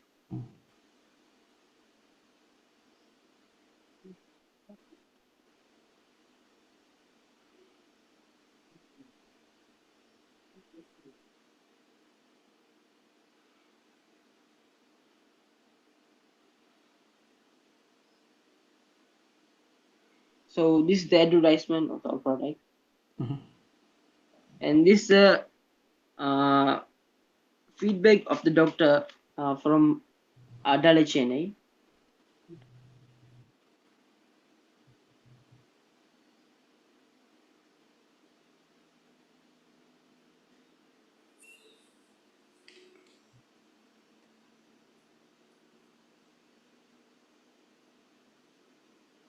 Oh, sorry, we don't hear anything. That's okay. I think yeah. So the sound is not. No, probably you haven't shared with the sound initially. Wait. That's okay. I think That's okay. yeah, that's okay. Yeah.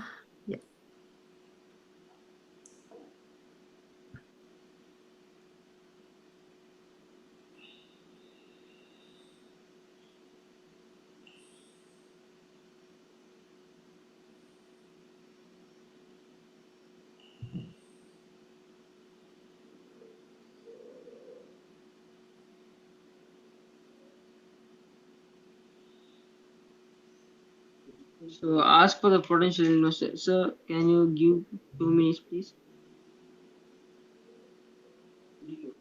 Sorry. Can you give 2 minutes, please? Can you wrap up in 1 minute? I think it's close to 20 minutes altogether now. Okay.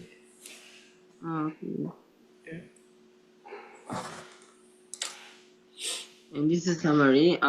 We are seeking investment for like 5.5 million to scale production, testing, and deployment.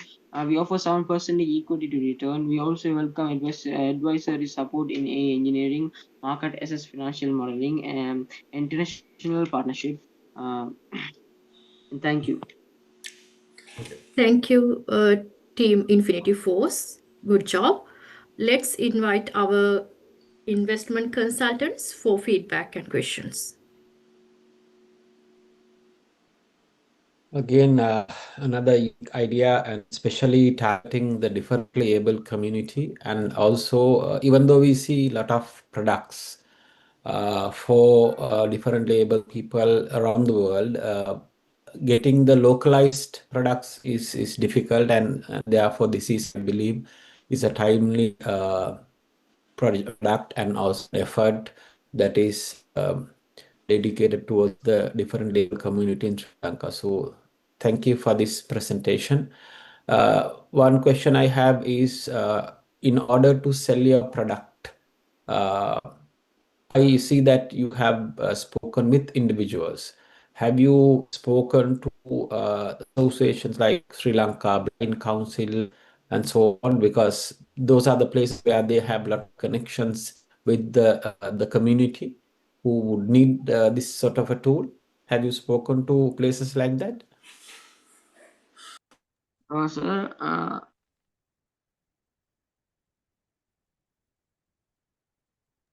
but we get feedback from the doctors and lawyers that they are with the blind community. Yeah, so if you have not, I suggest that you talk to them, because they have actually access to the community, because that community is connected with these associations a lot. So you wish to reach more potential customers, I think you can try this out as well. So that would be my suggestion, actually. I guess Yaha's point is like the doctor may not pay the money for buying a spectacle. So whoever who is willing to pay, from them, if you get a feedback, that is more useful, I think.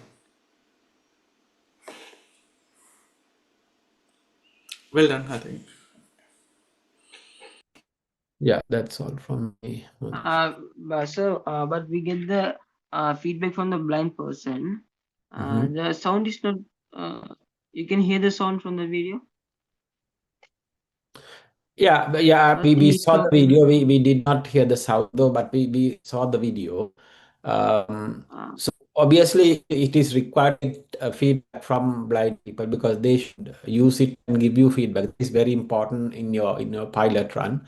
But I'm just saying that to market this as a product, and if you need to reach a lot of potential customers, so that's why you need to contact these places because they do have contact with the particular community, the different community who visual impaired people are connected to this association. That's why you need to contact them so that you can reach a bigger customer base. Yes, sir, sure.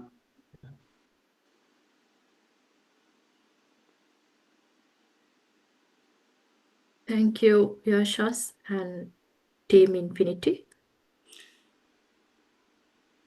Any other comments from the panel? Okay, I'm Prasanna. It's an interesting product, Team Infinity. So just one thing to clarify. So you have developed this product for a specific task, just to count currency. That's really important. That's good. Is there any possibility to extend this for other features, or is there any limitation according to your experiments?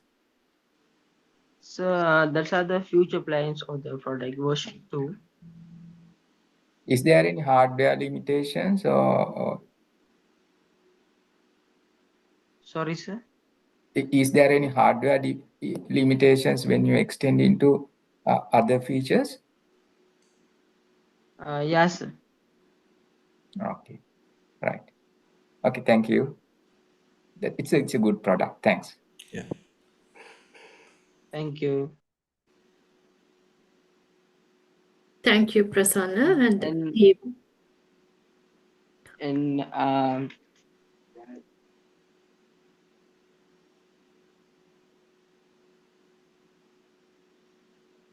And I like to thank Dr. Kalana sir and our advisors, Kartika madam and Pasindu sir.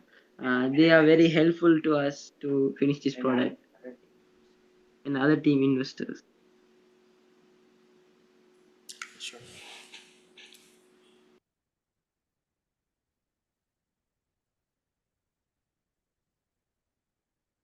Let's move into the next team. Kalana, can you share the screen?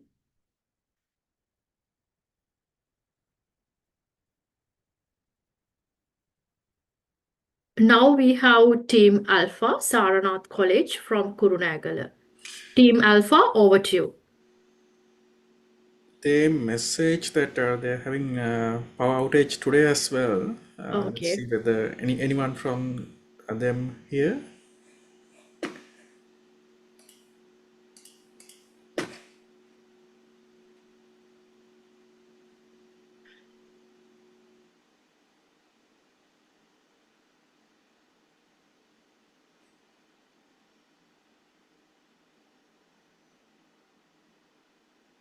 Then shall we move into next team? Yeah, I think so.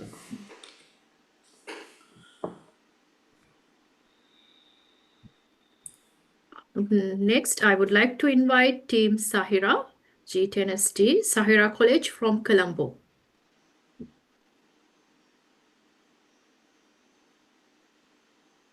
Team Sahira, over to you.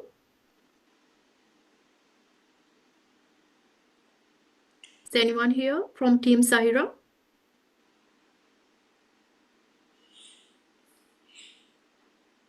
I think last time one said by 12 they would be ready. So Yep. 12 mean now 11:45 Sri Lankan time. Sir, Okay. can you hear me? Yeah, we can hear you.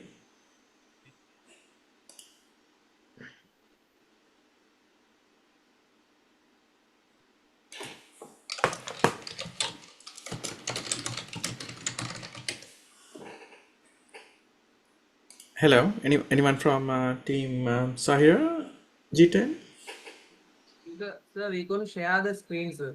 Okay. Yeah, I will unshare. Sure.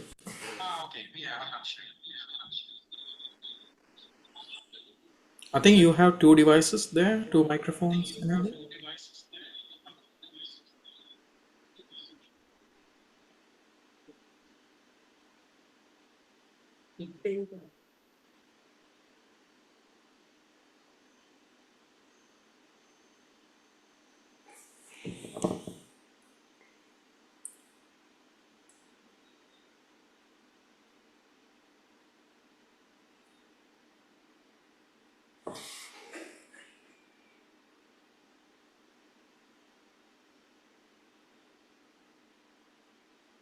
Sir, can you see the screen? Yeah, we can see, but there's a bit reverb. Probably another microphone. Might need to mute that.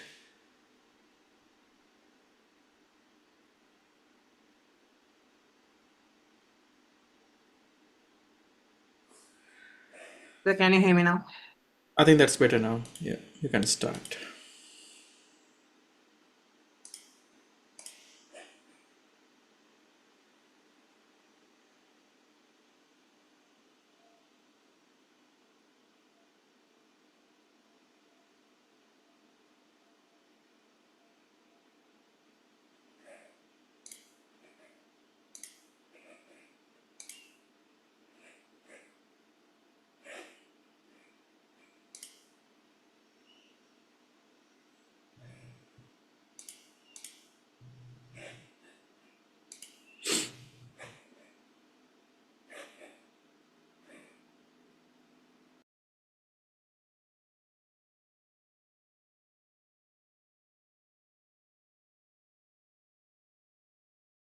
Are you sharing your screen?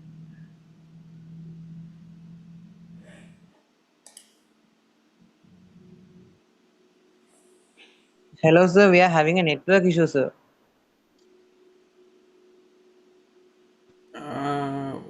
So we are unable to present this now. Okay. What do you mean? Since you are already connected, what is the issue? Is it the? Sir, can you get 10 more minutes? Yes, I think. Probably. Yeah, I think some issue on Zoom or something. Can you have extra 10 minutes? Sir? Yeah, that's right. That's okay. So, yeah, Madhusha, in that case, can we have a quick Yeah, 10 minutes break 10 and minutes. come back? Yes, yeah, of course. So we will have 10 minutes break. We will join 4 p.m. in Australian Adelaide time and Sri Lankan time. Sure.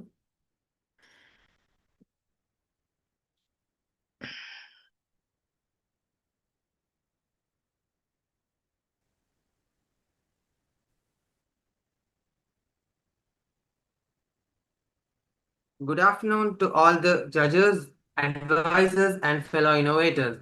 Imagine this. The garbage truck arrives at a municipal sorting facility. It dumps tons of mixed bag and rotting waste. Workers with their hands, minimal protection, begin sorting manually. It's dangerous, slow, and expensive. Now imagine a machine could see that mess, understanding it, unwrap it, identify, and sort it automatically. That's not the future. That's what we are building. We are Team Zahira G10SD from Zahira College. I am Ammar Farzan, joined by my teammates Shazmi, Umar, Ayan, advisors Sanjeeva and Chatu, and supported by our teacher in charge, Mr. Ashraf Amin. And we are proud to introduce our solution, the AI-powered smart waste sorting system.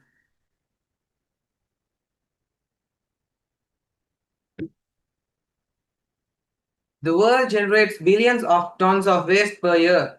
And even in Sri Lanka alone, urban waste is a growing crisis. This is our target customers, municipal councils, private waste management companies. Below are the other stakeholders. sorry. The word generates.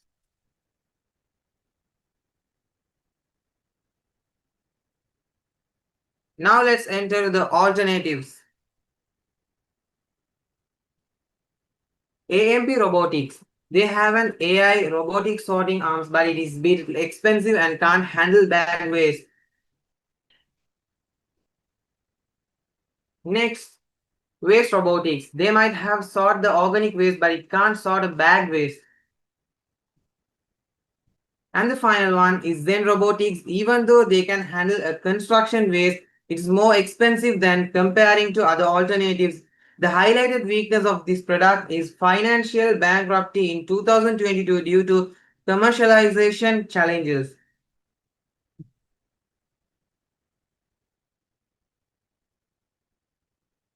And our proposed solution, what we built. Our solution is a fully automated system that handles bag waste, uniquely built for Sri Lanka and other developing countries. It's affordable, intelligent, tailored for our infrastructure.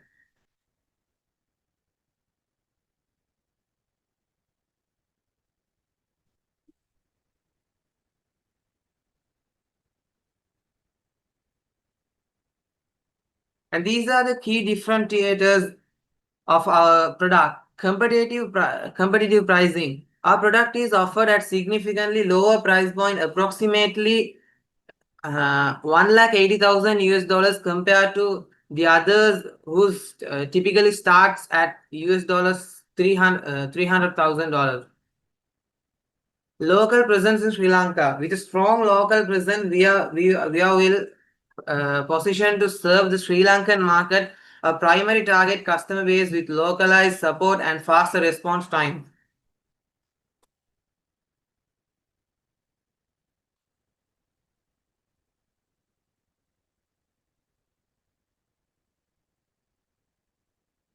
And we are spreading wings in Sri Lanka. And we are spreading wings in Sri Lanka at the beginning stage, which is a main strength. Unlike foreign competitors, we are here on the ground. That means faster support, local spare parts, no long delays or high shipping. Advanced technology. This is the Sri Lanka's first AI-powered solution capable of handling mixed and bag waste, a massive breakthrough in waste processing. And this is our technology.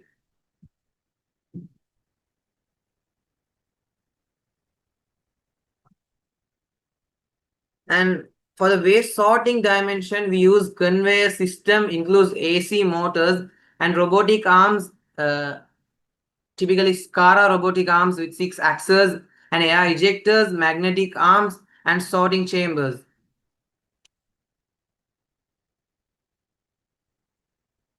And this is where waste identification part.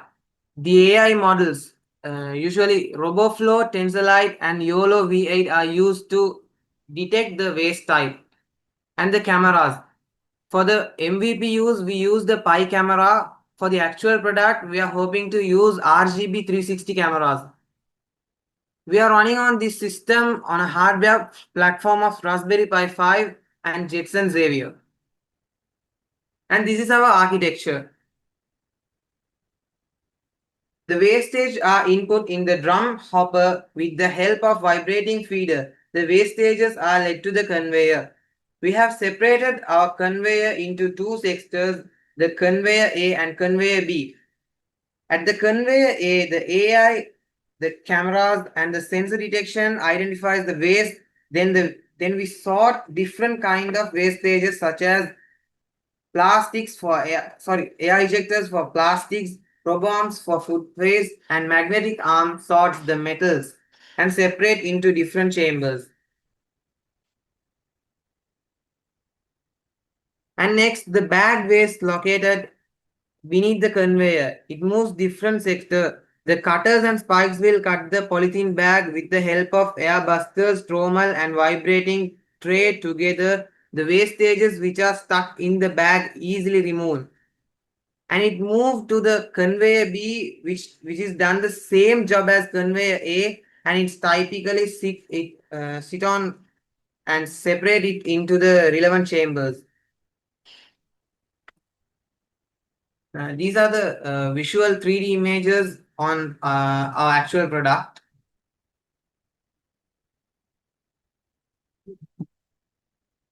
And these are the MVP features we included. The conveyor system, the waste sorting mechanism, we included a single robotic arm and a paddle sweeper for basic waste separation, and the monitoring dashboard. We are now going to move on to the MVP demonstration.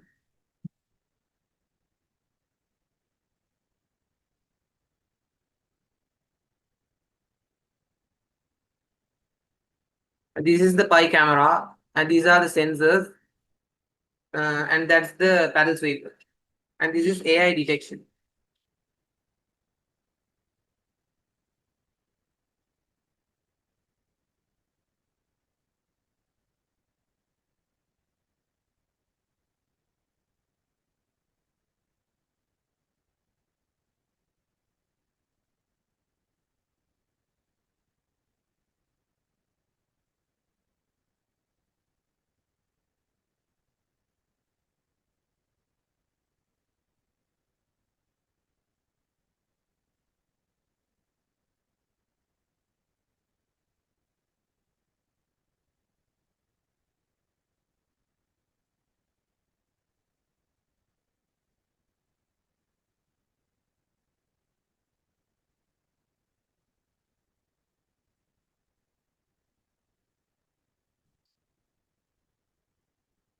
And this is our dashboard.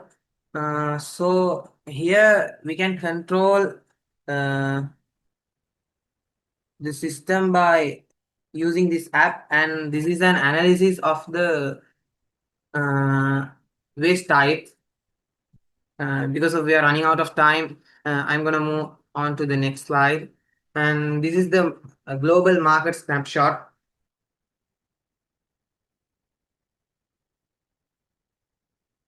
As of 2025, the global robotic waste market is estimated to a value of around $3 billion on a 19.6 CAGR. The market is expected to expand to a $12 billion by 2030. This is growing demand for automated, contactless, high accurate systems, and also tackling with Sri Lanka, conducting interviews and verifying the municipal needs. Sri Lanka is backed by policies like Clean Sri Lanka, which would be a backbone. It's also our launchpad with potential to expand across Asia. And these are the surveys we used, existing surveys we used to verify our product does have a market demand. This is the first one. EU stakeholder consultation on smart sorting technologies. On this survey, they confirmed that the target audience has supported, they had a strong support on automation system that sorts waste efficiently. And this is the second survey we used, proposal on smart waste sorting systems for cities. In this, over 70% of response favored AI-powered sorting to reduce contamination and improve recycling rates. And this is our business module. We will adopt a direct-to-client sales model. First-year support and maintenance are included in the initial sale price. The predicted product development cost and the margin. The cost of the product can vary depending on the specific customer requirements, because we are supplying a tailored product, not a ready-made product. So for reference, estimated cost to build a unit for sorting 10,000 tons of solid waste per year, it will cost around $1,20,000. The selling price is $180,000, and the profit margin is approximately 33%. Then here how we are gonna market. This is the market capture plan we have. Year 1, no sales, only product development. Year 2, 1 customer, and year 3 and 4 will gain more additional customers. And this is how we validate the market, and we did the MVP testing. And this is our customer engagement video.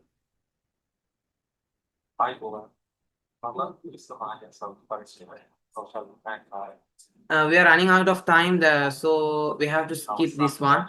What they preferred was use way more precise technologies for bag cutting, such as water jet technology. This is our roadmap for 2 years.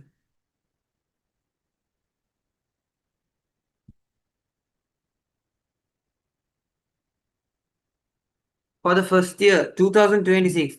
On the first few months, we released the MVP version 2 of our product and collecting our customer feedback and make some improvements and release MVP version 3. At the end of the June, after 1 month, we will get our first customer and deliver our actual product to the municipal council. The version 1 by the end of 2016. Sorry, 2026. In 2027, and we will manage to gain our second and third customers. This is our roadmap for 2 years. On the first year, we have no sales, no revenue, and no just for the expenses, we don't do sales and customer services, only product development. So, and for the researching purposes, the total expenses will be around $80,000. And on year 2, we are publishing 1 unit, so the revenue is $1,80,000 and the gross profit is estimatedly $60,000. These are our growth strategies. Strategy number 1, modular upgrades. Let partners buy a base sorter and add sensor or ARM modules. Platform and subscription services. Strategic partnerships. This can be like team up with universities and local recyclers. And strategy number 4, promotion, local press and social media.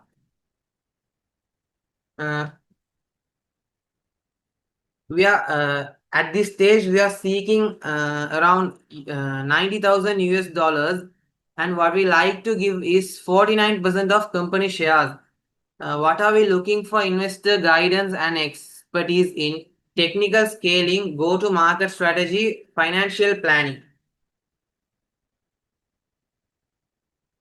And this is the basic summary. The problem was manual waste sorting is inefficient, costly, and leads to high contamination rates. The solution was to make a smart AI-driven waste sorter that automatically identifies and separates material with high precision.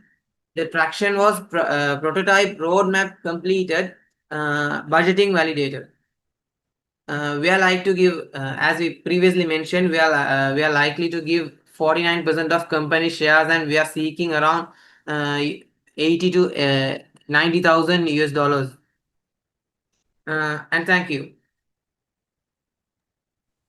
Thank you, Team Sahira, for the excellent presentation. Let's invite for the investment panel for the feedback.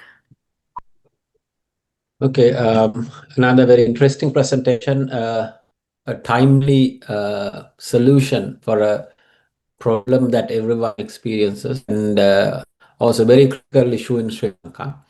So this is a good product actually. Now, when I look at your presentation, I see that this is a product that requires quite high investment actually, because for the first 2 years, you would need about $200,000, which is a significantly high investment. So, and also your focus was mainly on this AI-driven waste detection. So my recommendation is actually for you to, rather than focusing on a fully fledged product, you actually could focus on the waste detection module of the product, because if you look at any other automated waste management system, they would also have all these conveyors, robotic sorting mechanisms, and also these waste collection chambers and all that. So I don't think you have to focus on those things because those things already exist. So if you work on your waste detection module and then supply that as a module, and that would have a demand for an existing manufacturer. Because why I say that is, I'm not discouraging you, but it would be easier to find a potential partner in that manner rather than trying to do the full, because and you are asking for about 90,000, 80,000, 90,000. I think you would probably need more than that, or else you'll find the other parts, because for the first 2 years you need to invest about $200,000. So that would be my recommendation as well, to go for a modular approach. Focus on that specific area that you have done experiments on, your AI-based waste detection component. Yeah, that's my comment or the session actually. Thank you. Thank you, Yashas. Is there any other comment from the panel? Yeah, I'd like to commend the team on such a thoughtful idea. The presentation has been excellent and well thought through, and the amount of work that has gone into that presentation is commendable, especially the MVC effort. Now it's what we call the high value, low volume sort of product. That means that, as already mentioned by Asas, it requires a significant investment, and that's where I think you probably find into potential problems. And if you can narrow it down to a specific, maybe sensor technologies, as already suggested, might help you to move it further. Overall, it was a very well thought idea, and overall presentation has been excellent. Well done. Thank you, Sana. Kalena, can you please share the screen? Next, we have Team Techno Girls from Sarnath College, Kurunagala. Team Techno Girls, are you ready now? Yes. Yeah. Existing smart fans are expensive and complicated. People struggle daily with discomfort and high electricity bills, and especially in non-air conditioned spaces. So, traditional fans provide airflow but no automation. Users must manually control speed, no motion detection or intelligence. Remote control fans always use control from distance. Still requires manual effort. Doesn't auto adjust speed or direction. Premium smart fan have some automation. Very expensive and often require full smart home system, too complex for general users. So our proposed system, AutoCool, is a smart, cost-effective fan systems that automatically adjust the speed based on room temperature, detect human presence using motion sensors, and rotate toward the user. Optimize energy usage and provide comfort without remote or app control. So let's see how it works. We used Arduino microcontroller, DHT22 temperature sensor, ultrasonic and PIR motion sensors, servo motor for rotation. This is a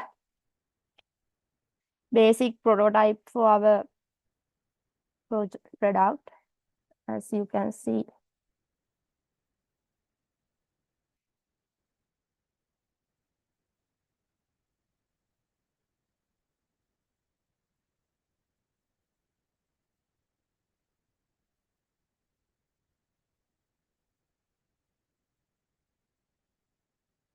The system also uses servo motor for rotation toward a person detection, auto on off based on person. This temperature, room temperature is low. This fan speed will avoid unnecessary cooling. When the temperature rises to moderate level, fan speed increase automatically to provide more comfort. And if the temperature above Celsius 30 Celsius, or the fan runs at maximum speed to quickly cool the area. So you can see the BMW controller going high.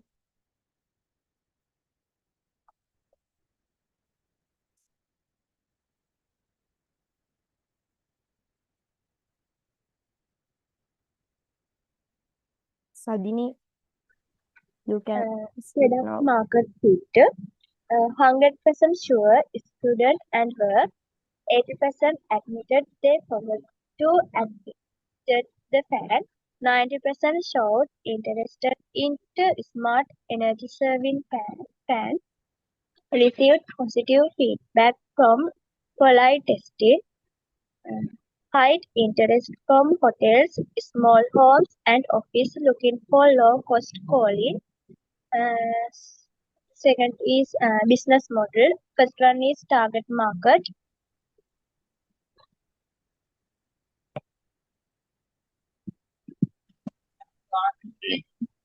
Business model.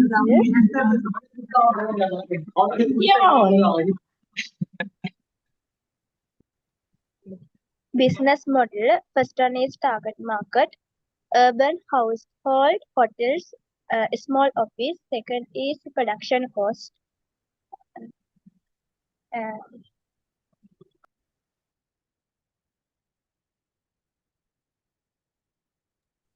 $20 per unit. Profit margin 40% expended after selling. Revenue stream, detect to concern and B2B. Market entry, polite into student and one student's hotel.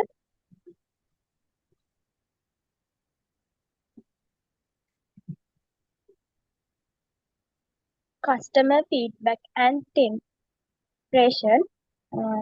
We are tested 10 prototypes.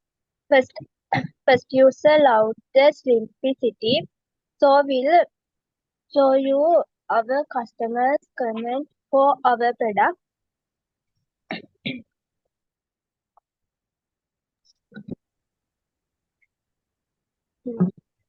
Near turn, people want smart, energy efficient devices that don't need apps or Wi-Fi.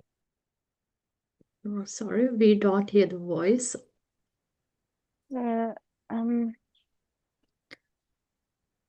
But that's okay. You can continue remaining.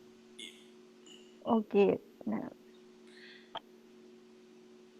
You can just tell what they are telling properly.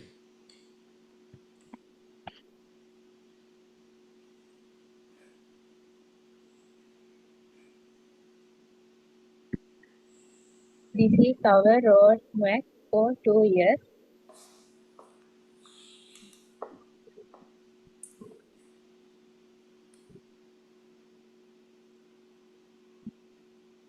Ask for the potential investors equity offers.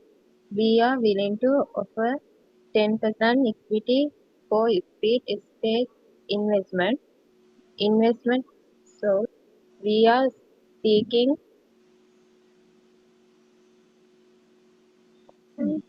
$15 to scale prototype into a commercial product. Support needed. Manufacturing partnership, distribution network, technical mentorship for advanced features.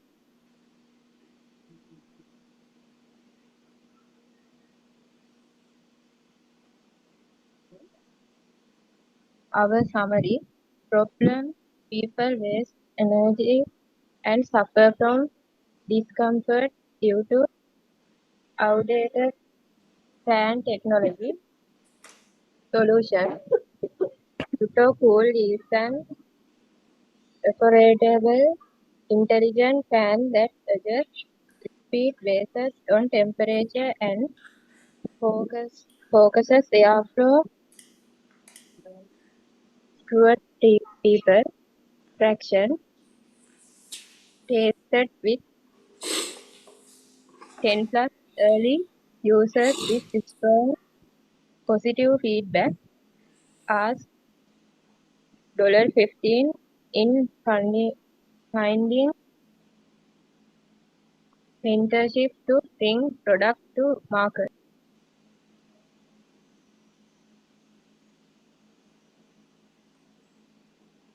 Thank you. We are happy to answer any question. Thank you, Team Techno Girls. Good job. Now I invite Team Investment Panel for feedback. Thank you for that nice presentation. Again, another unique idea. I have one question about the product. Do you plan to build the complete product including the fan, or are you going to only build this controller only, which would automatically adjust the speed?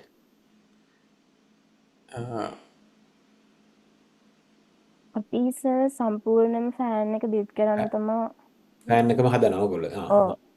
එතකොට මේ product එක ඒ කියන්නේ ඕගොල්ලෝ වෙන manufacturer කෙනෙක් ලබා හදන්න බලාපොරොත්තු වෙනවද කොහොමද කරන්නේ? අපි ටෙක්නිකල් පැත්ත බලලා මේ කේස් එක තමයි හදාගන්න ඕනේ අනිත් කට්ටියට කියලා. ඔව්. මොකද දැන් ඕගොල්ලෝ කරන වඩා ඒ කියන්නේ ප්‍රොඩක්ට් මැනුෆැක්චරින් කේපබිලිටි එක තියෙන කෙනෙක් ලව්වා කරන එක හැම වෙලාවෙම මම හිතන්නේ වැඩි ෆීසිබල් වෙකට කොස්ට් එක අඩුයි නැතුව අලුතෙන්ම හදනවා නම් ඒකට ලොකු ඉන්වෙස්ට්මන්ට් එකක් ඕනනේ. එතකොට කතා කරලා බලුවද මැනුෆැක්චර් කරන කට්ටිය එක්ක දැන් ඕගොල්ලෝ කස්ටමර්ස්ලාගේ ෆීඩ්බැක් අරන් තියෙනවා. එතකොට එහෙම හදන්න පුළුවන් කෙනෙක් ඉන්නවාද කියලා එහෙම කතා කරලා බලලා තියෙනවද කොහෙට හරි? තාම නෑ සර්. ඔව්. ඒකේ අර ඉස්සෙල්ලාදී ප්‍රොඩක්ට් එක හදලා ඒක ටෙස්ට් කරන්න ඕන. දැන් ඔය ඕගොල්ලෝ හද ප්‍රොඩක්ට් එකක් නැතන චෙක් කරන්න මෙට් කරන්න. නමුත් මම හිතන්නේ අර වගේ කමර්ෂියලි හදන කෙනෙක් ලව් එකක් හදලා ඉස්සෙල්ලා බලන්න වෙනවා මම හිතන්නේ ඔයගොල්ලන්ට. ඒක තමයි හිතන්නේ කරන්න තියෙන්නේ. ඔව්. එතකොට මාකට් කරන්න බලාපොරොත්තු වෙන්නේ මොන විදිහටද? ඕක.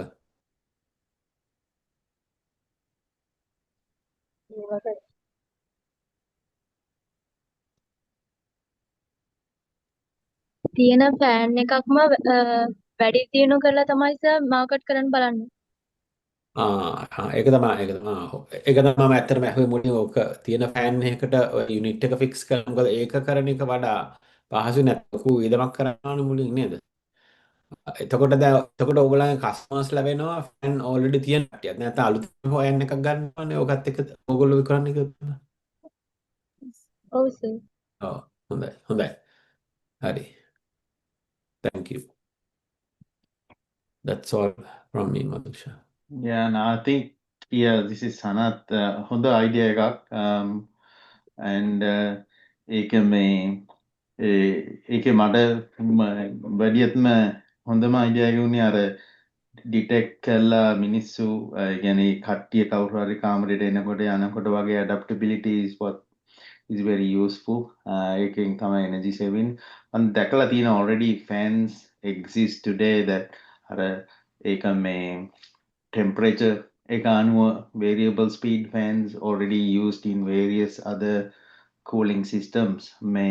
A technology already available that you can potentially already there, but motion sensors integrate කරන්නේ වනම් මම තාම දැකලා නැහැ. So that's a very unique idea. ඒක pluggable module එකක් හදන්න පුළුවන් නම් where you can integrate it to existing as suggested will benefit you also In that case, your customers, you can directly sell it to the fan manufacturer rather than going to the actual end users.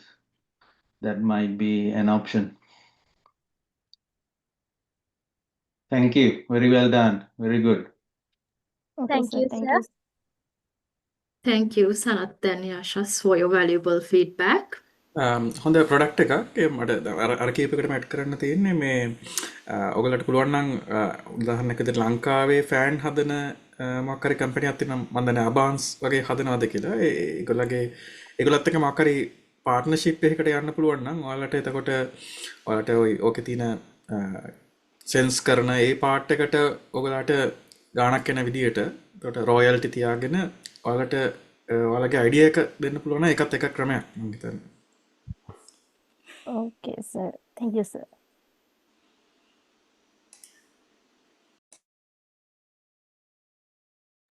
Okay, thank you, Team Thank you, Techno sir. Girls.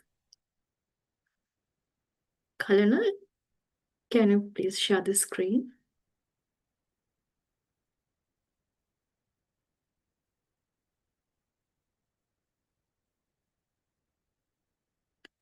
Now we have Team Tech Titans from Sri Sangamita National School, Matale.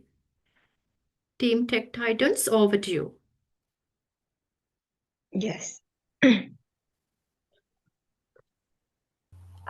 Can you see the screen? Yes, we can see.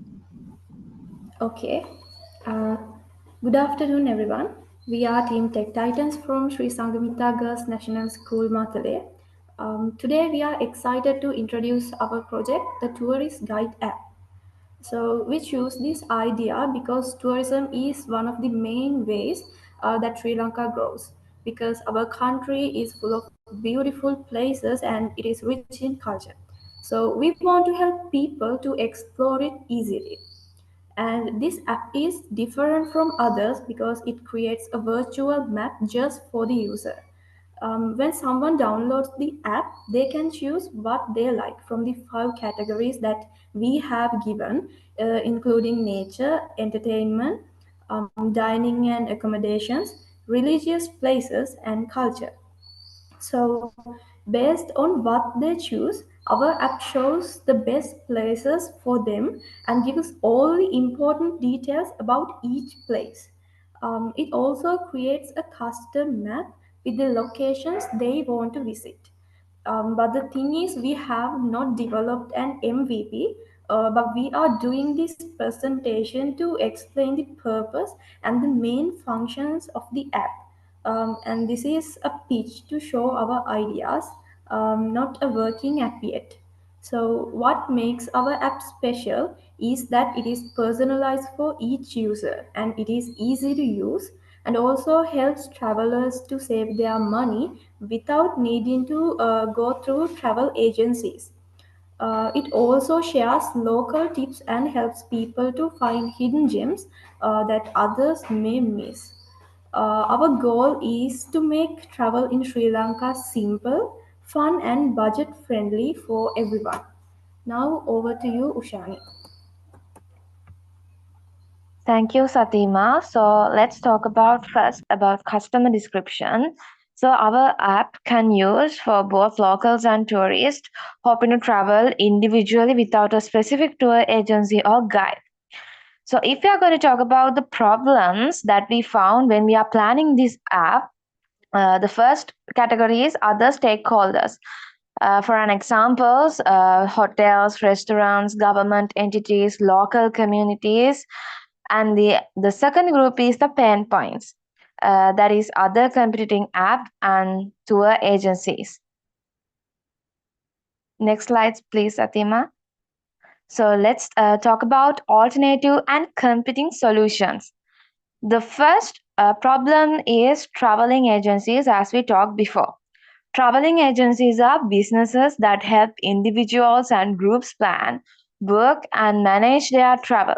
They offer services such as booking flights, hotels, tours, car rentals, and travel insurance. So how these traveling agencies solve the problems?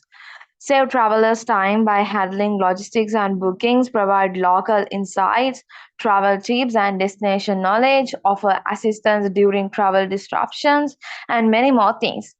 And why this travel agency is not doing well now? Because of the online competition in the present world and dry travel tools, changing preferences of youth, price transparency can be identified as the problems of these travel agencies. So the second one is the GPS, as we all know, a global positioning system. So what is this global positioning system? It is a satellite-based navigation system that provides real-time location, speed, and time data anywhere on Earth. It's widely used in smartphones, car navigation systems, and travel apps, and many other future things.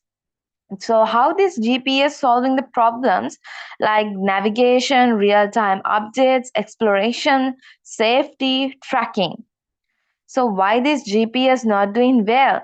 Like over-reliance, privacy concerns, battery drain, complexity, internet dependence can be given as the problems that what the GPS are doing.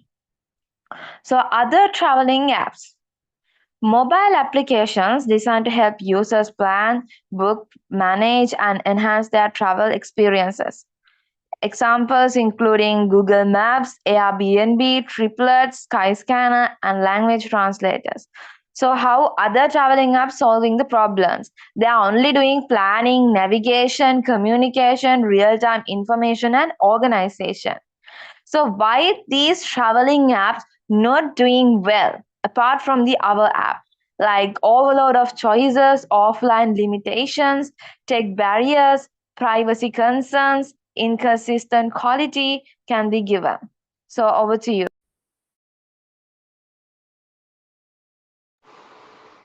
Okay. So our proposed solution is all about enhancing how people plan and experience tours, but with a virtual and personalized twist.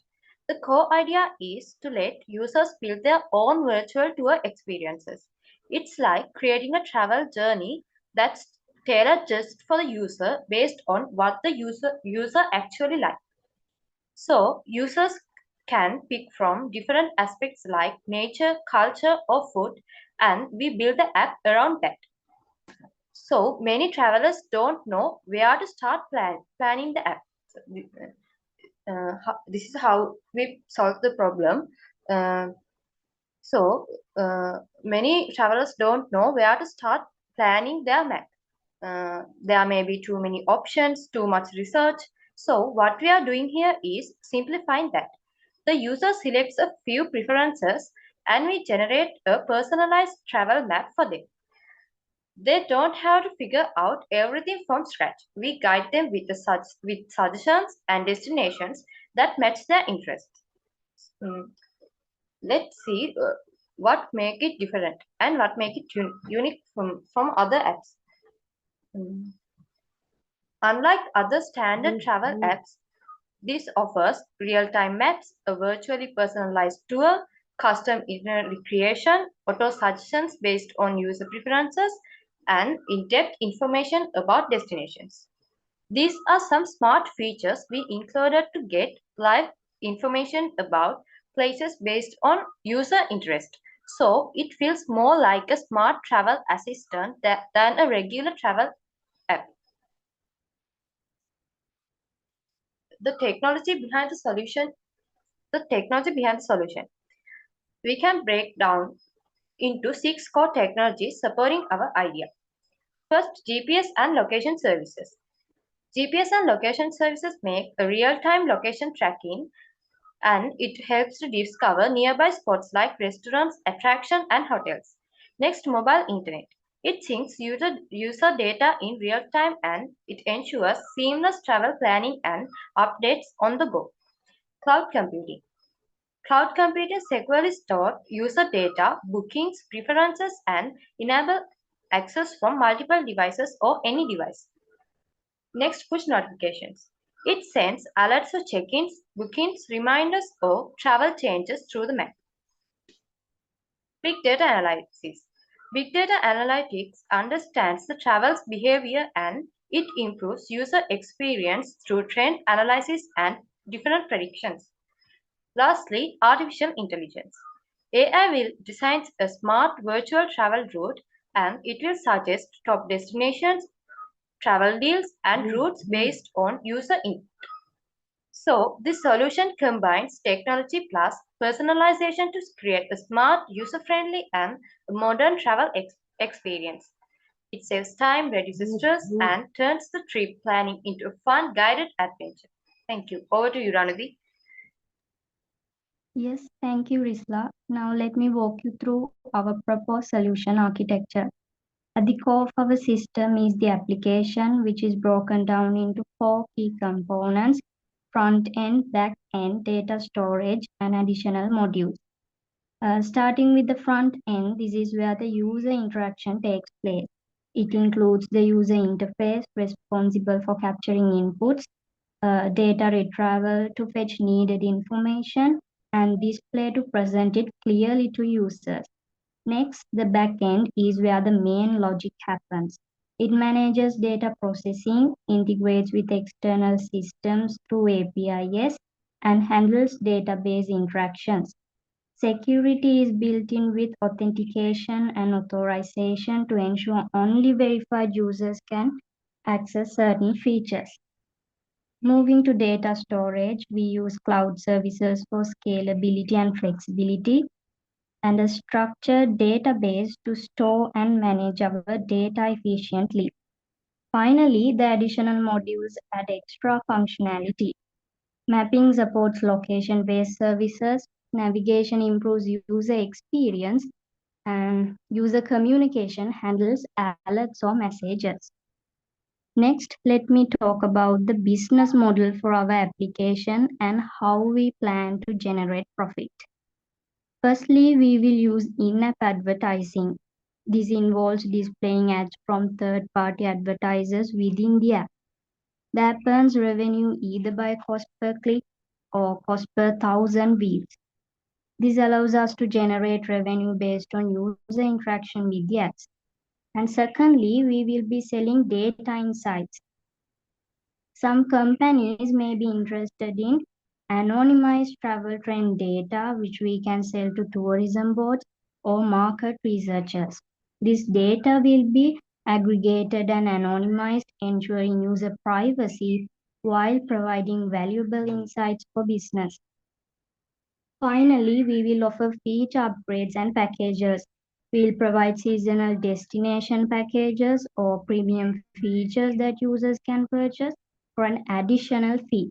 For example, we'll offer Vesak seasonal packages, which will provide users with a map exploring Buddhist religious sites priced at about 700 rupees.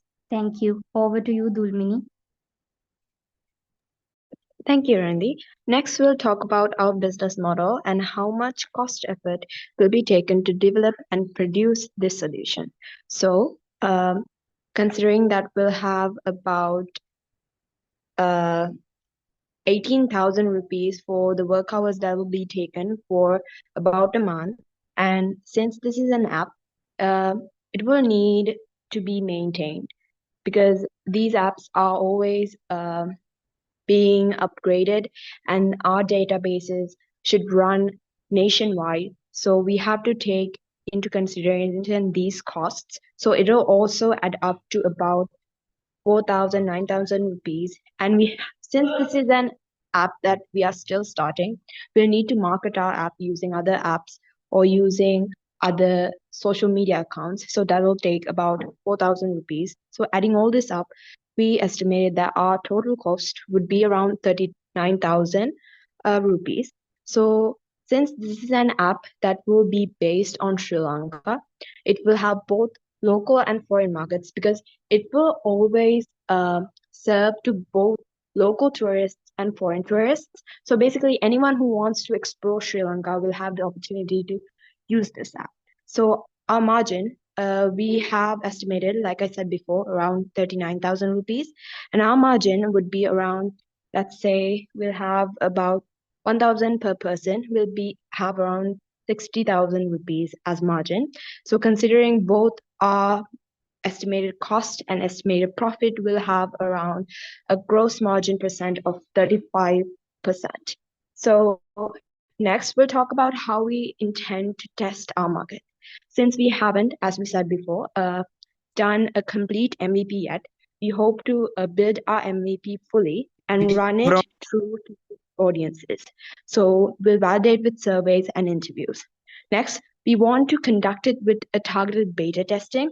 So basically, again, we'll launch in a limited area. Let's say, for example, we live in Matale, an area like that, and we'll run targeted audience interactions and get guidance from them to test our product. Next, we'll run targeted ad campaigns since this is a startup solution, and we'll have we'll take these social media accounts to run our app to the world. So next, over to you, Minduni. As you can see, this is our concept demonstration diagram illustrating the core functionalities of our app. First, the user creates an account by registering and sets up their profile. Then, the preferences of the user should be inserted as inputs. Also, the user can input date and time, location, and budget range. As the process, the map is generated according to the user's preferences. Finally, the user can receive a personalized tour map with descriptions, directions, and guide. Next slide, please, Satima. Next, you can see our MVP development progress.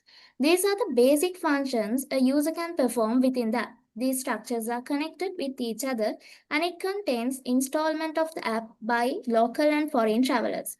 Then creation of their accounts, category selection such as nature, dining, culture, entertainment, etc.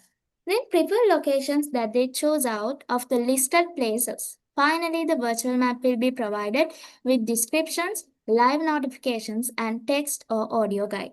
This ensures a smart, smooth experience for both local and foreign travelers. So you can see this is the concept demonstration in next 10 weeks, and thank you.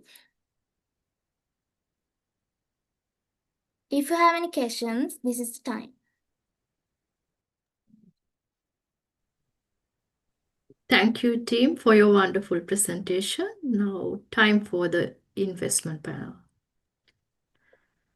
Thank you for your interesting presentation.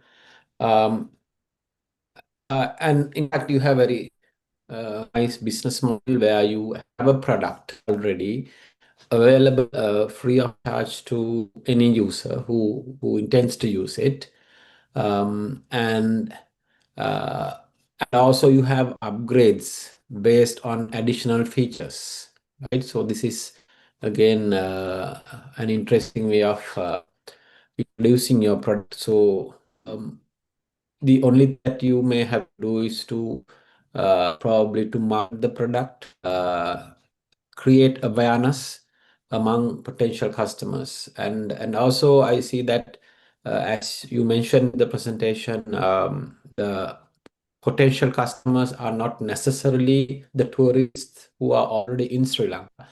They can be tourists who intend to visit Sri Lanka or who would love to know what kind of tourist destinations are there. But one question is, now you mentioned that you customize the itinerary based on the user preferences and all that. So, is it only based on user preference, or do you have a mechanism where the app can suggest places where people with similar preferences have already visited and have given good feedback? So basically what happens in our app is when you open the app, you'll be given, like we said before, the 5 categories. So basically it'd be culture, religious places, dining and accommodation, nature, and entertainment. So basically any user who's interested in, let's say, for example, a user is interested in culture and religious places. So that user will click these 2 categories. So obviously we'll have a database. So if he clicks culture, so every place that we have that is related to this category will show up in his screen. So obviously it'll have little descriptions on it.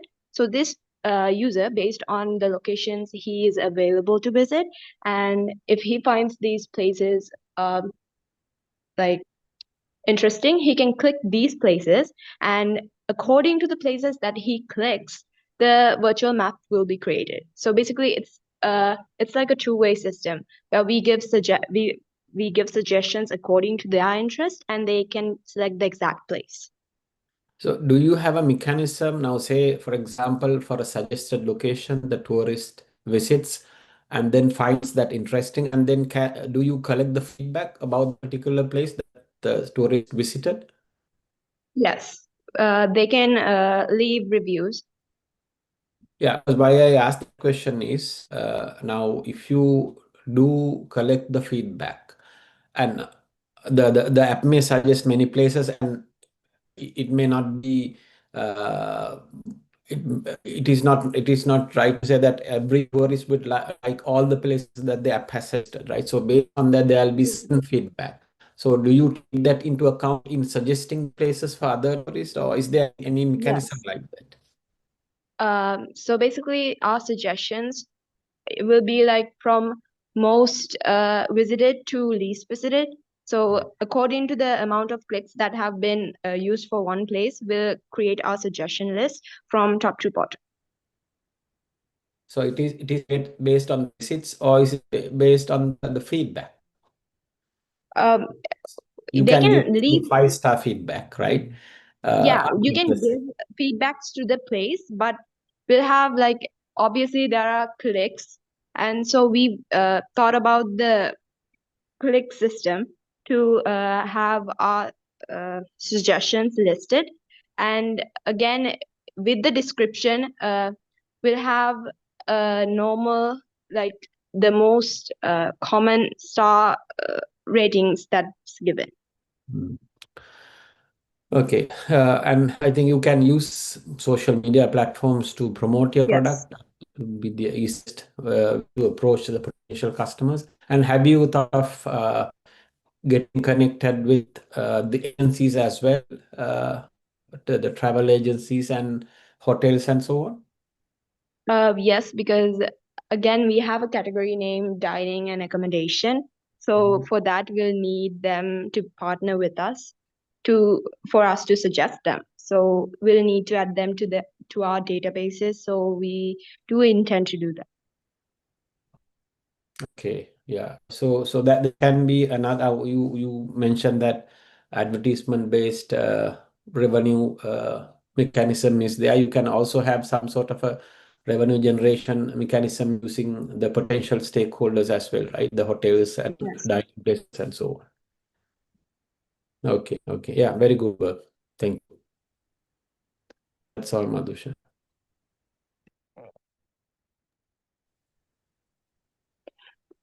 Thank you, Yashas. Is there any other comment from the panel?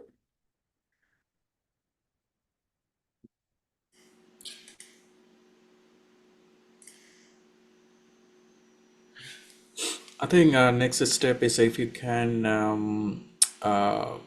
develop your UI diagrams, then you can share it with the potential early adapters and see whether what they like about that, and how you can improve it further. Probably that would be the next step, I think.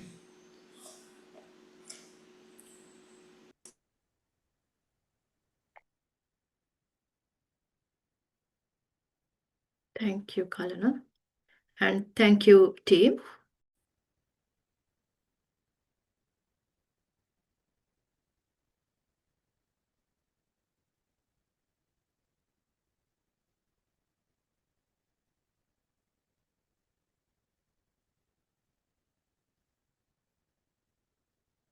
Good afternoon, everyone.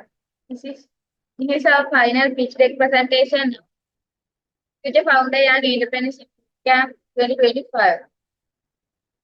SA042 of recommendation at least our innovation, and even though there is an hardware part, but we mainly took our target to develop software. So I'll start our presentation like this.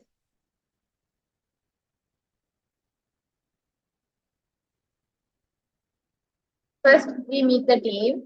Our team consists of 4 amazing members, namely Duranjali Dhanachika, Mahisha Netsiruni, Kavisha Netsalini, and Amaya Dinali, and the 2 team advisors provided by Slit to us, namely Mr. Vinay Vijayasinghe from Australia and Sadhitra Chamra from Sri Lanka, and our teacher in charge, Mrs. Kinosha Priyangani.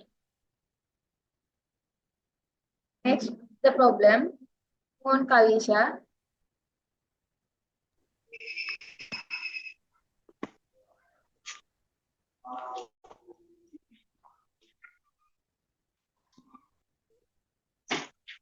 We have primarily chosen a problem that is currently impactful and likely to become even more so in the future.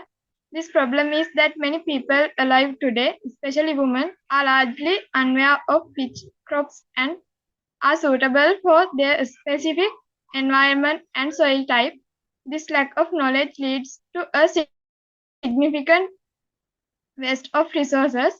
So our expectation was bring a suitable solution to this problem, especially a method to identify such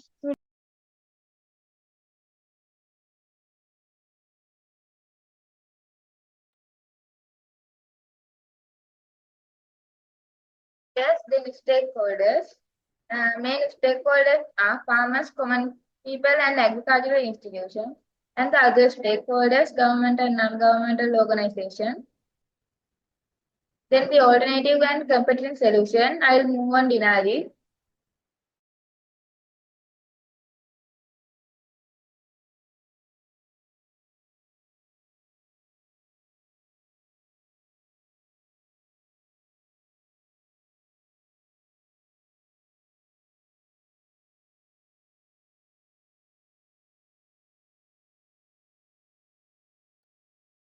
Yes, Dulanjali, in here we could be able to find out some alternative and competitive solutions as follows.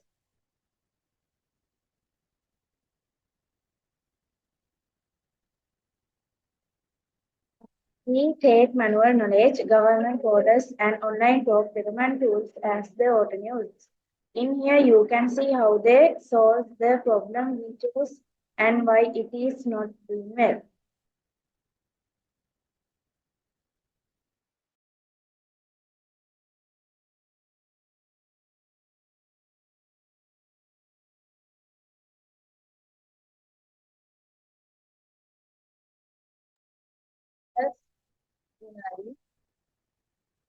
And our proposed solution.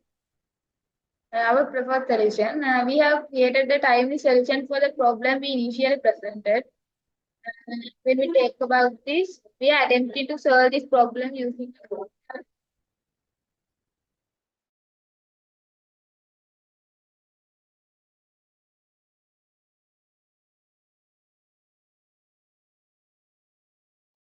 We are attempting to solve this problem using a software application. Here's how it works.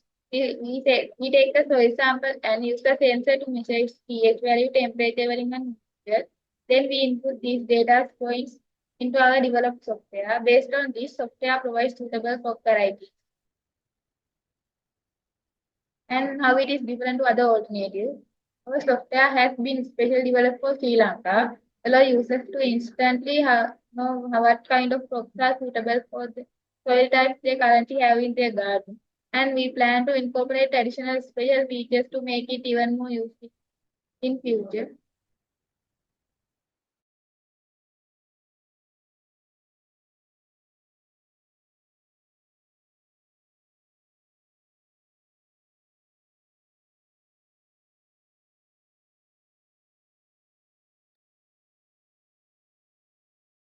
Then MVP demonstration.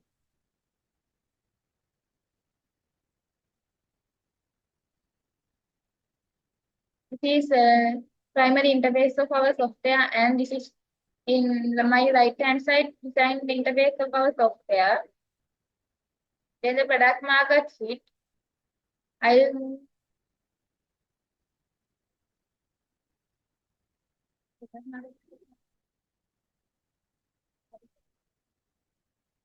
I'll move on, Kavisha.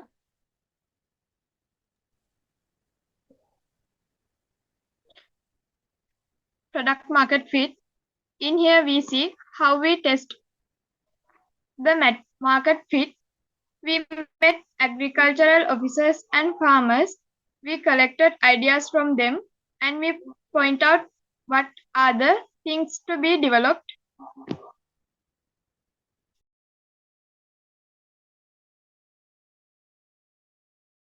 Yes, Kavisha, and then business model.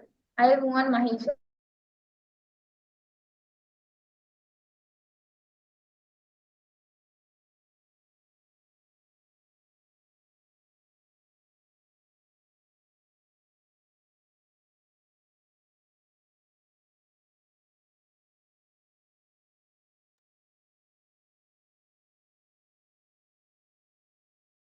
Next is the business model. Let's see how we can make a profit from business model. Things like service fees, payment.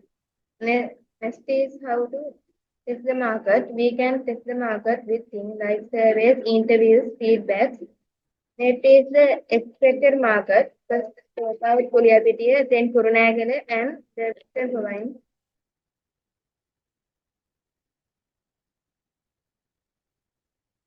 And finally, we hope to expand to the entire island.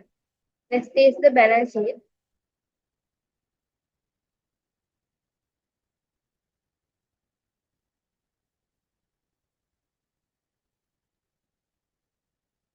From this, you can see the expenses we have included as well as the profit.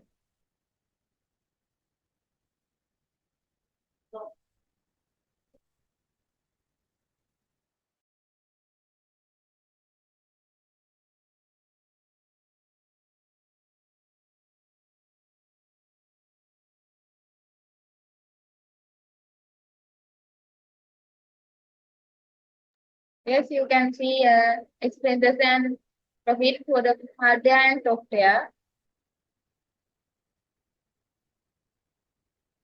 And then the analysis of customer feedback.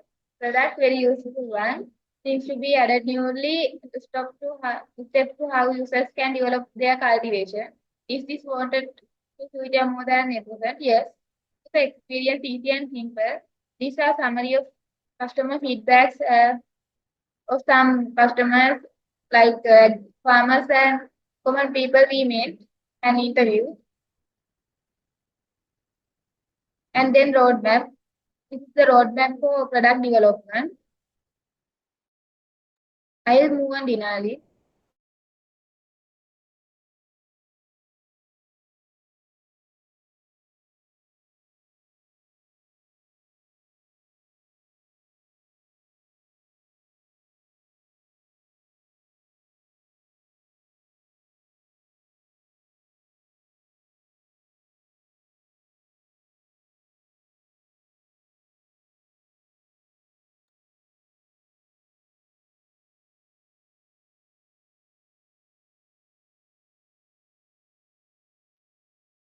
Our roadmap outline how we plan to develop our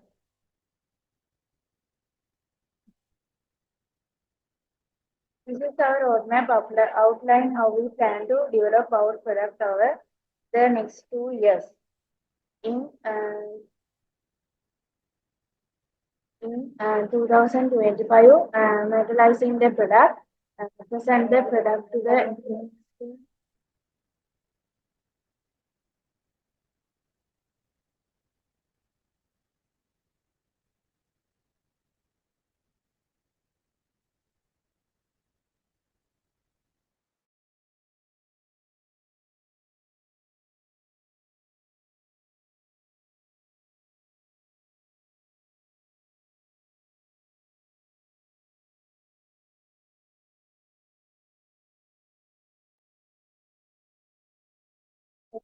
2025, materializing the product, present the product to the investor panel, deliver to customers. In 2026, get feedbacks from customers, developing the product more, relaunching the product.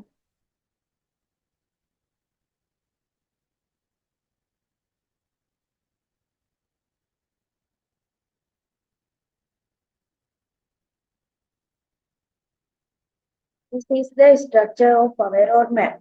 As in the screen, from letter A, marketing the product, letter B, share with investing panel, letter C, deliver to the customer, letter D, get feedback from customer, letter E, develop software more, and final letter F, relaunching the product.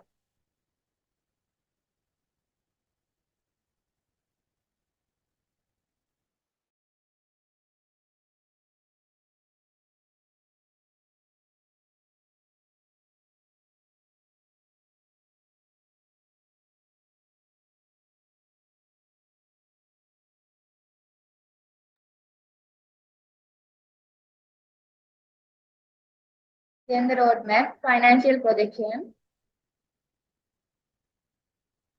This is our roadmap for financial projection.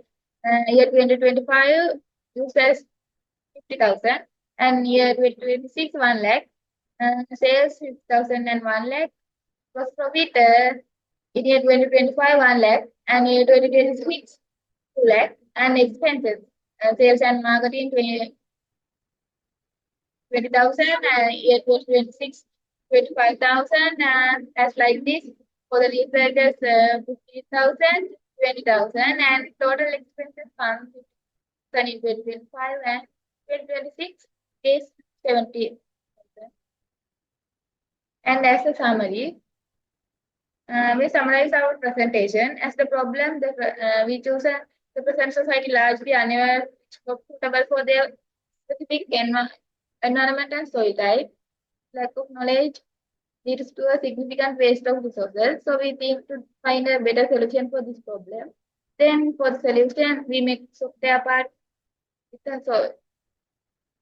hardware for this purpose. First, we take a soil sample and with a pH value, moisture, and temperature value. Then we have developed an app to give more suitable for the data insert. When we talk about customer engagement, we got positive feedback from customers and give their ideas about app and features to be developed. So this is our presentation. Thank you, and thank you all.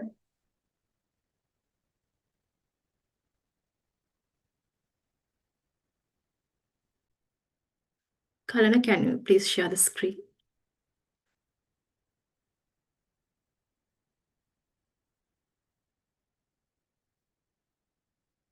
As we come to the end of today's session, here are our final remarks to summarize. Entrepreneurship is a journey, and by taking this first step, you are already winners. You have worked with real engineers, pitched to an international panel, and learned essential startup skills. This is just the beginning, and SLAs are here to help guide your path forward. That concludes session 2 of our final pitch event. To all the student teams, congratulations. You have shown creativity, teamwork, and problem solving truly reflect the spirit of innovation. A heartfelt thank you to our investment consultants, SLAs, our evaluation panel, and our valued partner, SLIT, for your continued support.